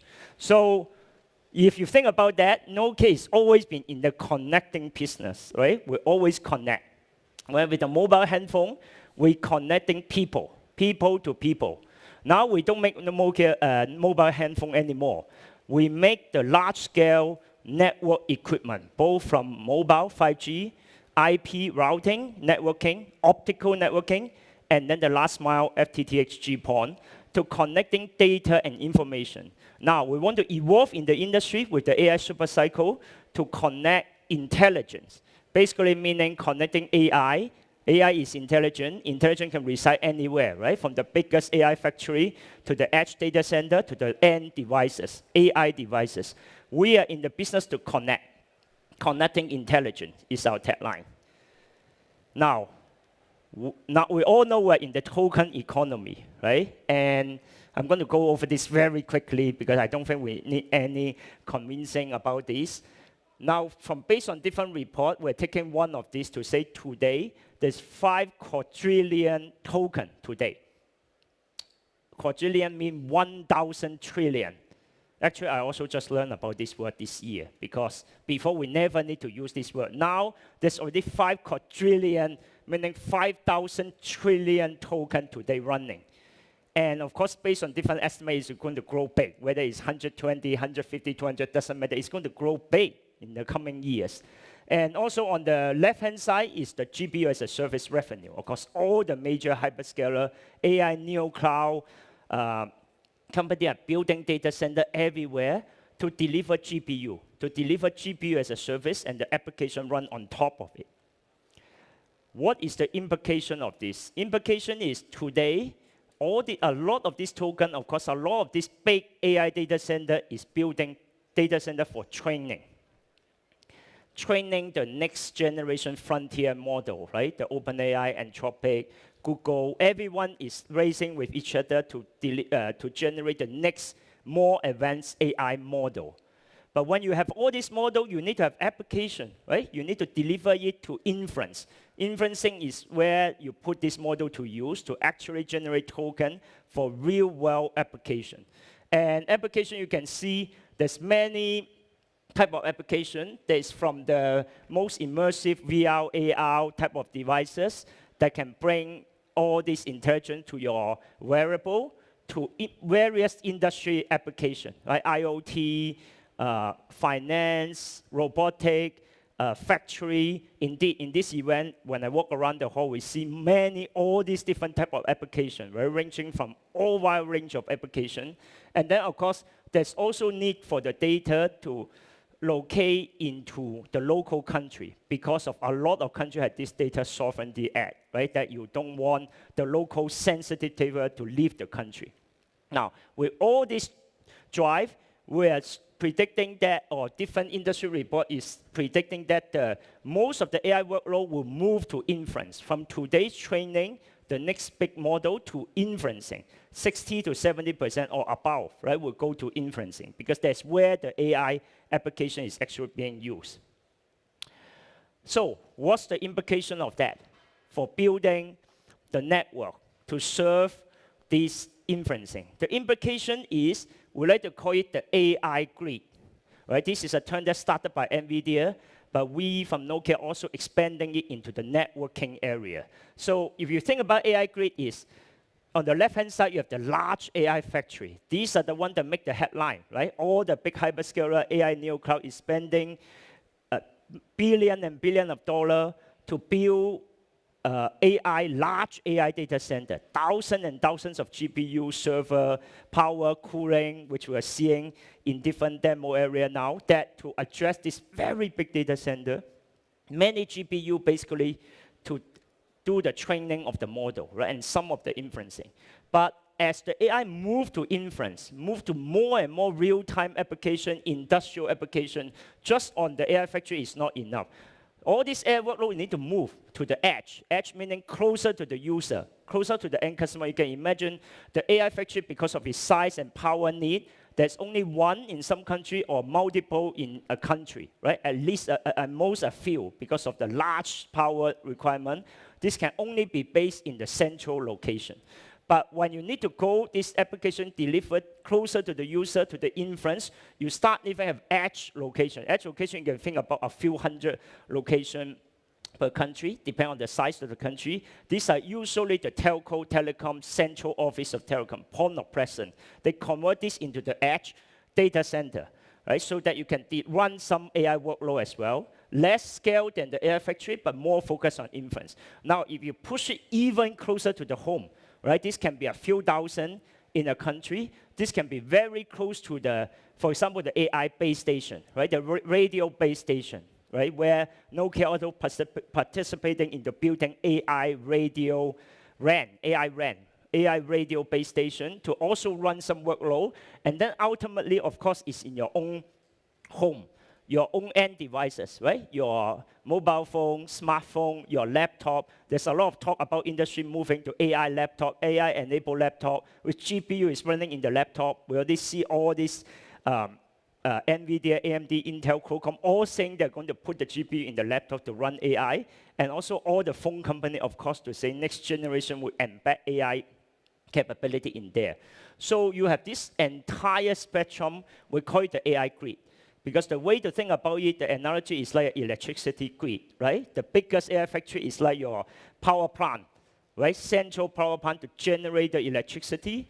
And then the edge is like your power substation, which is distributed more across the country, and then all the way to your home to deliver electricity. If in future, token will be everywhere, just like electricity is everywhere. That's how you have an AI grid to deliver the entire AI token and how you connect all this together. So when you have an AI grid, of course, just like electricity network need to have a very good grid power distribution network. When you have an AI grid, you also need to have a very critical network infrastructure. And that's where Nokia come into play, right? When you have a network infrastructure, you need to have the network to connect AI factory to AI factory. This can be hundreds of kilometers apart, tens of kilometers, hundreds of kilometers apart, or maybe even thousands of kilometers. If this is connecting data center from different countries together, you need to go to subsea, long-haul connectivity, connect the AI factory together at the landing station. And from that AI factory to the edge cloud, you need to have the metro network, which is, again, IP, routing, optical, metro network to connect the factory inside the country to the edge location, hundreds of edge locations. And then you connect it to the home. You need the last mile, right? The GPON, 10 gig, 25 gig, and going to 100 gig now to connect all the way to your home. That importance of the network, the middle layer of the AI cake to connect all this intelligence all the way from the AI factory to your home, to your handheld device. So what we Nokia do, how do we contribute in this, is we are building the infrastructure to connect intelligence and the AI grid, right? Ranging from, again, the full set of product from long haul, subsea cable connecting together using ultra long haul optical technology, wavelength, right? WDM, to connect very long distance, and then into the metro, right? Connect the AI factory to the edge cloud, which is data center to data center using IP and optical capability. On IP, both the data center gateway, the WAN router, and also the optical connection to connect the metro, right? Either in a ring or point to point. And then when you go inside the data center, you blow up inside the data center. Basically, if some of you look at have ever been into a data center, you'll see rack and rack of infrastructure, right? Inside there are a lot of GPU server, storage, and then you need the networking switches, right? Fabric to connect them together. We call it scale up, which is connection within one single rack, scale out connection across the rack, and scale across, right? Connection from data center to data center. So we build the optical equipment infrastructure to connect long haul, the IP switching and routing equipment to connect both data center to data center metro, and also the switching inside the data center, and of course the last mile access network to connect all the way to your home. And then in the middle layer is also very important. When you have all this complex AI grid network, you need to run automation. You need to run different type of monitoring, AI ops, so that you can monitor the network knowing the health check of the network, and then recover the network if there's any issue, and also simplify the operation of the network, and then you also make it secure, right? You heard about the quantum safe work here. Indeed, on the other board, I just heard there's a talk about the quantum computer. Basically, you also need the quantum safe networking, because obviously all this AI model and data are highly sensitive, right? Then you don't want someone to come into the network, tap into the network, and know all the content of the network. So we also build in quantum safe networking. So all the data is encrypted in the network itself. So even when someone tap into the network, they cannot look into your data. And of course, threat detection is very important. You all heard very huge type of threat incident, right? Where hacker can come in, attack your network using various techniques like denial of service attack, DDoS attack to bring down your network, bring down your server, bring down website. We also build a security solution to basically protect the network. So it's really end-to-end, connecting the intelligence from short distance, long distance, bringing the security aspect of it, and then also doing the AI ops on top to enable the entire AI grid to make sure it runs safely. Now, I can talk about this slide for hours, but they only give me a few minutes. So if you have any more questions, feel free to contact us. And we also have a booth over there in our, actually just when you walk right there, we have a booth there. Feel free to come to our booth and look at the technology. Now, we cannot build all the solutions ourselves. AI is such a big revolution, we need partners. We need a lot of partnership, right? We are the networking layer, building the network, middle layer, right? We need to work with the different layer of cakes. Vendor, both from the telco service provider, content provider, cloud provider, application developer, model developer, and of course, every different industry that do different type of the vertical segment. Each one have your domain expertise. The best application AI is combine the domain expertise into the AI technology. That's why we're in this conference. Right? We're in this conference that can meet all different type of partner, different type of layer of the cake, so we can together jointly to deliver this AI super cycle. So these are the number of partners we've been trying to work out the ecosystem partner ecosystem that we can work with different partners so that jointly together we can deliver this AI grid, and together we can jointly roll out AI everywhere so that we can contribute AI everywhere in the society. So thank you for your time. We look forward to working with you to advance the AI super cycle. Thanks.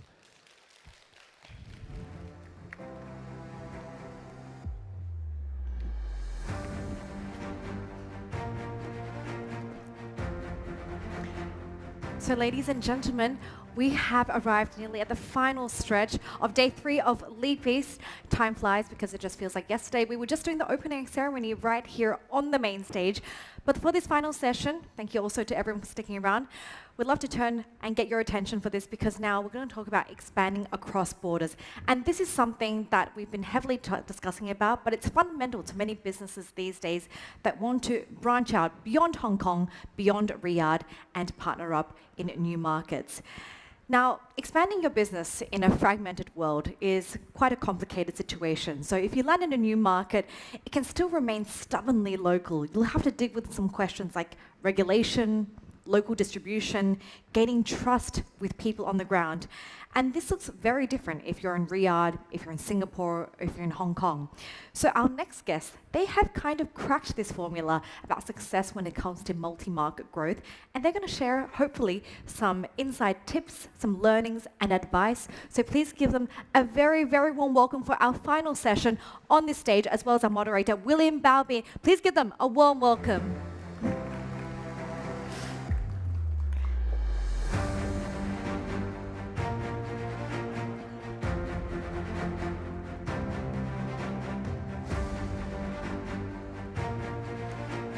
So thank you so much, William Baobin, Managing General Partner at Orbit Ventures. We actually started here from Asia 16 years ago in China, and we were always focused on cross-border, but it was international startups going into China, Chinese startups going out, and then we started moving west. So we now have over 100 portfolio companies operating in the Middle East, but 60 of them actually came from Asia, and we helped them expand to get customers, to get sales. So very happy today to moderate this panel. I'll let our panelists introduce themselves. So Maya, please kick off. Sure. Hi, everyone. I'm super excited to be in Hong Kong again. So I'm one of the founding partners of Rasmal Ventures. Rasmal Ventures is the first firm VC based in Qatar and with regional access and presence. And our thesis is to invest in local or regional, even global companies when we can be smart money for them to access the Middle East market. And Seamin, why don't you kick off as a corporate strategic, but also an investor? Sure. Hi, my name is Seamin. I run an organization called Rakuten Capital. It's been about 15 years since I've run this. We do everything from investments to M&As to business development for the Rakuten business outside of Japan. We've done a lot of interesting investments in relation to like ride-hailing. We've done the investments into Lyft, to Gojek, to Careem in Saudi Arabia, as well as investments of acquisitions into companies like Viber. So we've been really interested in the ecosystem. We've seen it grow. We've had our own setbacks, but obviously with that, we've had a lot of learnings. So good to be here. And last but not least, Lena, please. Yeah, of course. So I'm really excited to be here in Hong Kong. My name is Lena Chen. I'm working for a Chinese technology company listed in Hong Kong. So our company is called New Bangtang. The main business that we do is to develop social applications and mobile games. So we were founded in 2009 and have been listed in Hong Kong since 2019. Now our footprint has across more than 20 regions, and our applications are available in more than 150 countries. Now, I mean, as of 2025, our revenue has reached $1 billion and 150 million in profit, in net profit. So our main market is in the Middle East, especially in Saudi Arabia. Saudi is one of our, largest market around the world. Yeah. Great. So Samaya, you've been investing in global technology companies, including from here in Hong Kong, and helping them enter the GCC market. Can you talk a little bit about like problem solution and what types of solutions can serve the challenges and opportunities in the Middle East? 100%. So we are operators as partners in the fund, right? So it's very important for us to be hands-on, bringing value to our investments. And the way we did it is thanks to our presence for the last almost 15 years in the region in different funds, and now through Rasmal Ventures, we really got close to the corporates, to the businesses, to the government institutions, where we are trying to bring the tech that solves the problems where those countries want to be solving, right? We want to identify the pain points in the markets, whether it's Qatar, Saudi, UAE, everywhere in the GCC, and try to bring them, if not local solutions, international ones. So let's say the sectors where we're seeing the most interest and where we're seeing the local players really hungry to find the solutions are definitely through main, let's say, trends that we're seeing. Logistics tech, supply chain logistics is definitely one of them. We're seeing a real desire to find the best tech, the most efficient offerings in anywhere else in the world to solve supply chain challenges. We're also seeing a trend when it comes to, let's say, health and the medical sector in general. We are, despite being very wealthy or well economically stable countries, we are actually still having a lot to do in that sector. So biotech offerings, health tech offerings that are helping digitize that sector are still pain points, problems that we're needing to find solutions to in that sense. And I would also add maybe another layer of interest in sustainability, climate, and energy. That's a big subject that is coming back to the main discussions, the main table, where we are trying to join forces with different regions, actually, to find the right fit, the right solutions to our current problems. Our region is one of the regions that is the most exposed, the most challenged in this sector, and it's definitely about time to try to be more proactive and grow fast in solving our current challenges. Great. So Elena, Maya talked a lot about corporates and what their needs are, but you're focused on consumer. right? You're coming from China, but your main market is now Saudi Arabia. What are some of the similarities? What are some of the differences? And what are some of the mistakes that you made when you went to the market? And then how did you solve or navigate in terms of engaging those consumers? Well, actually, I think most of the Chinese people, they are really like efficiency oriented, I would say. So a lot of Chinese companies, they expand their business around the world and they bring their Chinese mindset outside of China. I think it's a very good example to make an example in Saudi, for example. We are a Chinese company, we focus in efficiency and we hope to achieve everything in Saudi, right? But Saudi is another market that it requires patience and respect. For example, when we start doing business in Saudi Arabia, when you start meeting people, usually you need to be respectful with them and start with, knowing each other instead of straightforward talking about the business. So I think this is very important. And sometimes when things are not going smoothly, you will have to, once again, be patient and you need to navigate to seek for the dialogue instead of pushing and pushing. So I think these are the useful, ideas that we've learned from the daily operations. Okay. So Simon, you've done investments all over the world, including in the Middle East. What's your experience been in terms of the differences and similarities between some of the platforms that you invested in, say, across Southeast Asia or even South Asia versus MENA? I think the differences mainly in many ways has been, it has a lot to do with macroeconomics. If you look at like the pre-COVID era where the interest rate was close to 0 or 0%, the world essentially was seen as flat and everything was growth at all costs. And once the neutral rate of interest rates started rising 3 to 4 to 5%, now you see things in a much more three-dimensional light. You had to look at sustainability first and also profitability next. Also the earnings growth as a very important KPI. And when you think about that, there's a lot of deficits that we didn't see before, specifically in emerging markets, because we wanted growth and growth was the most important factor. Now, as you see companies needing to be more fiscally responsible, I think one of the biggest difference here is that, and what's great, is with the capital that has been aggregated in these emerging market companies, we're also able to acquire really good talent that can adapt very well for those situations.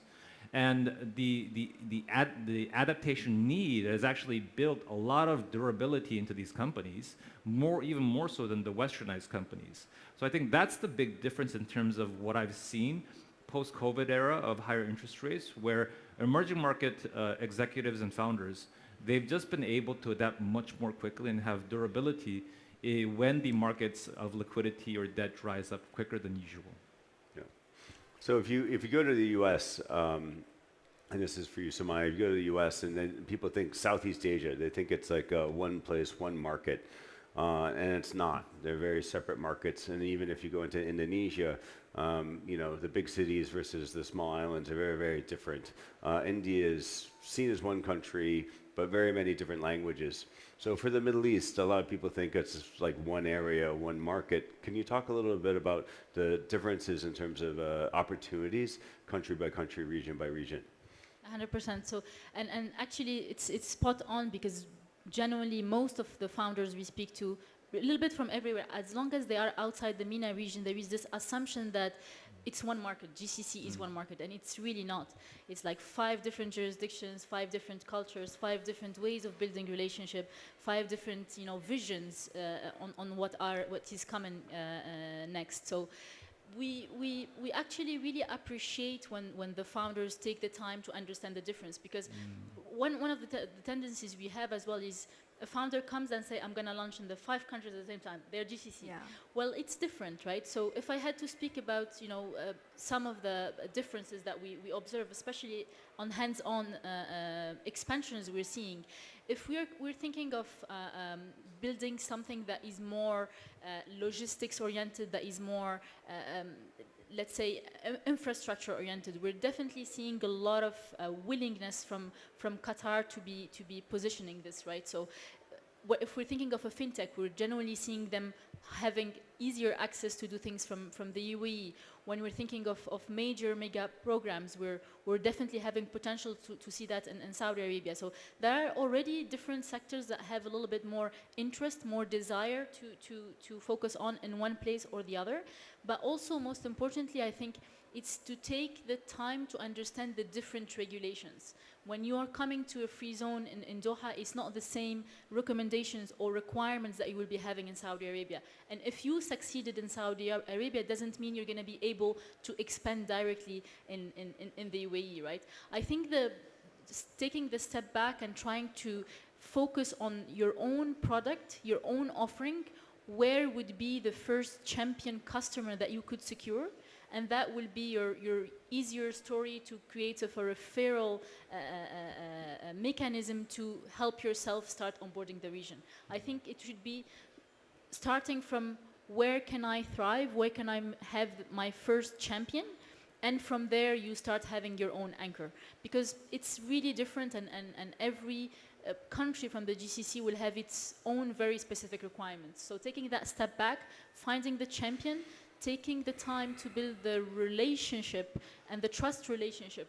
I think being willing to bring value before starting to ask for raising capital, or trying to ask for the big, let's say, programs with those entities is very, very important to do as a first step. Great. Lena, could you talk about the different markets? You're across the GCC, across Middle East.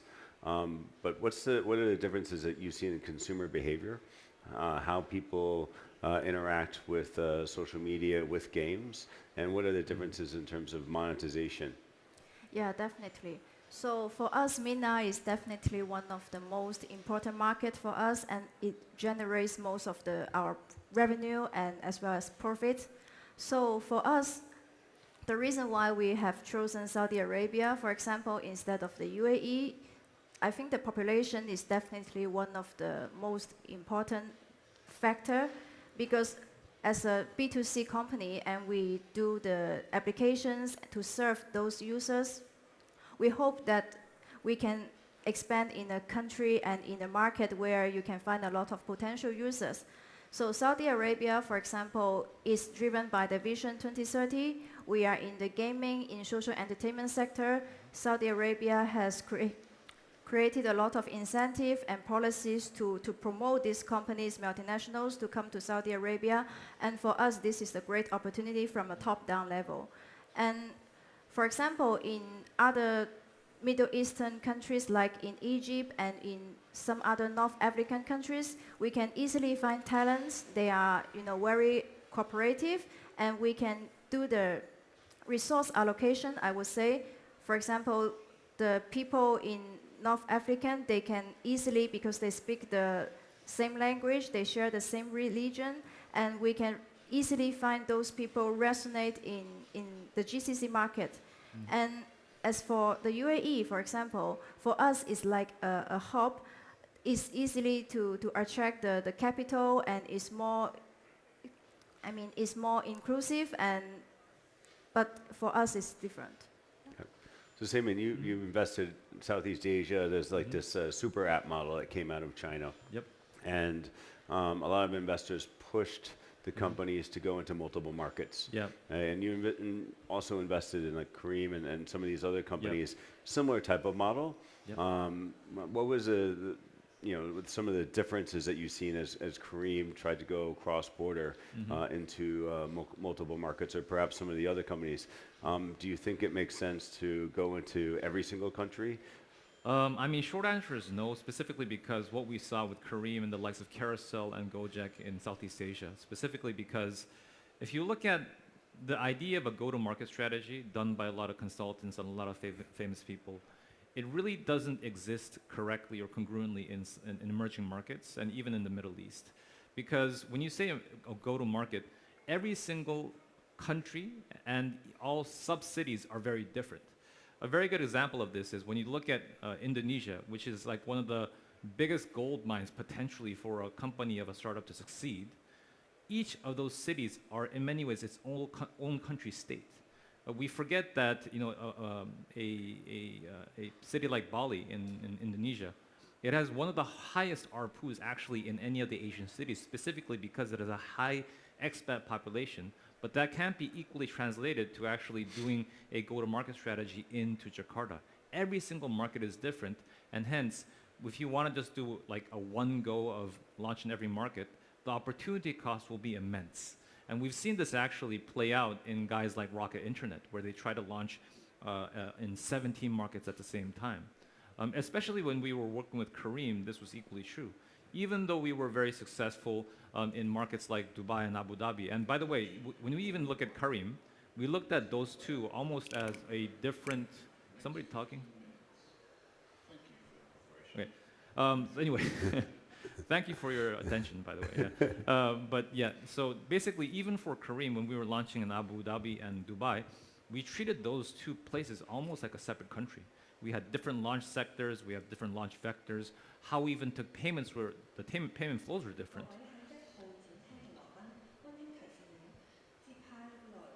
Yeah. And because of that, I think generally we want to look at this at a much more pragmatic stage. How much liquidity do we have, and how much of the human resource can we actually roll out so that everything makes much more productive sense in launching and also minimizing opportunity cost. Okay. So Maya, hopefully you can like fight through the announcement here. So you've helped a number of companies from around the world expand to the Middle East, enter the markets, and be successful. Well, can you give one example, or maybe two, of a company that came in, perhaps had some challenges? How did they overcome them, and then how did they become eventually successful? Definitely. So, I mean, definitely for the founders that are in the room, we really work on bringing value before coming in, and especially if we invest in a global company where we don't have offices, we don't have presence, it's actually a way for us to de-risk our investments when we bring them value. We have clients that we trust liking them. So this was always the mindset when approaching companies. So one of them that really was very interesting is a logistics company that it's agentic foundation for warehouses, and we had one important player in the region that wanted to digitize their warehouses in no time. So we met this company maybe a year ago where they were not able to penetrate the market. So they are actually based in Hong Kong, and their presence is in China. You know, for example, Carry Logistics is one of their major clients. So they're pretty successful, profitable in their markets. They just had the desire to go global. We met them a year ago, and we were not sure. And then when we were having this customer coming to us and saying, do you have any tech, or do you know of any tech that is solving this problem, we thought of them. We reached out to them and we said, guys, are you still interested in the Middle East? There is this client happening. This is a story where they were trying by themselves for a year to find a potential customer. And in no time, I think in 3 months, they got a multi-million-dollar pilot with this client just because it was the right time, the right introduction, the right vetting that was there. So that's really a story we're proud of, because the company now is scaling incredibly well in the Middle East, and where we genuinely saw that our role is pretty interesting. Like Orbit startups like Rasmal Ventures, we come in and help that, bridge that corridor be real. In that sense. Maybe another company that I could think of that is next door in Korea, where food security is a very important subject for everyone, but especially for us as well in the GCC, where we want to have, we want to start having our own independency for our food. And so this company is very interesting. They do shrimp farming, and they use AI in making sure to keep the health of the shrimps on top of its performance, while keeping everything supernatural. So it still had the nice, good taste of shrimps. And in Saudi Arabia, it's one of the goals to have shrimp production and independency. And again, really interesting introduction that ended up being fruitful. Now they're building together their third big farm, with doubling down on the protection locally. So we find stories like this where, as long as we spend quality time understanding the pains, defining the real potential customers that are eager to use tech, global tech, to solve problems, that corridor become a little bit more efficient. Yep. So Lena, your company is over a $2 billion valuation company. Saudi, as I understand it, is over half your revenue. So what are some of the things that you encountered that were challenging when you first entered the market, and how did you overcome them and scale that business to half your revenue? Well, I think localization is the most important, action that we have done. Actually, localization has been always part of our gene. We started to do overseas business since 2014, and now it has been over 10 years. Over 10 years. We started from Southeast Asia, and then we entered the Middle East, and from 2024, we established the regional headquarters in Saudi Arabia, and then we really landed in Saudi Arabia and start doing the business.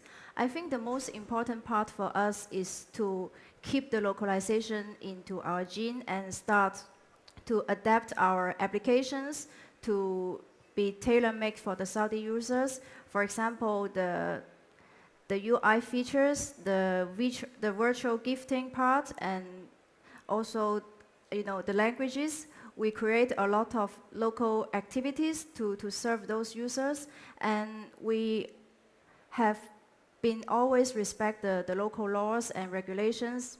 I think another difficult part is to understand the local regulations. We spend quite a lot of time in discussing with the local regulators to understand the policies, to how to make internal adjustments to meet their requirement. And this takes time. Sure. So could you give one or two examples of challenges that you might have encountered, or the companies that you backed encountered, and how they overcame them? Gotcha. I mean, like when we were when we invested in the Series B in a company called Gojek, and they later became Goto. It was a lot, even as a local company that was well funded inside Indonesia. It was literally one firefight after another in terms of trying to understand and work with the regulators. Because of course, Indonesia being a very equally heavy service economy, the disruption of having a circular economy, an on-demand service platform, acquiring so many customers and retailers, they viewed that as a potential threat to the service economy that was already burgeoning inside the markets. Namely, specifically because it was able to disrupt the taxi economy so much. So when we did that, there were so many touch and go moments that in the end, the company almost had to shut down some of its offices. And also, you had sustained political turbulence for the whole country of Indonesia. And of course, we had this unfortunate situation with Nadiem, the ex-CEO of Goto, actually now being sentenced to quite a many years in jail. So it was one of these situations where a persistent kind of crisis of operations because of policy or because of different rules and regulations changing all of a sudden. It was one of these moments where even one persistent mistake that might have been very practical for us, but might have been devastating for the companies. Now, how do we actually make that work? In many ways, just like how Lena mentioned, we have to work with regulators, sit down with them, persistently communicate how this benefits the larger pie, right? How does this actually increase the pie of benefit for everyone involved, not only the user base, but also the economy that is potentially disrupting. So that's kind of more about the elbow grease that was involved trying to kind of overcome these situations. Yeah. So Mike, could you talk a little bit about investment and how investment works, especially on the VC side? A lot of founders here, they think, okay, there's a lot of money in the Middle East. How is that perception correct or incorrect, and what's the best way to navigate? So we see also a lot of companies where they come and they create an office first, they have a LinkedIn page and social media, and they say, that's it, the flag of the Gulf, we just expanded to the GCC. Well, maybe now it's perceived that it's easy actually to expand from that perspective, but it's not easy to win the market. That's the importance difference to keep in mind, right? So I think what we look at in the founders genuinely is they actually are upfront about knowing that they don't know everything about the golf. When you have that mindset of the founder in front of you saying, okay, I don't know how this works in the golf, but I am willing to learn and execute on the best way I can. This is the easiest part. If the company, the global company, has an excellent product and an excellent team and has that mindset, it's easier for us to look at them than anything else, because the perception of the capital in the GCC is definitely right, but the access to it is pretty much codified, 100%. So when we have that first step of being open to the culture starting to come, let's forget about opening an office and let's forget about hiring the salespeople. I think as a startup, the founding team is very important to spend quality time first, to win friendships, to win trust with key people that could be their gateway to their potential clients and their potential revenues and fundraise, right? So actually, the best investment is not the investment on your hire first, but the best investment in the first genuine relationship where you're going to be building and that will open doors for you. And once you secure that, once you have that first champion, then everything else starts flowing in a more efficient, natural way in that sense. Yeah. Linda, can you talk a little bit about different type of money, monetization in terms of payment infrastructure, how people pay, what the differences are, and how you initially started to actually monetize in the market? Sure. So, well, payment channel is a great part. Regarding our business, because we really need to implement different payment channels in different regions, especially in the Middle East, and some of the markets, they don't really have mature payment channels like Visa, Master, etc. And it exists a lot of third-party payment channels, and you will have to implement those channels into your application one by one, so that your potential users, they get easy to pay and you can start your monetization. And I think this is also the barrier of entry for us to help ourselves to protect the market. And of course, we do the advertising, we do a lot of promotion, local marketing, and I think, for example, in Saudi Arabia, it's also important to do from top down instead of bottom up, because it's really a country where you can, the government controls, and if it promotes your industry, it helps. Okay. Same in terms of third type of capital, investment capital. So you invest, you co-invest. What's it been like to co-invest and work together with local investors on the ground, whether it be like VCs or sovereign wealth or other strategics? I mean, it's a real pleasure because venture capital and the asset class that a lot of us work in here, we're really lucky because a lot of the variabilities, the opaqueness of businesses, they are a lot of in ways solved because we've known the founder for quite some time, or the company is young enough that it doesn't really have anything to hide per se. And because of that, a lot of the co-investors, the co-partners that we invest in, everyone's very, very much incentivized to work in the right direction, the right way. And I think generally we really haven't had a negative experience necessarily with an investor or a partner.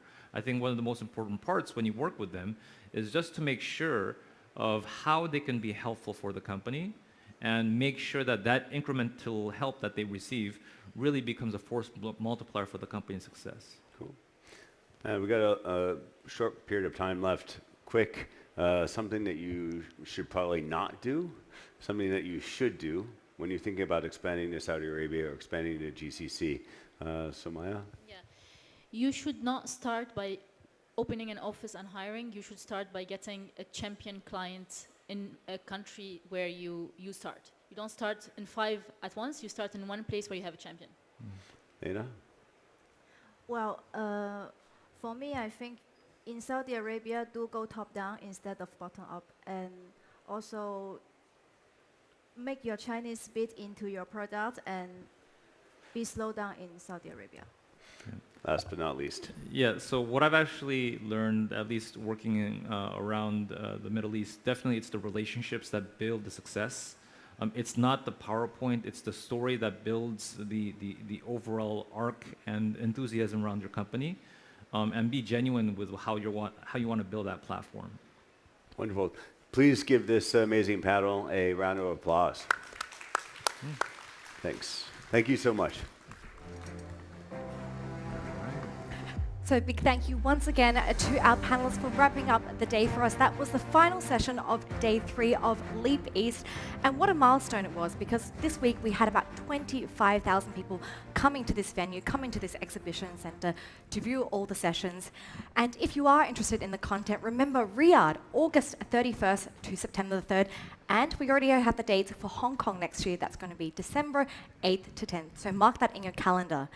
Now, over here on this stage over the past 3 days, we've had quite some big names. A lot talking about strategic partnerships between the Middle East as well as the East. And now we want to take a little bit of time to showcase and put the spotlight now on startups.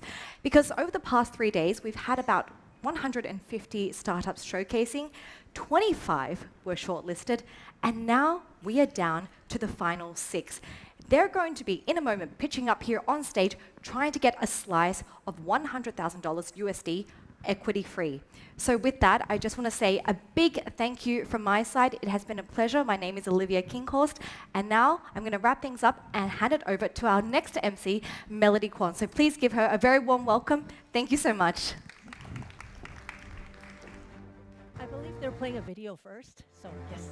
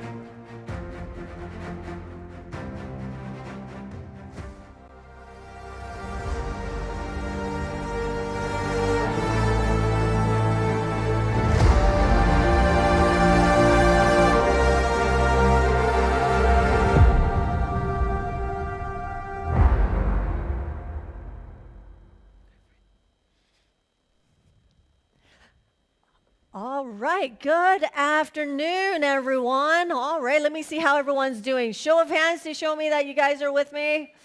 Just a few thumbs up. Let me ask that one more time. Is everyone here with me? Yes. All right, awesome. Thank you. Good afternoon, Leap East, and welcome, everyone, to the grand finale of the Rocket Fuel East. Before we begin, for those of you who didn't meet me yet, because I was coming from the other side, my name is MC Melody Kwon, and I will be with you for this very, very fun segment.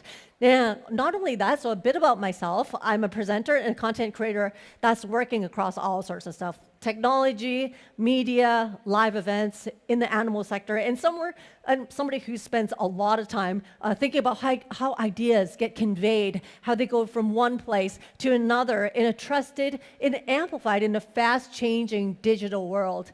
It's AI for everything now, right? So how can I not be here today? I try to tell myself I want to skimp out, but I cannot. I got to be part of this. So helping ideas travel across cultures as well as platforms is pretty much one of my favorite things to do. So a stage full of wonders doing exactly what we're doing here is exactly where I want to be. Now, I can't be more excited than, just this group here. I got to be more excited than you guys. The reason being is because I got to make sure that whatever is going to happen here is going to exceed all of your expectations. So we good? We got a deal? No deal. Okay, nobody cares, right? Do we have a deal? Yes, awesome. Okay, everyone, before we begin, let's give ourselves a big round of applause. Say thank you to everyone for being with us, because you've made it to one of the biggest stage of the competition. So just a little bit about that.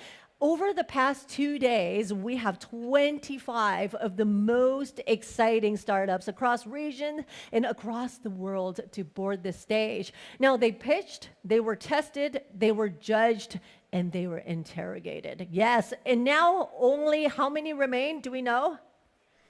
What? 6, are we sure? 6? Yeah, okay, final answer. Yeah, that's right. Okay, collectively, as I said, they represent 6 finalists from 5 countries. Not only that, it's from 4 industry sectors. We got 4 of the 6 finalists are, wow, female-founded. Ladies in the audience, woo! I know, right? And we got 3 seed stage and 3 Series A startups. So wow, quite a handful. 6 finalists, 1 stage, and a share of a life-changing equity-free prize on the line. Now, this is where it all comes down to the wire. Now, for those of you who's just joining us, don't worry, I'll do a quick little recap and just a little bit about what we're all about. Now, Rocket Fuel East is the startup pitch competition at the heart of Leap East. A little bit more about that. It's built to connect the region's most promising founders that are with the capital, partners, and market across that they need to scale. Now, right here in the kingdom, of course, and beyond. So what you're about to watch is actually the accumulation of that exact mission. Now, so this is what's going to happen for the next 2 hours. So everyone keep your eyes open, keep our ears peeled. Now, each of our 6 finalists will have 5 minutes each. Yes, so that's for pitching. And then next, they'll have 3 minutes for the questions from our judging panels, who's going to interrogate them a little bit. Thank you so much for that. And with every pitch, our judges will score each company against the award criteria. And now you're going to ask, what are they? Well, we'll find out. Once all 6 of them have pitched, now the judges will head to the backstage, and pretty much they're going to deliberate for a little while, which will give them sufficient time to do that. Not the easiest job. And then we'll return to the stage here to crown our winners and present the checks. So everyone, make sure we pay our biggest and the most full attention to that. And as we probably know, everyone, a pitch is only as good as the room is judged by, as I said. So it looks like all of our judges are ready. Our finalists are pitching to one of the most accomplished investor panels you'll find anywhere. Let's take a look first.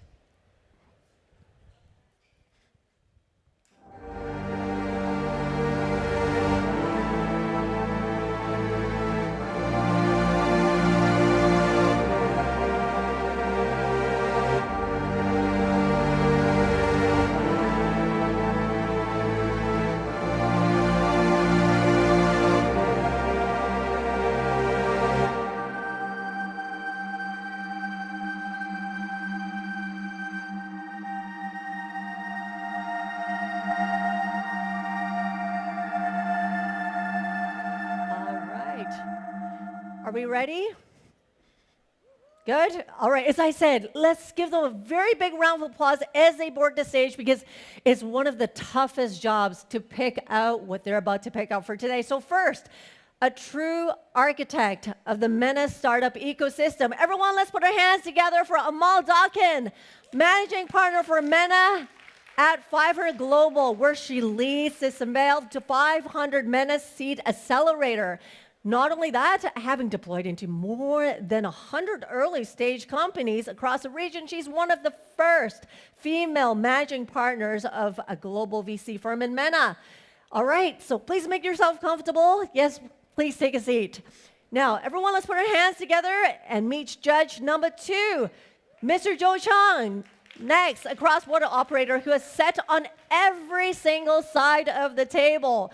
He's a managing director of Prosperity 7 Ventures, Aramco's $3 billion diversified global venture fund. Welcome, welcome, welcome. Please make yourself at home. And last but not least, everyone, let's give our biggest cheer to our judge number 3, Mr. Joshua Wu. Please join us. And operator turned investor at the frontier of AI and enterprise. A bit about him, he's also a managing director, but he's at Granite AI, enterprise software and a digital infrastructure. Now, before venture capital, I know a little bit about that. He held senior product and strategy roles at Alibaba and at Tencent, so he understands scaling from the inside. All right, let's give him a big round of applause as encouragement. Thank you, judges. Thank you. As I said, a panel of deep roots in the kingdom across Asia and around the world, exactly the kind of room that founders want to put themselves in. Now, coming up, you're probably going to ask, and now, well, what are they competing for? Anyone have any idea what they're fighting for? This is where everyone goes quiet, and I know I have something very important to offer. So everyone, keep your ears peeled. They're competing for 3 awards. That's worth a total of $100K in equity-free and, of course, judges' attention. The startups will be up for a chance to win 3 awards. The second runner-up award is worth $10K, and the first runner-up is worth $20K. So if you do the math, the first prize will be $70K in equity-free funding. It will go to the overall best startup. Now, this is based on the criteria of potential, innovation and creativity. We have market interaction, functionality, impact of people and society, and lastly, it's based on team size and experience. So quite a few things that they're looking at.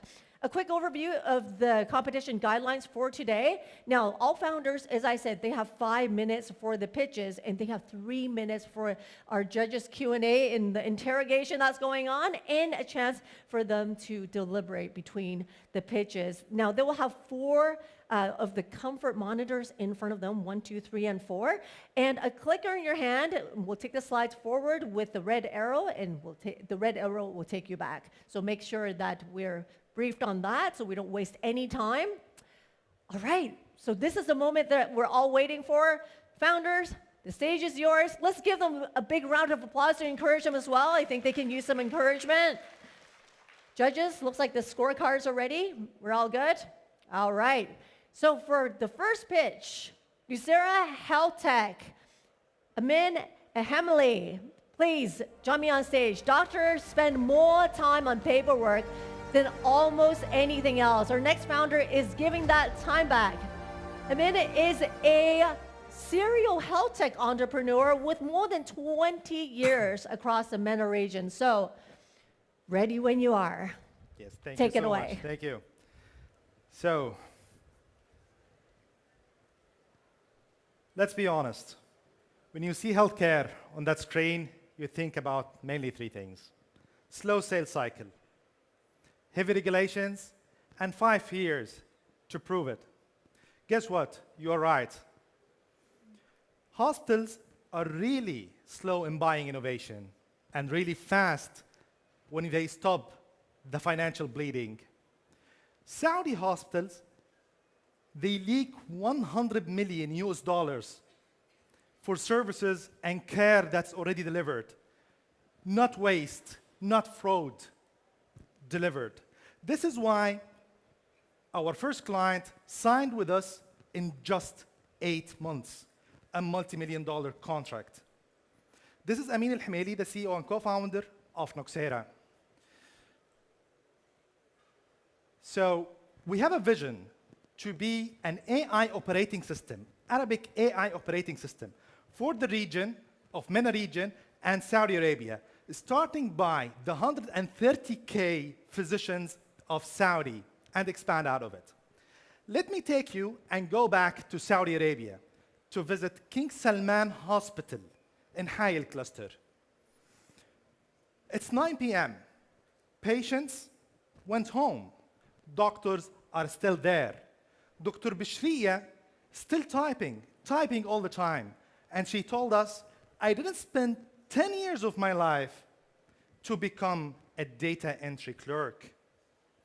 It's one consultation, 5 manual hands-off, and we figured out 4 ways to lose money. She doesn't need another system to feed it. She needs a system that feeds itself. So we came up with Sera AI.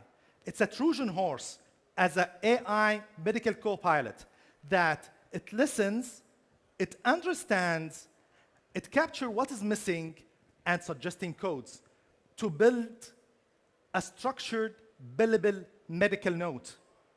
With that structured medical note, we got back the time to Dr. Bishriya and the doctors, and the hospitals got paid.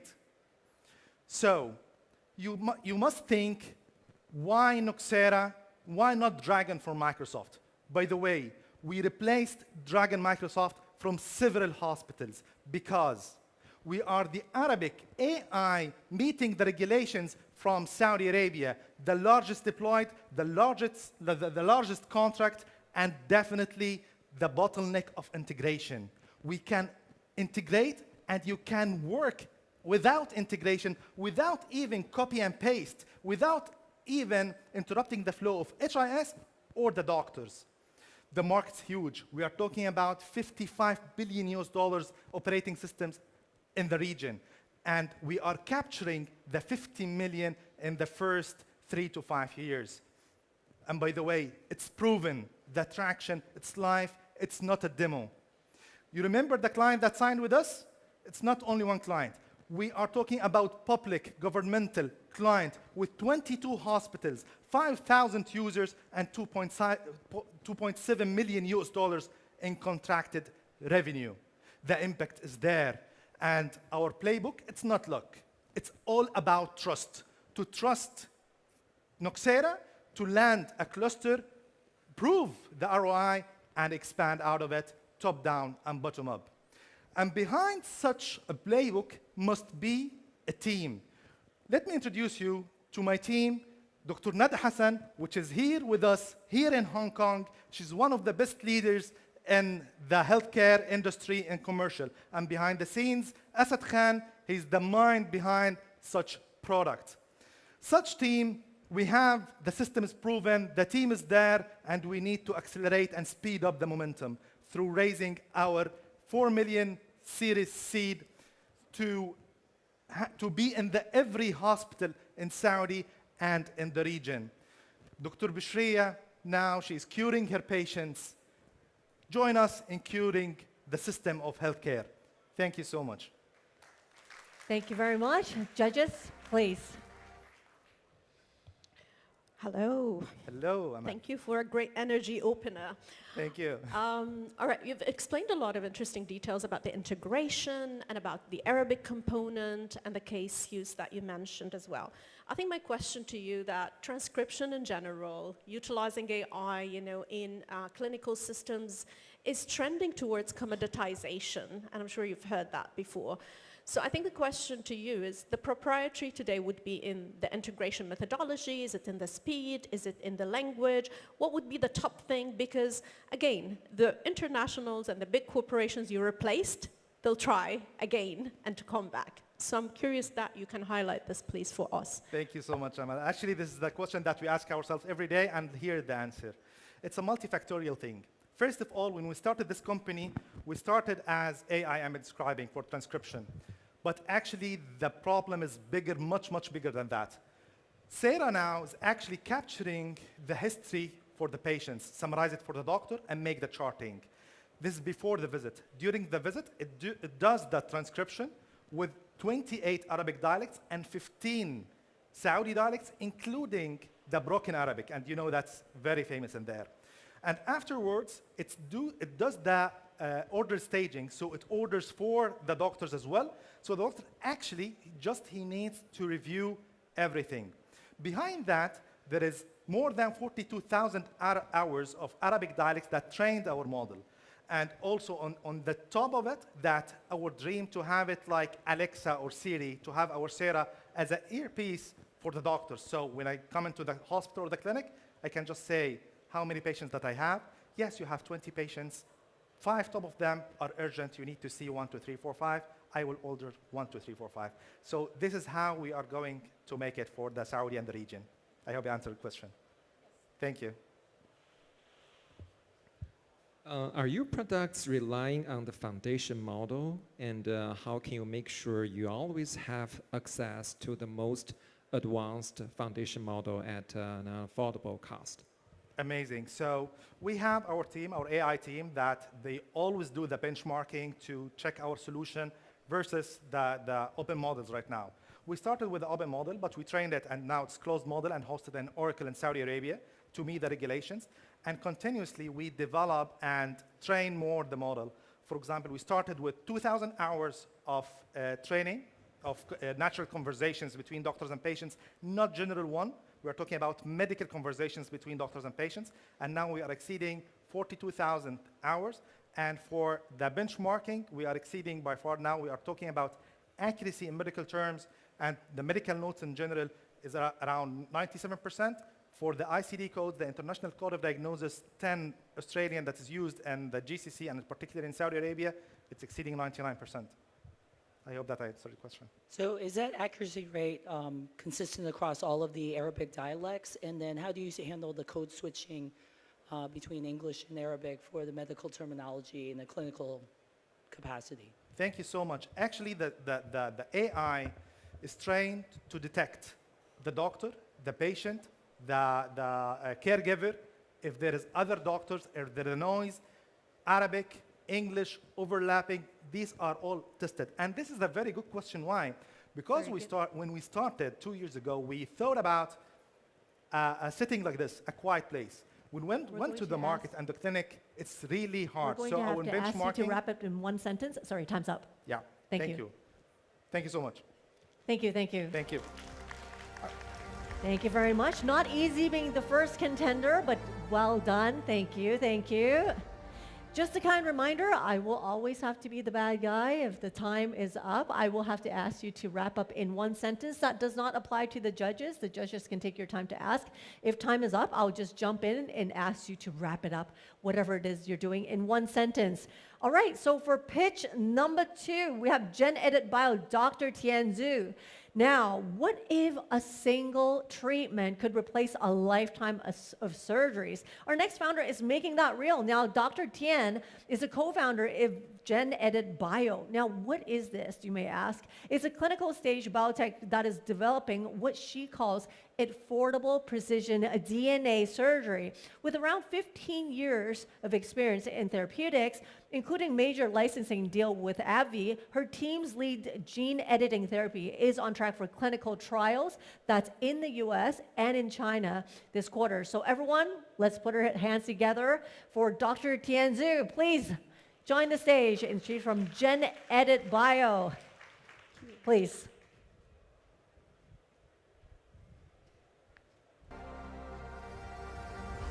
Hi everyone, this is Tian, CEO and co-founder of Gen Edit Bio. Very nice to be on the stage. So let's imagine a future where medicine is no longer about managing the symptoms, but rather rewriting the root cause of a disease. So a single treatment can correct the genetic mutation with precision, safety, and durability. That future is closer than we thought. So at Gen Edit Bio, we are developing a new class programmable drugs, in vivo gene editing drugs. We call it affordable precision DNA surgery for genetic diseases and beyond. What set us apart is our technology platform. So basically, we are not only a biotech company, but a tech bio company. So we heavily invested in AI, automation, and high super screening. We think that data is the gold, so we always iterate with our own high super screen data with our AI algorithm. And we recently published our AI genome pan model in Nature Bioengineering Yeah. So with that technology platform, we can actually support the rapid development of clinical assets, such as our lead asset, GB101, from concept to first patient dosed in just about a year. So our lead asset, GB101, it's designed to be a once and done and a mutation agnostic solution for TGFBI corneal dystrophy, and which is actually an autosomal dominant genetic eye diseases which can cause blindness. And we so far have dosed 6 patients so far, and we got IND clearance from US FDA and China FDA. We're opening a multi-regional clinical trials and anticipate to enter into phase 2 stage around the end of next year. The unmet medical need is huge, and there's also potential a big market. So from third-party analysis, the market can go up to $1 billion peak sale globally. So we are a Hong Kong-based company. We headquartered in Hong Kong Science Tech Park, and our team combines expertise from decades of CRISPR expertise and combined with the pharmaceutical R&D expertise. And so far, we have office in Beijing and Boston, and recently opened our subsidiary in Riyadh. So far, we have raised about $50 million, and we are raising a $30 million Series A. So join us to realizing the full potential of gene editing, whether you are investors, you are like doctors, or you are from academia. Come to connect us. We want to make a future where medicine becomes programmable. Thank you. Thank you. Are you going to push the clinical trials to stage 2 and 3, or are you going to consider license out and early stage? Because raising money for early stage biotech companies is becoming more and more challenging for investors not being able to see your data. Yeah, that's a good question. So we do it in parallel. So for our GB101, we will open potential partnership in the early clinical stage, especially for regional partners. But we see that for genetic diseases, there's potential we can afford actually less than 100 patients clinical trial, and not a typical phase 1, phase 2, phase 3 development path, but rather and before entering to phase 2, we can discuss with regulatory agencies so we can accelerate the path, such as use the phase 2 as a pivotal trial for conditional approval. But in parallel, we are actually, I haven't mentioned, we are developing a novel technology platform, an in vivo CAR T for oncology. So that platform, we are actively looking for partnerships such as from MMC, so we can generate revenue in the meantime. And we have also formed several deals utilizing our lipid nanoparticle technology, such as with a Korea public company and also with a CDMO operating in US and China. Yeah. Thank you. Oh, I was just going to ask, aside from the GEP 101, can you talk a little bit about the rest of your pipeline and give us a sense of the quality? Sure. So besides GB101, we have a GB200, which is actually a co-D deal with a Korea company called Tujin, which is also having some CRISPR technology. And so that one is for LP small a cardiovascular diseases, and the market potential is also big, and we anticipate to get FDA IND early next year. And the other pipeline we are pushing forward is the in vivo CAR T for oncology. We anticipate to get into IT human clinical trial by the end of this year or early next year. Yeah. So really right now just these 3, or how extensive? Right now just 3, but since we can do a platform development. So we can expand more collaborations with our partner to leverage or reuse some of the delivery system to accelerate the development. Thank you. Do you see gene editing becoming the new standard of care anytime soon? I think so, because there are... Please wrap up in one sentence. So many genetic diseases, especially, is actually just caused by one single gene mutation. So we can prevent that into progression. Thank you. Thank you very much. Big round of applause to Dr. Tian from Gen Edit Bio. Thank you. All right, moving on to our third team. Gentle reminder to our judges, don't forget to press submit after that.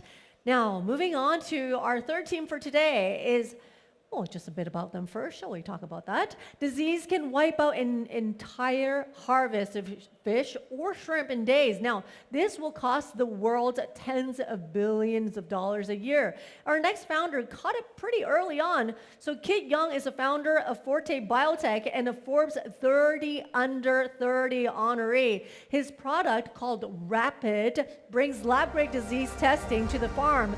Results in an hour, no lab, no cold chain, and he's already working with a Saudi partner on camel and food security testing for Vision 2030. So everyone, big round of applause for Kit. Thank you. Lei Ho, good afternoon, everyone. My name is Kit from Forte Biotech, and here at Forte we make test kits. I changed my name for this. Anyway, I'd like to share a little more about farming. Right, it's the lifeblood of hundreds of thousands of people in Southeast Asia. You can double your capital in just 3 months, right? I would say it's better than being a VC sometimes. Aside from that, there's a big problem, because when there's a disease outbreak, everything is gone overnight, right? You sleep, the next morning you wake up, everything's gone. Months of hard work down the drain. This then leads to a cycle of death, destruction, and failure. This is not just for shrimp. Tilapia farmers face the same problem. Swine farmers face the same problem. We can remember the African swine fever outbreak in 2018, 2019 that pushed up pork prices in China, and this is still going on in Southeast Asia. And this is only going to get worse because we have more outbreaks these days. Climate change, antibiotic resistance, a whole lot of problems and increasing demand for food. Farmers don't test often because it's too slow and too expensive, right? Around $30 to do a testing. Farmers just give up. Outbreaks happen, things get worse, vicious cycle. So we break that vicious cycle through our rapid test kits. We enable farmers to run lab-grade PCR tests at their own farms at a fraction of the cost, right, in terms of equipment, as well as the reagents. So basically, a drunk farmer could do it themselves. We've done third-party validation. It is just as good as the labs. What we have seen, the impact that we've made across about 100 farmers so far that have been using our products, is that they are able to detect diseases earlier. That allows them to save feed, save money, earn more, emit less carbon, and use less antibiotics. And that has become what attracts our what fuels the next stage of growth. Because we now work, instead of small farmers, with large corporates around. Corporates give credit to the farmers. And if they're not secure of the credit, a disease comes, it's all gone, right? So these corporates see it as a way that they protect their investment in the farmers, right? So we have already seen that our sales for the first half of this year is already on course to be more than 3 times of what it was last year. So this is because it's a very big market, right? The current testing is all done in the lab. It's too slow and it's very centralized. So a lot of rural communities have trouble assessing this. We see that it is a very big opportunity to do point-of-care testing, first in animals and then moving on to humans in the future. Everything can be done with the equipment in this bag. And we see this, as I mentioned, as a platform, right? So we are looking at expanding across the various species of animals at the moment. We recently got a grant from Singapore government to do an avian flu test, right? So this is something that is a zoonotic disease. It can jump from birds to humans. And with climate change bringing all of this into focus, it's getting more and more dangerous, and we hope to be there in time for the next outbreak. And this is where it gets interesting, because Now we are a diagnostic company, but we don't now see ourselves staying as a diagnostic company. We see ourselves as understanding what makes farms work, what causes diseases to go, right? So we collect data. Every test gives us a geotech data, and we use that data to then advise the farmers on what to do next, right? Think of it as a trading assistant, right? It teaches you what to do, how to do better, and what medicine and all that to use, so you are able to earn more. This data has then users for both corporates, governments, and regulators. Even one day, we see this as an insurance and financing tool also. The team is made of Michael and myself. We are high school classmates. We used to volunteer, so we've seen what diseases do to farms, right? Because they have to sell their kids just to keep afloat. We are very lucky to have gotten the advice of Dr. Oh Chung Pei, a veteran in this field, and together, him and I, we invented this product. So we are raising around 2 million to accelerate this proven platform. We already do have Singapore-backed VCs, Singapore government-backed VCs, as well as some family offices that are on board for most of the round. We are now looking for a lead. This helps us to sink our roots across the region and power the next stage of growth. So that brings me to the end of my presentation, and I would love to take the questions from the judges. Thank you so much. So you're shifting a traditional way of thinking from reactive to basically being proactive here, right? Yes. So do you detect it right before the outbreak? I want to know how early is the detection, right? Because if that's so, and if that is the case, then that means there's multiple diseases that you need to know. So I want to know the answer to that, because there is the issue of scaling commercially as well. Correct. So we detect 7 days before the best case, 7 days before the symptoms appear. All right. Okay. And we work mostly with the feed mills now at the moment, so they are actually providing this as a service to their clients. So whether it's early stage, when they are buying the hatchlings, they put it in, that means that they are off to a good start. And during the farming cycle, if there are problems, or if there are certain weather parameters, or through our co-pilot, certain symptoms that they show or describe, we also ask them to test. And to guarantee efficiency, they have the kit, and they know exactly when to test and when to deploy that. Yes, basically, that's where the co-pilot is, and for more technical users, they already do have this. We are How just many allowing diseases? them easier. Sorry, how many? 4 diseases. 4, thank you. For the main shrimp market, we can add on extra as per demand. Thank you. Okay, so for the customers that you've worked with so far, upon recognizing that there is an outbreak or there is some disease, what are the actions that they take? And have you thought about, can you go beyond the diagnostics and testing to actually, take action to do something? Great question. So when we say take action, it means to keep the health of the farmer's wallet, not the health of the animal. So sometimes the solution could be an early harvest. I sell everything, I get the money back, and then, my wallet's fine, right? So the main idea is keeping business continuity. Current solutions include things like probiotics, for example, water management for the shrimp, and quarantine for swine. I'm sorry, I didn't understand. So you're talking about if there's a disease, outbreak coming, you're talking about potentially selling the animals before they get sick? That's a standard protocol for fish as well as shrimp. But there's no chance that they're already infected and that you're introducing... It doesn't jump to humans because it's far away enough. Not humans, but you're introducing... so you're basically saying it's just going to kill the fish, but you can sell them now. Yes, and you get the money back. That's the main thing. We keep the cash flow going. Your revenue stream seems still in the early stage. Does that have something to do with go-to-market strategy? Because the farmers tend not to, being very price sensitive. So are you relying on channel or government subsidies?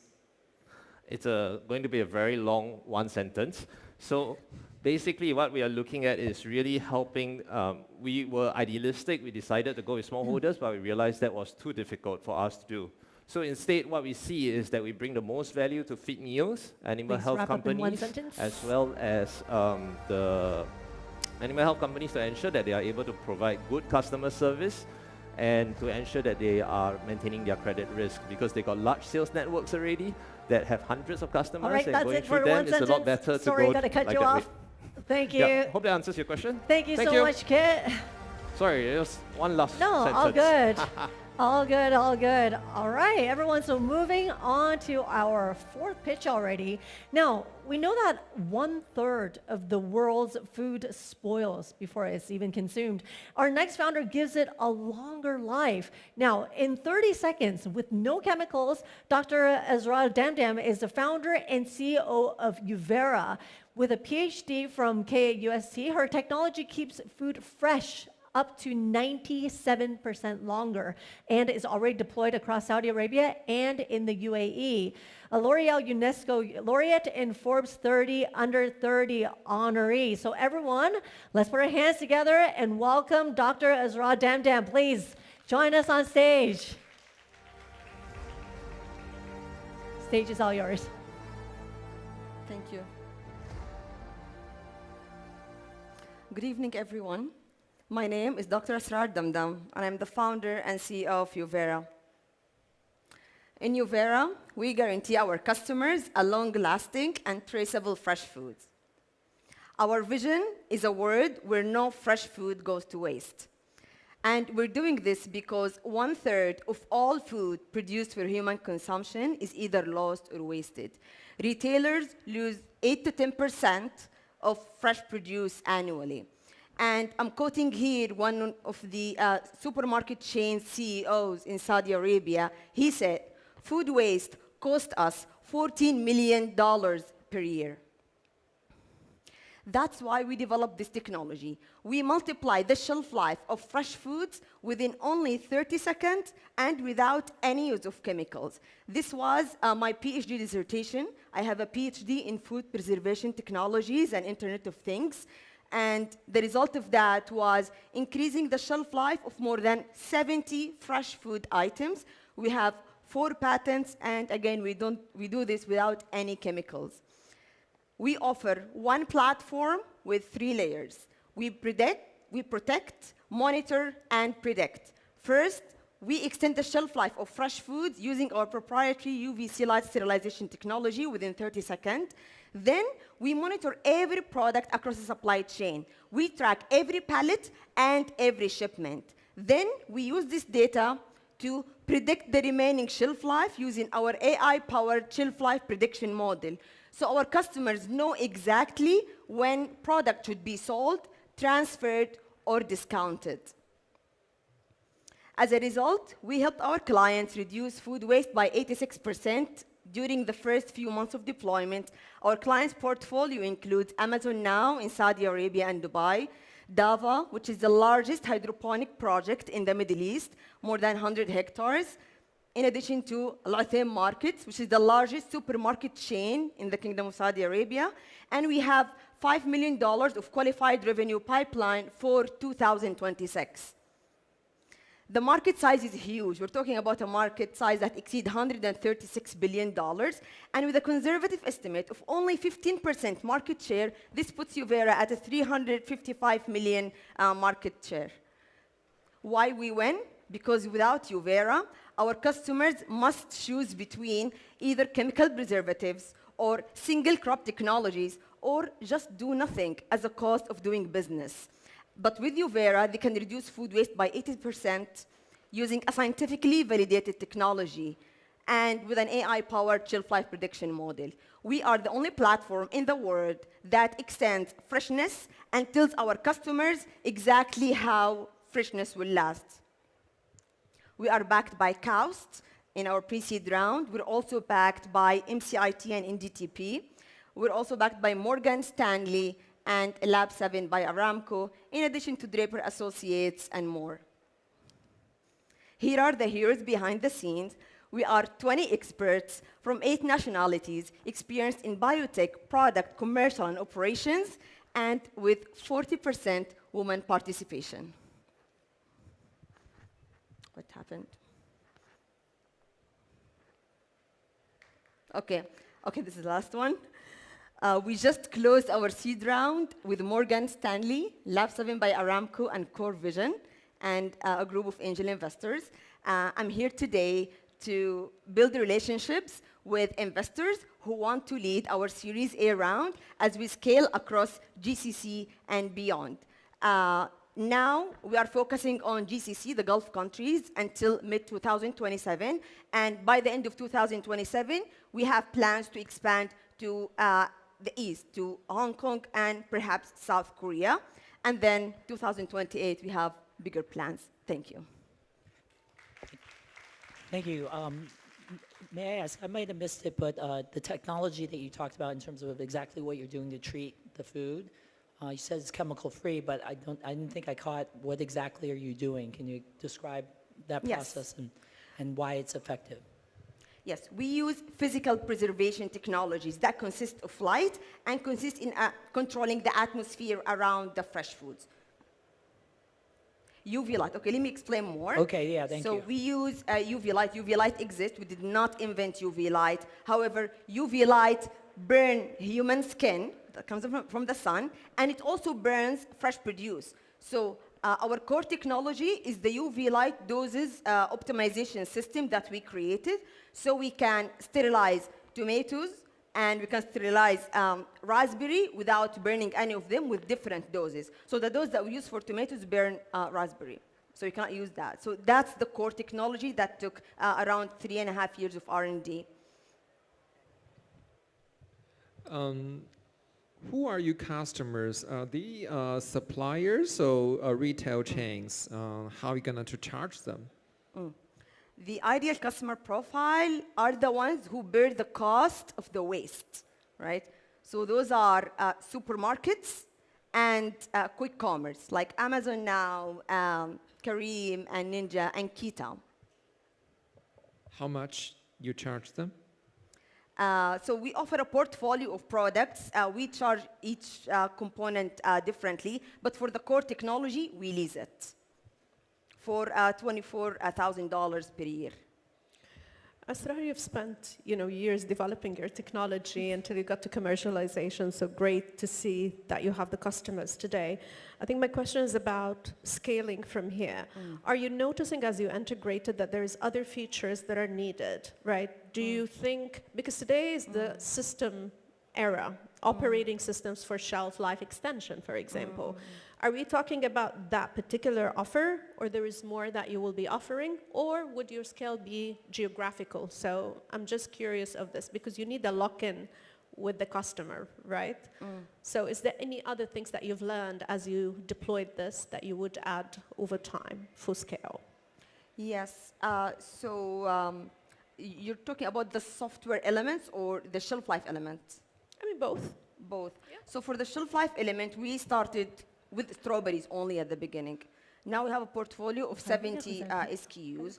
I'll give you an example. One of the latest SKUs that we added were banana, which we developed a separate product for banana. We don't use UVC for banana. And we did that because everybody in the market is asking us for a shelf life extension for banana, in addition to red meat. So we're adding more SKUs as we grow. Please wrap up in one sentence.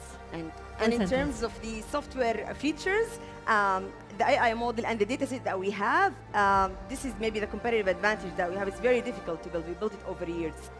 Thank you very much. Big round of applause. Thank you, Dr. Asrar Damdam. Thank you, thank you. Moving on. Now, we know that decarbonization usually asks you to pay more for next. Now, our next pitch, the founder flips that 180. So we have Kaisa Nikolilin, and she is the CEO and the co-founder of RotoBoost, converting natural gas into both low-carbon hydrogen and high-value graphene, which is turning carbon from a liability into a product. Let's give her a big round of applause while she boards the stage. Welcome, welcome, welcome. Good luck. Thank you. Yes, I'm Kaisa Nikolainen, hello, CEO of RotoBoost, and as mentioned, we convert natural gas and flare gas into high-value graphene products as well as clean hydrogen. And we combine Nordic innovation with Asian speed as well as Middle East scale and expansion. So for us, decarbonization at industrial scale has a deep problem in business model. Carbon dioxide is considered a waste, but carbon in solid form is a multi-billion-dollar asset. So how do we deal with this? Essentially, currently, over $200 billion worth of natural gas is flared annually, and our customers are losing 40% of value from their carbon streams, while being penalized for the resulting emissions. And at the same time, the energy transition requires better performing materials for batteries and for corrosion inhibition. And currently, the existing materials are not able to meet the performance requirements or the scale that are required for this transition. We tackle both of these problems at source. We completely eliminate carbon dioxide emissions by converting natural gas and waste gases into high-value graphene and clean hydrogen by our molten metal catalyst reactor. The clean hydrogen is delivered at $1 per kilogram, while the graphene product is at 10% of the cost of traditional graphene production. We are proven by long-term operational data and LCA certification for our products, as well as we have protected ourselves with over 60 patents. What makes us unique is our dual product economics.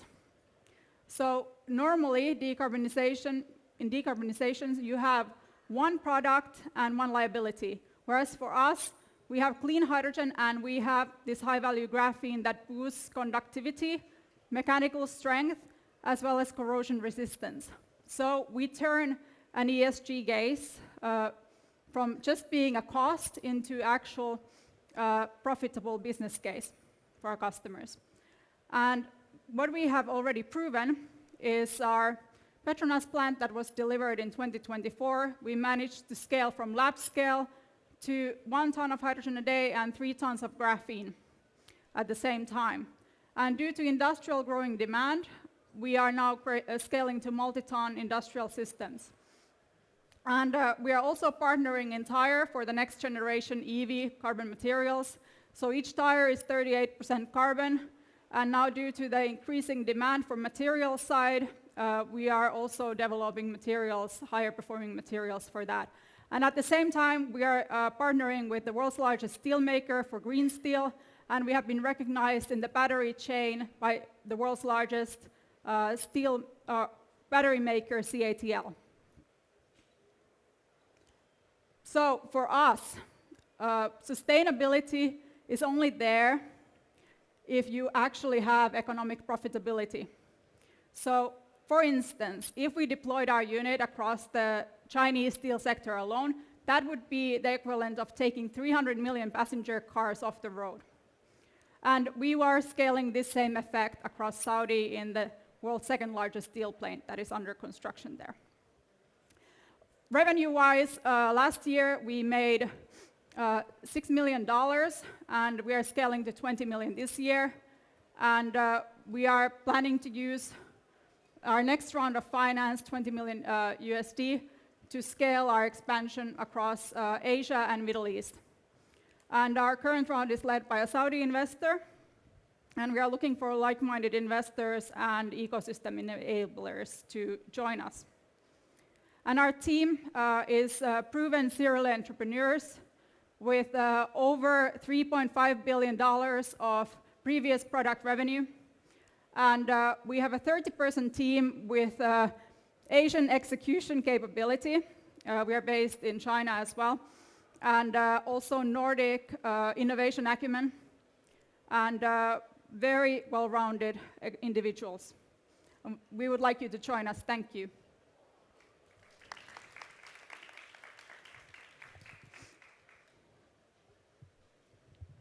Can you describe the pathway for you to get to less than $2 sort of pricing for gray carbon? Are you going to be able to get down to that sort of level? So for the carbon itself? Yes. So for $2? Well, Yeah, okay. Whatever so the for benchmark. what we are aiming for, because it's a kind of a graphene, we are aiming for a bit higher valuation. So our product, which is coming out of the reactor, is a graphene nanoplatelet already. So it has proven demonstrated performance in tires and other industries. But if we want to upgrade it to a very high performance conductive additive, we need to do a small treatment for it.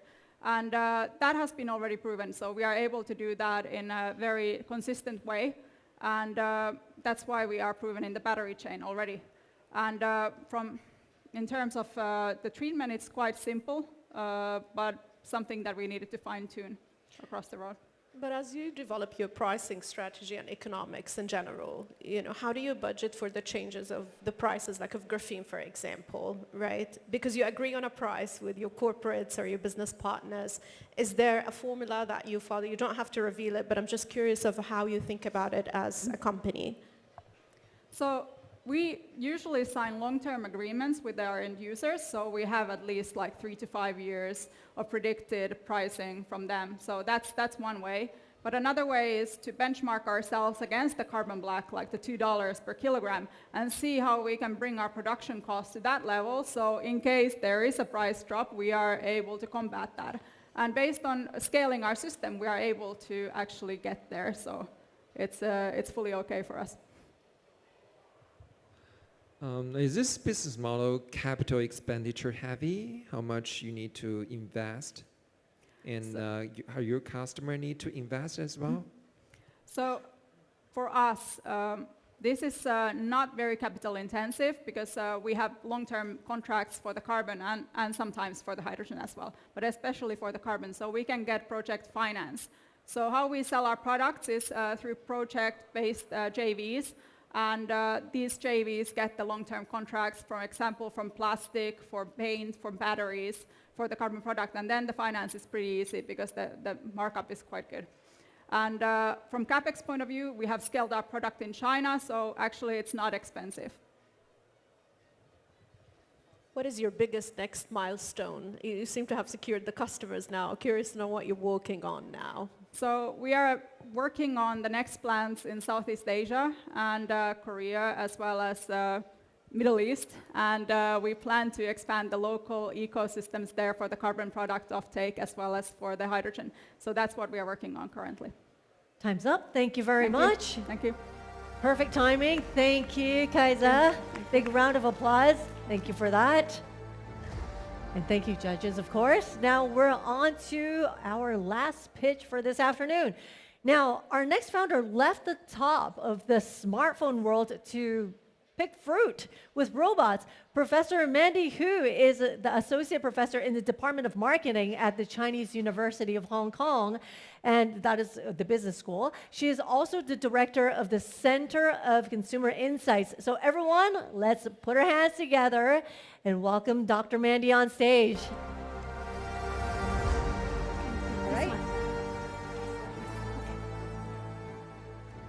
All right. All right, so good afternoon, everyone. This is Mandy. Being the last speaker, I would like to take this opportunity to thank Leap East and Rockfield for organizing such incredible events and for giving the agricultural startups like Maynon Robots the chance to express our vision to the world. I just got back from Turban, China. It is one of the largest grape growing regions in the world, and also definitely the capital of China's grape industry. And it is the peak harvest season, but the region is just hit a signature record-breaking temperature of 52.2 degrees Celsius. Just think about it. The heat is literally baking the grapes on the vines now, and the local farms are devastated. And it is not just their problem.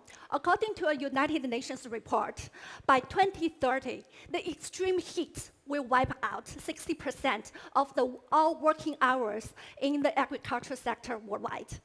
And the younger generation simply don't want to work on farms anymore. So today, over 55% of crop farmers cannot find enough workers. They are forced to work 1/5 of their crops rot in the field.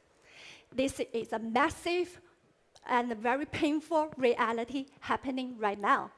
And it is exactly why we want to build Maynon robot. Our mission is simple. We make AI for better agriculture. At Maynon, we actually build everything by ourselves, from the mobile chassis to the intelligent harvesting robots. And what makes us really different is the brain behind them. We created a unified cloud platform and an AI expert system trained on over 10 terabytes of real farming data. With this massive data training, our robots don't just move, they think. And with this soft grip technique and also our multi-end pickers, we can harvest delicate and also high-value crops, such as grapes, mangoes, avocados, oranges, and apples with perfect precision. We can have more than 10 times efficiency than the traditional methods. We keep our crop damage under 5%, and we do it at half the labor cost. We are giving our farmers a way to secure their harvest at much lower cost. And this explains why, over the past 2 days, our booth has received quite a lot of inquiries from the farms all over the world, including South Korea, Saudi, and also Australia. And this is actually really happening in the fields now. The Shanshan County government, which covers over 110,000 acres of grapes, has chosen to work with us. So we just launched our training and BD center last week, and that's why I went to Japan and just to attend the inauguration ceremony. And we are also going global. We soon have our very first harvesting services company in Queensland, Australia. And we have received the industry recognition as well. So we are ranked as listed as one of the only 6 harvesting companies, robotic companies, in this landscape developed by University of California. So our company was founded in 2023 in Hong Kong Science Park and enjoyed rapid growth ever since, backed by a hardcore tech team. And our CEO sitting down there, he received his executive MBA degree from the Chinese University of Hong Kong, and he used to be team leaders at Huawei. He has led 2 teams. One is the Harmony Vision, OS Vision team, and the other is the intelligent brain team. And in this pre-A round, we really want to raise $5 million US. Half of it will go to R&D. The heat is rising. The farmers are waiting. Join us in building the future of agriculture. Thank you.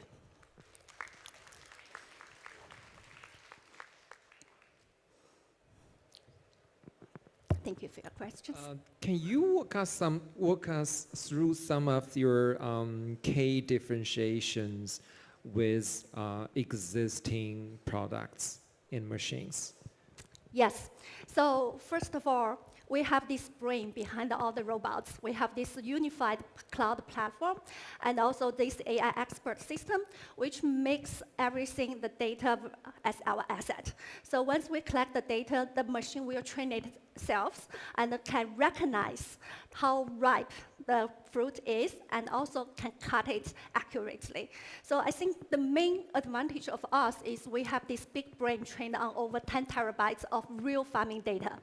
This already gave us some kind of head ahead of other companies.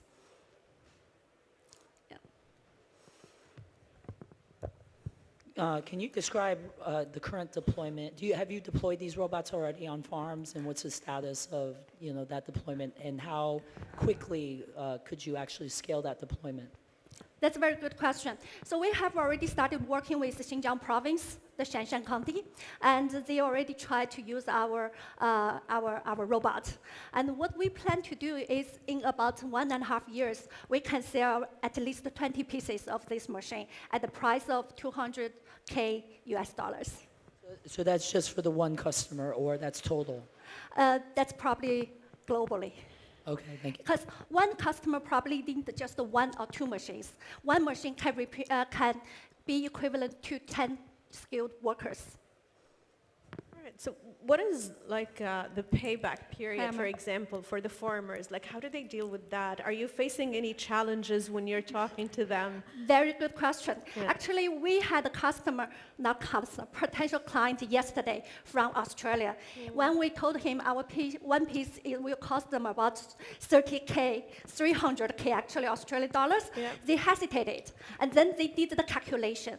So they need to hire 8 workers, and for each worker, they have to work 8 hours, and per hour, the wage would be 60 Australian dollars. And multiply them together for 10 months. They already reached 2 million, and they found that our machine will actually help them to make back the money very quickly. And also, once they purchase the machine, they can help other farms, and they can list it out for other farms to do the harvest, so they can get back their money in 1.5 years. But do you expect like that you will do a lot of maintenance after a lot? What would be the biggest challenge? Because you have to budget for that. We told them that the machine will last for 5 years, because it will be something. They have to change the parts, and also we have to update their system. So 5 years. Thank you very much. Thank you. Thank you. Perfect timing. Thank you, Professor Ho. That was great. All right, so that's it. That's all 6 of our finalists. Founders, take a bow. You've definitely earned your place on the stage. And judges, thank you. Now I'm going to ask all of our judges to slowly make your way to the green room that is just behind the stage. So please alight the stage from this way, where our judges can go and deliberate a little bit more with the team and also our partners to select our winners for today. And with that, everyone, please don't forget, everyone in the audience, please don't go anywhere, because the closing session and the winners' announcements will start in a few minutes. So everyone just stay where you are. Network, say hi to everyone around you, but yeah, don't go anywhere. We'll see you shortly. Thank you.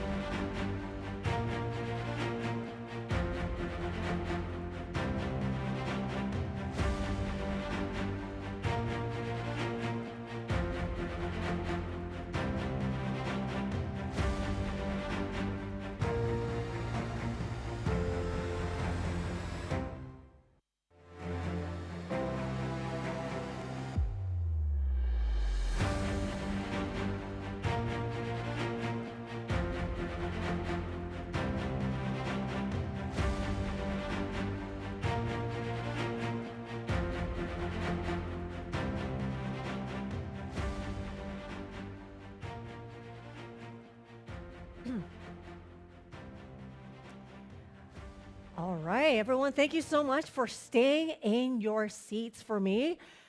I hope I didn't keep everyone waiting for too long as we are kicking off with the closing session. And I'm very happy to bring on stage our next keynote speaker, Julian Pistone, the co-founder of Courage X, to tell us more about the people who shape what comes next. Now, everyone, let's put our hands together and welcome him on stage.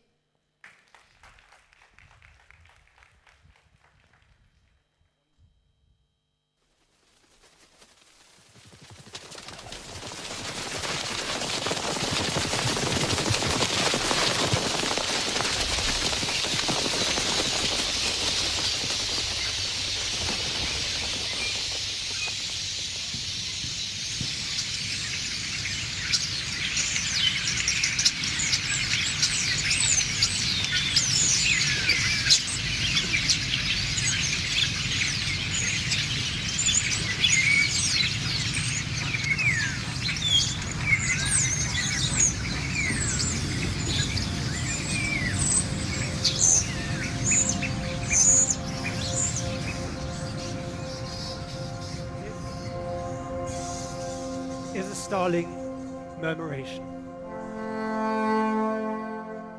From the outside, it looks perfect. But imagine flying with them. Inside, what would you see? 25,000 wings, beating, adjusting, a level of intensity you would never see from the outside. No bird can see the entire picture, and yet together they create one. From the outside it looks effortless, but from the inside every movement matters. And some of you know exactly what that feels like, because as I'm speaking to you tonight, some of you are making decisions that affect thousands of people. You're carrying decisions that shape companies, cities, communities, even countries. Decisions where to invest, how fast to move, what to change. And while all of this is happening, people are watching. Your teams, your organizations, your markets, waiting to see what you decide. And just like those birds, none of them can see the entire picture. And yet, every movement matters. The question is, what role will we play in it? Now think about the conversations that you've had today. AI, talent, regulation, investment, growth, all different types of conversations, and yet they all point towards a single underlining question. What kind of future are we choosing to build? Because technology can show us what is possible, but it cannot decide what happens next. We do. Think about it. AI can analyze, it can predict, it can recommend, it can pretty much accelerate everything we do. But the bigger question isn't what AI can do. It's what we should never let it decide. Because AI cannot decide what risks are worth taking. It cannot decide what future is worth building. And it certainly cannot be held accountable for the consequences. Only we can. Now let me tell you a story. Let me take you back into the 1940s to Sicily.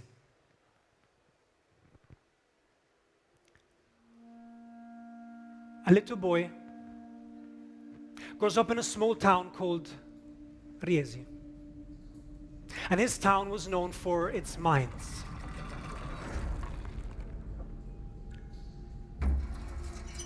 Its brutal sulfur mines.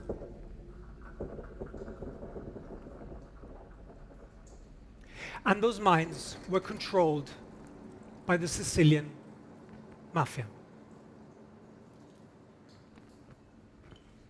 The boy's childhood is happy, but many of his friends, they work underground.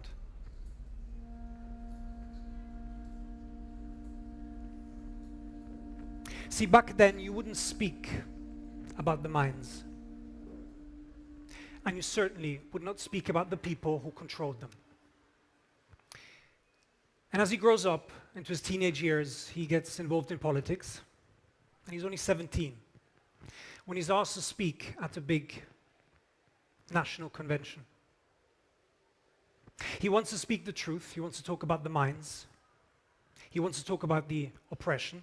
He wants to speak about what everyone sees, but no one really wants to talk about. But he's warned. He's threatened repeatedly to stay silent. But at the conference, he makes a decision. He speaks anyway. And then the mafia responds. They place a car bomb. It almost kills him. To protect his family, he disappears. He leaves everything and everyone he loves behind. And it's only years later when this photograph arrives from Germany. He has survived.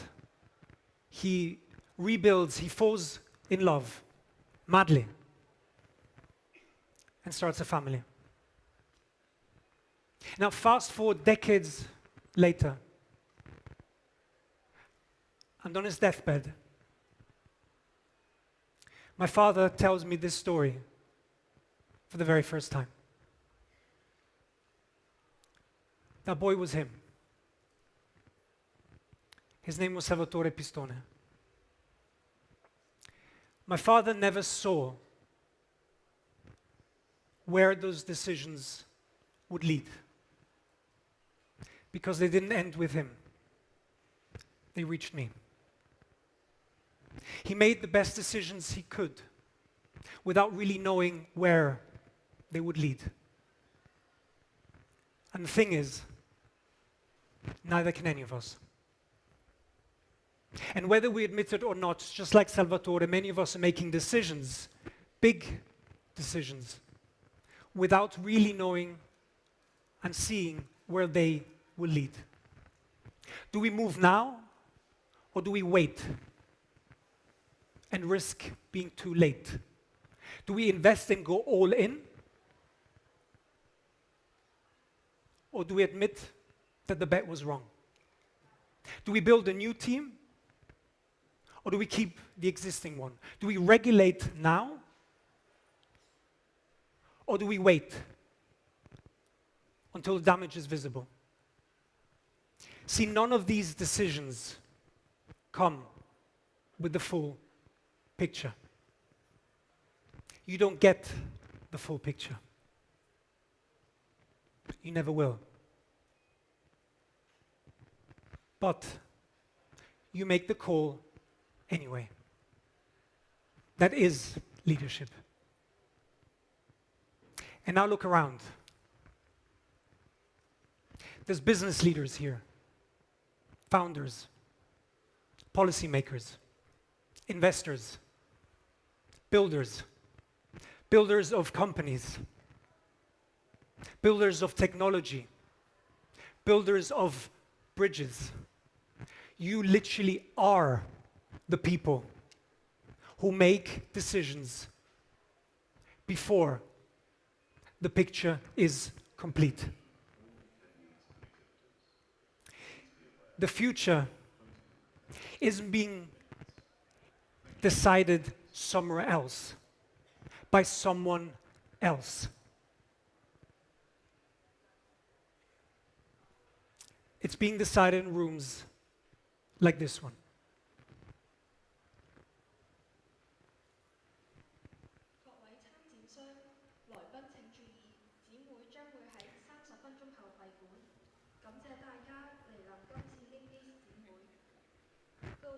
Thank you.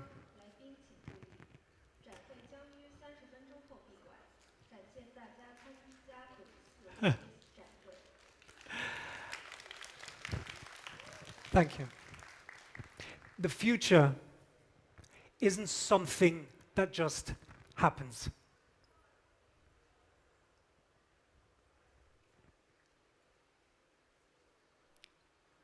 It's built.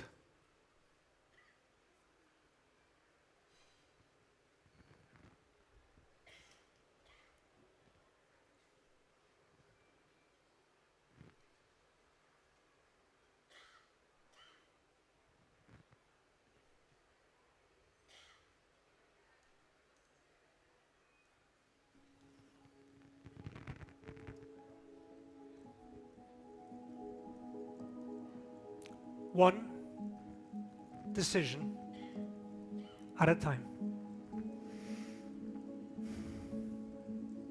Few generations get a moment like this. Even fewer get to shape what comes out of it. What an extraordinary moment to be the ones making these calls. Yes, the ground is shifting. Yes, the rules are changing. Yes, the uncertainty is real. Which means now is the time. Now is the time to make decisions that won't please everyone. Now is the time to move before every answer has arrived. Now is the time to choose a direction before the picture is complete. One day, someone else will be sat in your chair. They'll inherit your role, your team, your organization, and the choices you make today. One last thing. My father never saw the world that his decisions helped create. Neither will we. The next generation will not inherit our intentions. They'll inherit the world that our decisions create. Thank you. Thank you, Julian. Wow, that was really inspiring. Thank you for that. Quite the experience. It's more than just a speech. You surprised us. That was really good. Thank you. Thank you. Thank you. Please be seated. Ladies and gentlemen, and now before we move on, I'm just going to again ask everyone to remain in your seats. In the meantime, I know for those of you, I'm sure all of us have signed in to come in. If you receive that message on WhatsApp that tells you to scan your face, maybe this is the time to do it, because otherwise you won't be able to find your picture after. So they use facial recognition so that they help sift out the pictures that they've taken with you in it. So if that's something that you haven't done, this is a great time to do it. Otherwise, I'm just waiting for the queue to move on. So let's take a minute to do that while we'll come back shortly.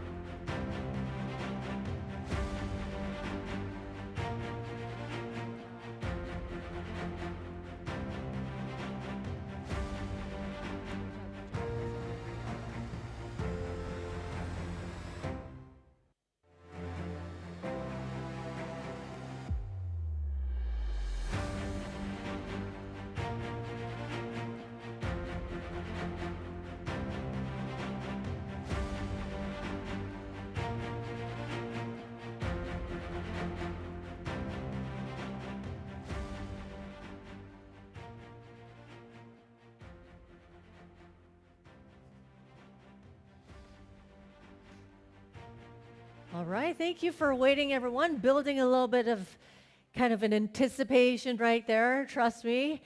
My job is always to build suspense. Now, before we move on, and of course, to announce who is going home with the big prize and the big checks, in the meantime, I'm honored to bring on stage Ms. Lillian Chong, Undersecretary for Innovation, Technology and Industry at the Hong Kong Special Administrative Region Government to deliver the closing remarks. Everyone, let's put our hands together and welcome her on stage. Please.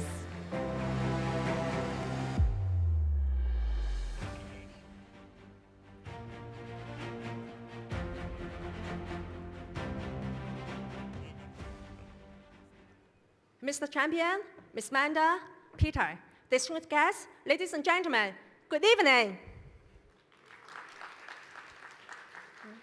I would like to start by extending my deepest gratitude to His Excellency Minister Aswaha for extending leave from Saudi Arabia to Hong Kong, and all of you for your participation in Leap East, the first of its kind, which has gathered over 340 speakers, 450 exhibitors with more than 250 startups, attracted over 400 investors and 40,000 registered visitors from 30 countries and regions, as well as 14 provinces and cities from the Chinese mainland. So you know that really Leap East, and also definitely the LEAP program, is truly a global tech event. And hereby, I would need to really send our sincere gratitude and also our thankfulness to the organizer, Tahaluf, for making this global tech event successful. Please give a round of applause to Tahaluf. Yeah.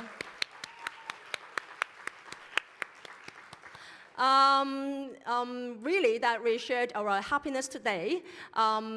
It's actually originated from year 2023 and 2024 that our Chief Executive, Mr. Johnny, first paid his duty visit to Saudi, joining LEAP. And then he found it really that LEAP was truly a global tech event. And so you can feel the pulse and the vibrancy. And so what about that we have a LEAP program, a LEAP East program here in Hong Kong. And then 1 year later that our secretary, Professor Sun Dong, flew all the way to Saudi and then to join the LEAP program, and also definitely that we have our team follow up with Tahaluf and discussing whether we can really to have a LEAP program in the Asia Pacific region, and definitely the only destination here in Hong Kong as exclusively in the Asia region. So that's why it came to today that we are all here joining the LEAP East program. And not simply that we celebrate the joy of today, but also one more exciting news is that we can also have LEAP East program here in Hong Kong for the next 3 years.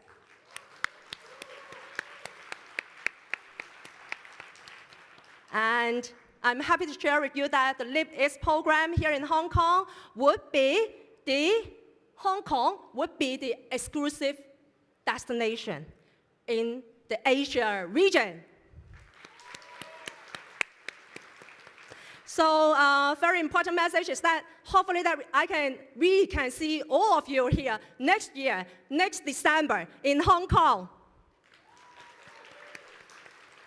And please don't come alone, but also with your families and your friends. And definitely welcome all our entrepreneurs and our startups from around the globe, and we will rest assured that we'll give you all our support that we can, and make sure that you can find really the business exchange opportunities and all those investment that you needed, and all those business matching in Hong Kong.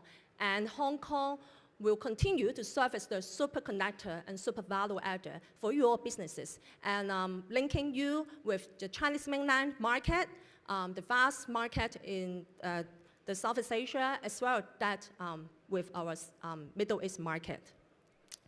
The Hong Kong government is honored to support this international event, which has brought together some of the brightest tech minds worldwide.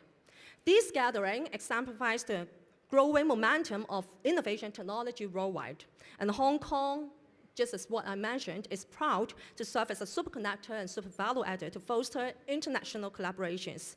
And taking the opportunity, I would also like to highlight once again to you a few things, the immense opportunities that Hong Kong can offer to you.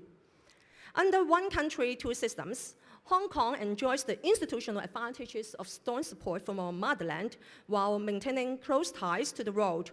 Together with the Belt and Road Initiative, and our robust development of the Guangdong, Hong Kong, Macau Greater Bay Area.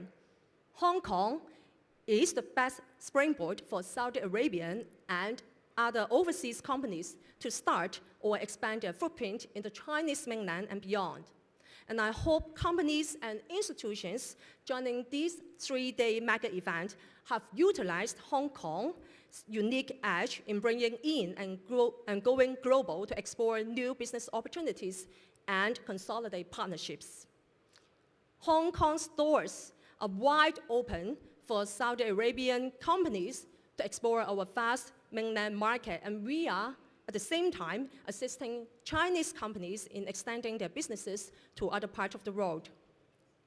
Over the past few decades, Hong Kong's INT development has made significant leaps forward. I remember that leaps is one of the very key words of the Leap East program. The Shenzhen, Hong Kong, Guangzhou Innovation Cluster ranked first globally in the Global Innovation Index 2025, and Hong Kong ranked second globally in the World Competitiveness Yearbook 2026. We also ranked fourth globally in the World Digital Competitiveness Ranking 2025.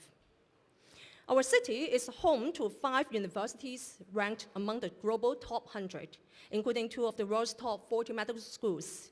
And our flagship initiative, Inno Hong Kong Research Platforms, has supported 38 laboratories in collaboration with more than 30 world-renowned universities and research institutes from 12 economies, attracting over 3,000 international talents. And what we are now doing is that we are also establishing the 3rd Inno Hong Kong clusters.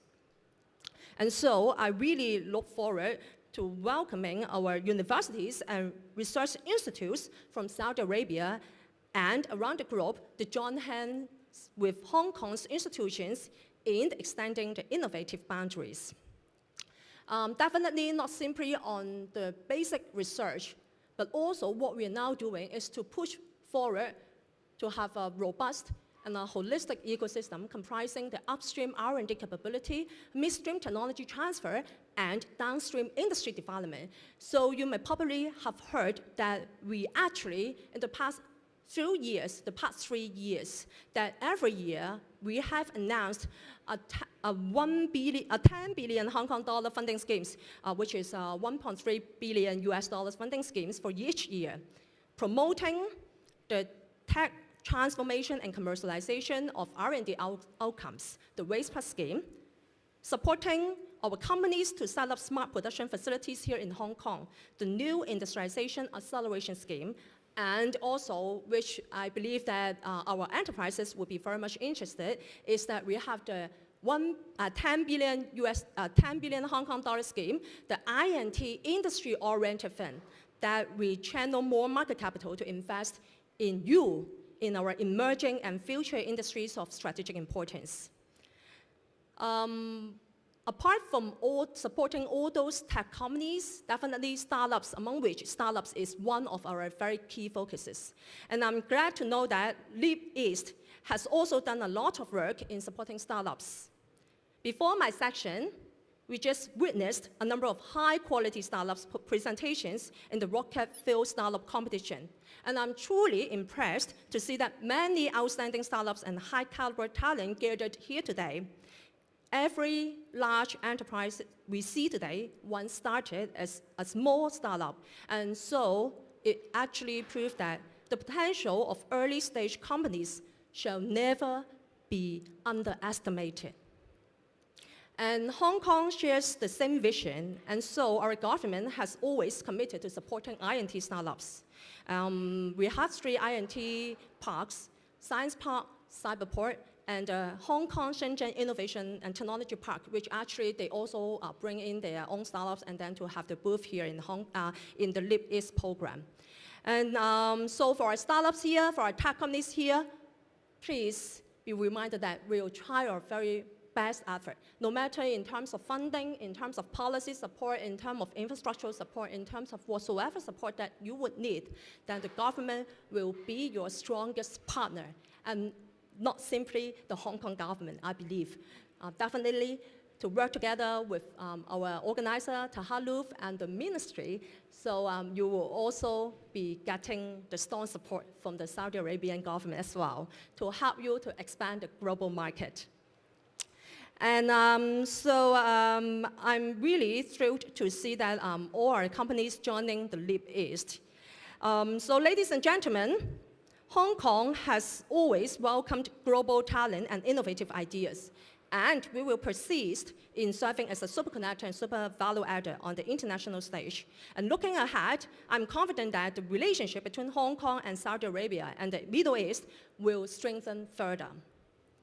So lastly, I'm really delighted to have the chance that we finally make our dream come true to have Leap East established here in Hong Kong, and that we can have more and more years ahead and then to collaborate. And the next year, Leap East, the December version, will surely be much bigger than this year, already a grand one, but then it will truly elevate it into the next stage. So please reserve your time, December, and come to Hong Kong, come to Leap East, and then see you next year. Thank you very much. Thank you very much, Lillian. Please be seated, and thank you everyone for sticking around. Yes, Hong Kong welcomes all of you. Definitely agree with that. And thank you everyone for sticking around, and I promise we're almost there. Before I hand it over to the next segment, which I'll be there of course, but I will introduce one more person who made all of this possible. Ladies and gentlemen, let's put a big round of applause and welcome Tahaluf's EVP, Miss Annabelle Mander, please. Annabelle, who made all of this possible. Thank you. Hi, everyone. So for those of you who don't know, myself and Michael Champion, who's just sat there in the front row, we launched Leap 4 years ago with MCIT and SAF CSP, and we were able to grow that event to the most attended technology event in the world. In the last edition, the economic impact contributed $820 million. So it really showcases the impact that events like these have on the host city or host country, and we would like to bring that to Hong Kong one day.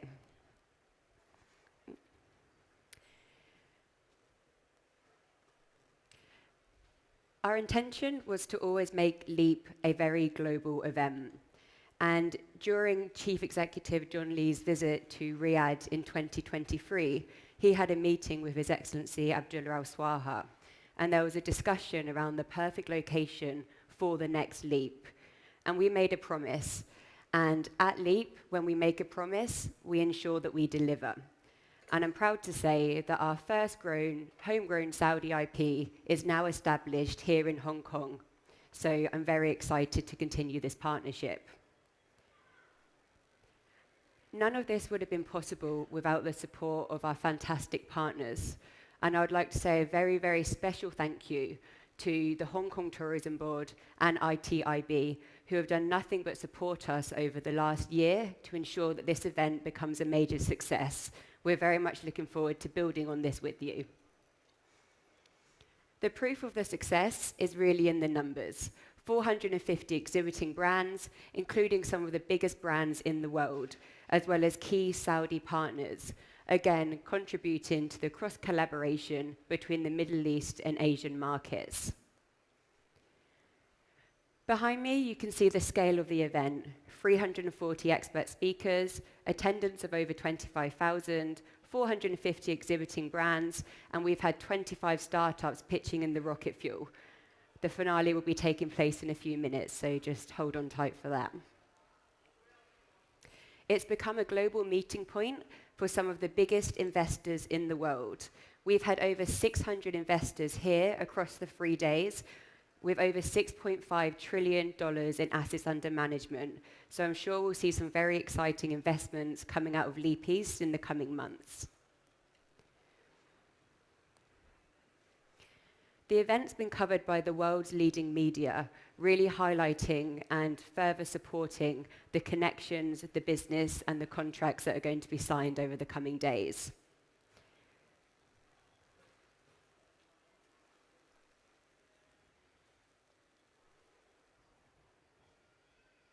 Isn't it working? My apologies. And the fun didn't just stop within the exhibition.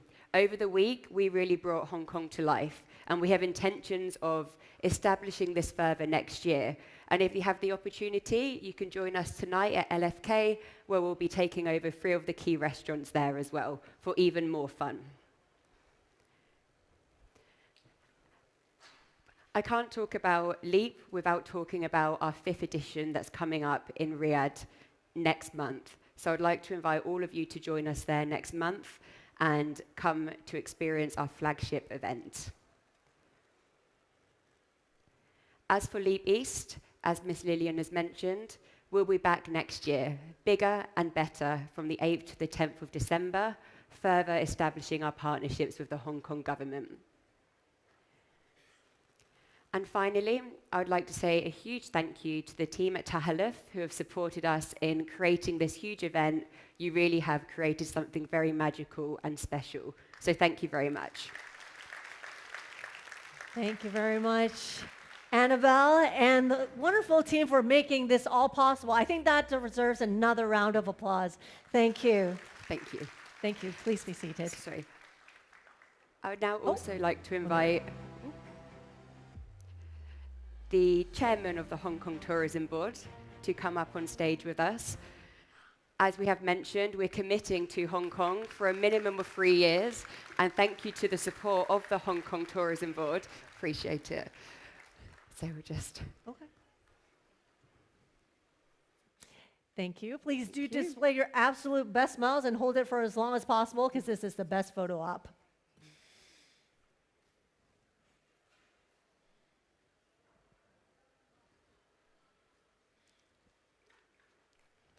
Perfect. I would also like to invite Miss Lillian up to join us from ITIB. We've been so thankful for the support from these 2 key entities, and we're looking forward to doing more next year with you both. There we go. Thank you.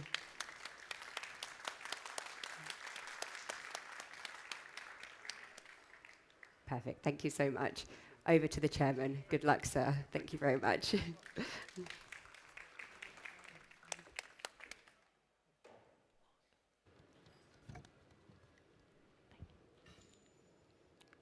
Lillian, Annabelle, Mike, distinguished guests, industry partners, ladies and gentlemen, good afternoon.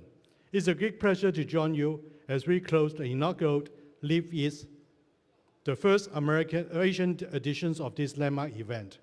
This week has marked not only a significant milestone for our city, but also a powerful moment for the global technology communities, bringing together innovators, entrepreneurs, and business leaders from around the world to forge new connections, exchange ideas, and shape the future.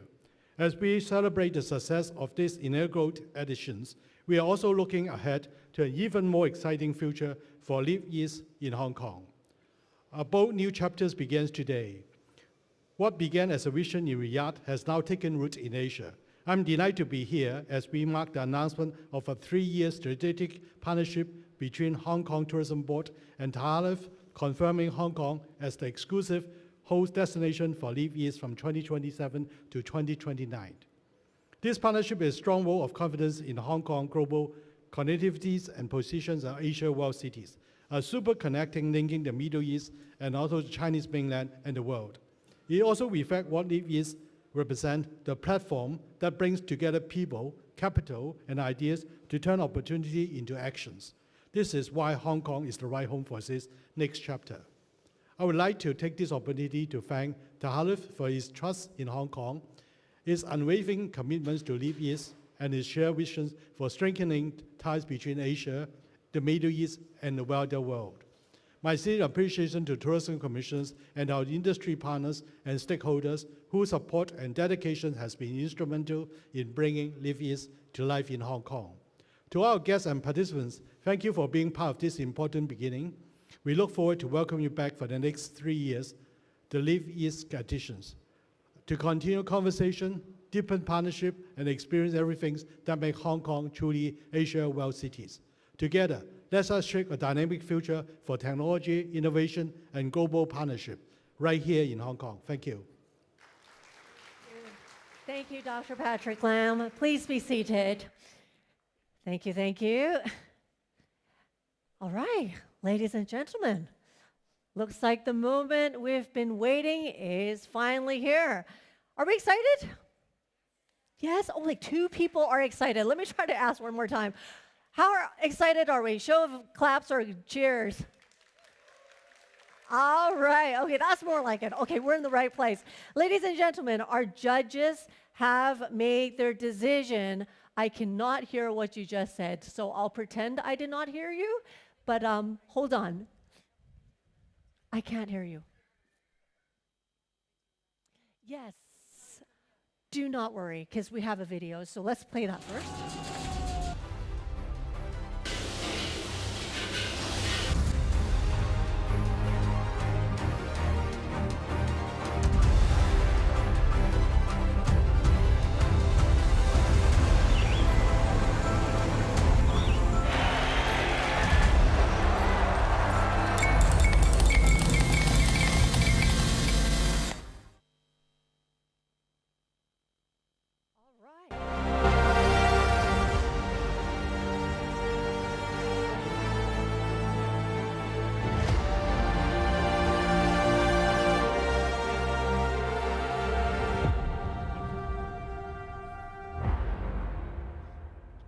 I love this. You know, life is full of surprises. Even I'm a little bit surprised, but it's all good surprises. So now we're actually moving on because I know that our judges already have their decisions. If you actually pay attention to what is on the side of the stage, those are actually the answers to what the judges' deliberation actually came to. So a share of $100,000 in equity-free funding is about to change hands. So everyone, we ready? Yeah? Okay, it's the same 2 person, yes.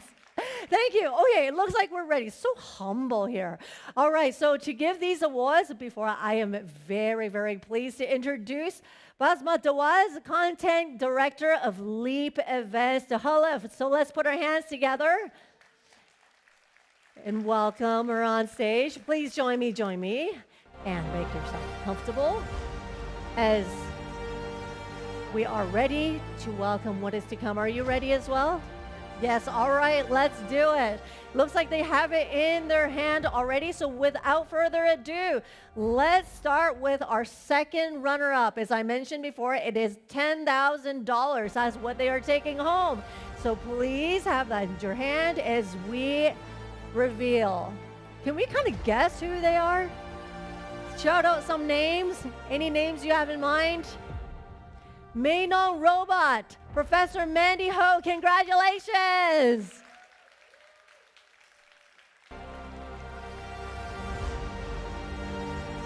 All right, so let's take a photo together, directing your best smiles to the cameras in front of you. Congratulations! Wow. Thank you, thank you. And as our Undersecretary Lillian said earlier, definitely some very high caliber contestants we have today. So not easy for our judges. Now this one is our first runner-up.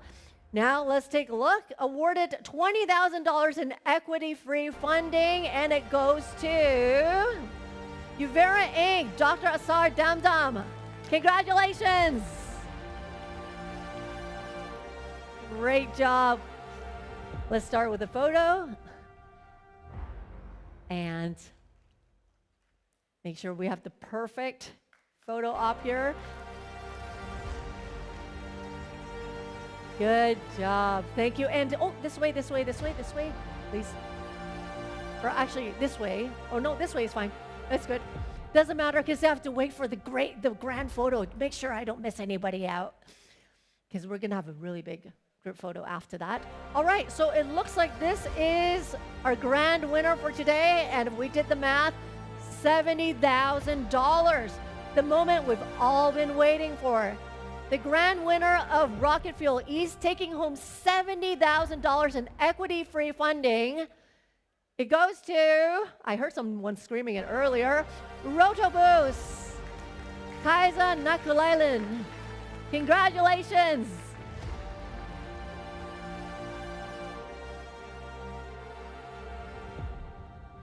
Congratulations, ladies.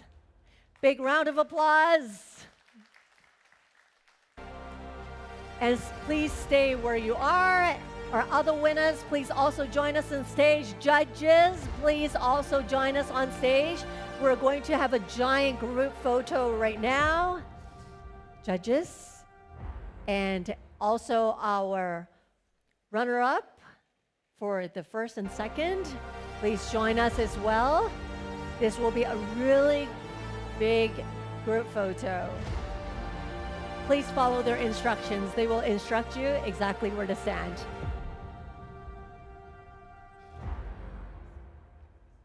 Definitely a very high caliber group of contestants we have today. And thank you again to our judges for the hard work of picking out our winners. Everyone, please. Thank you.